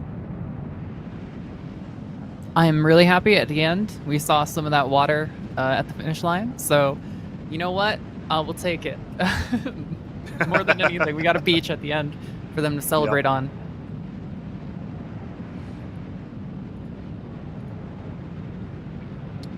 Alrighty. So any moment now, we'll have the leaderboard for you guys. Once again, it's a preliminary leaderboard. So not 100% set in stone, but should be semi-accurate at the very least for you guys. Let us know, though, if you enjoyed today. We had a double race day. It was a very, very long day. Lots of changes. What did you enjoy most? What was your favorite moment of the day? I'll have to say, I did have a favorite moment of the day. And it was specifically the runner-up finals of race number 2.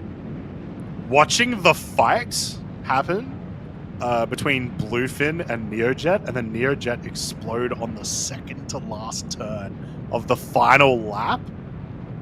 That was a hype moment. Like, I'm sorry, Neojet, that was hype. That was really, really exciting to watch you guys fight, and then very unfortunate for you to explode there. But you made it extremely entertaining.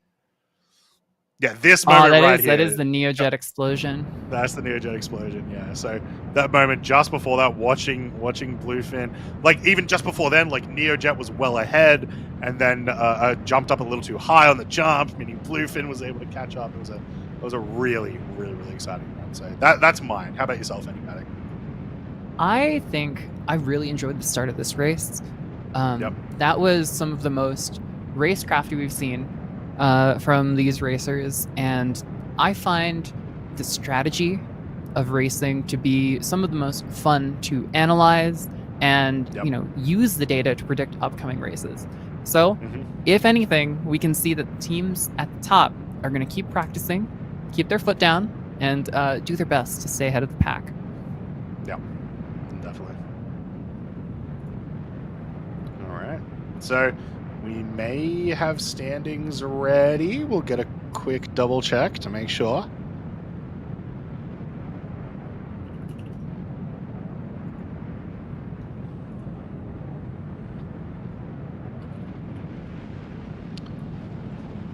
And cool, so that'll be coming in a moment. One thing that also did happen, and we'll try to get an update for you probably before the next broadcast, is it does look like Alpine Storm had a DQ. That may have to have been with possibly a missed checkpoint, is possibly likely. So unfortunately they will not receive points for this race.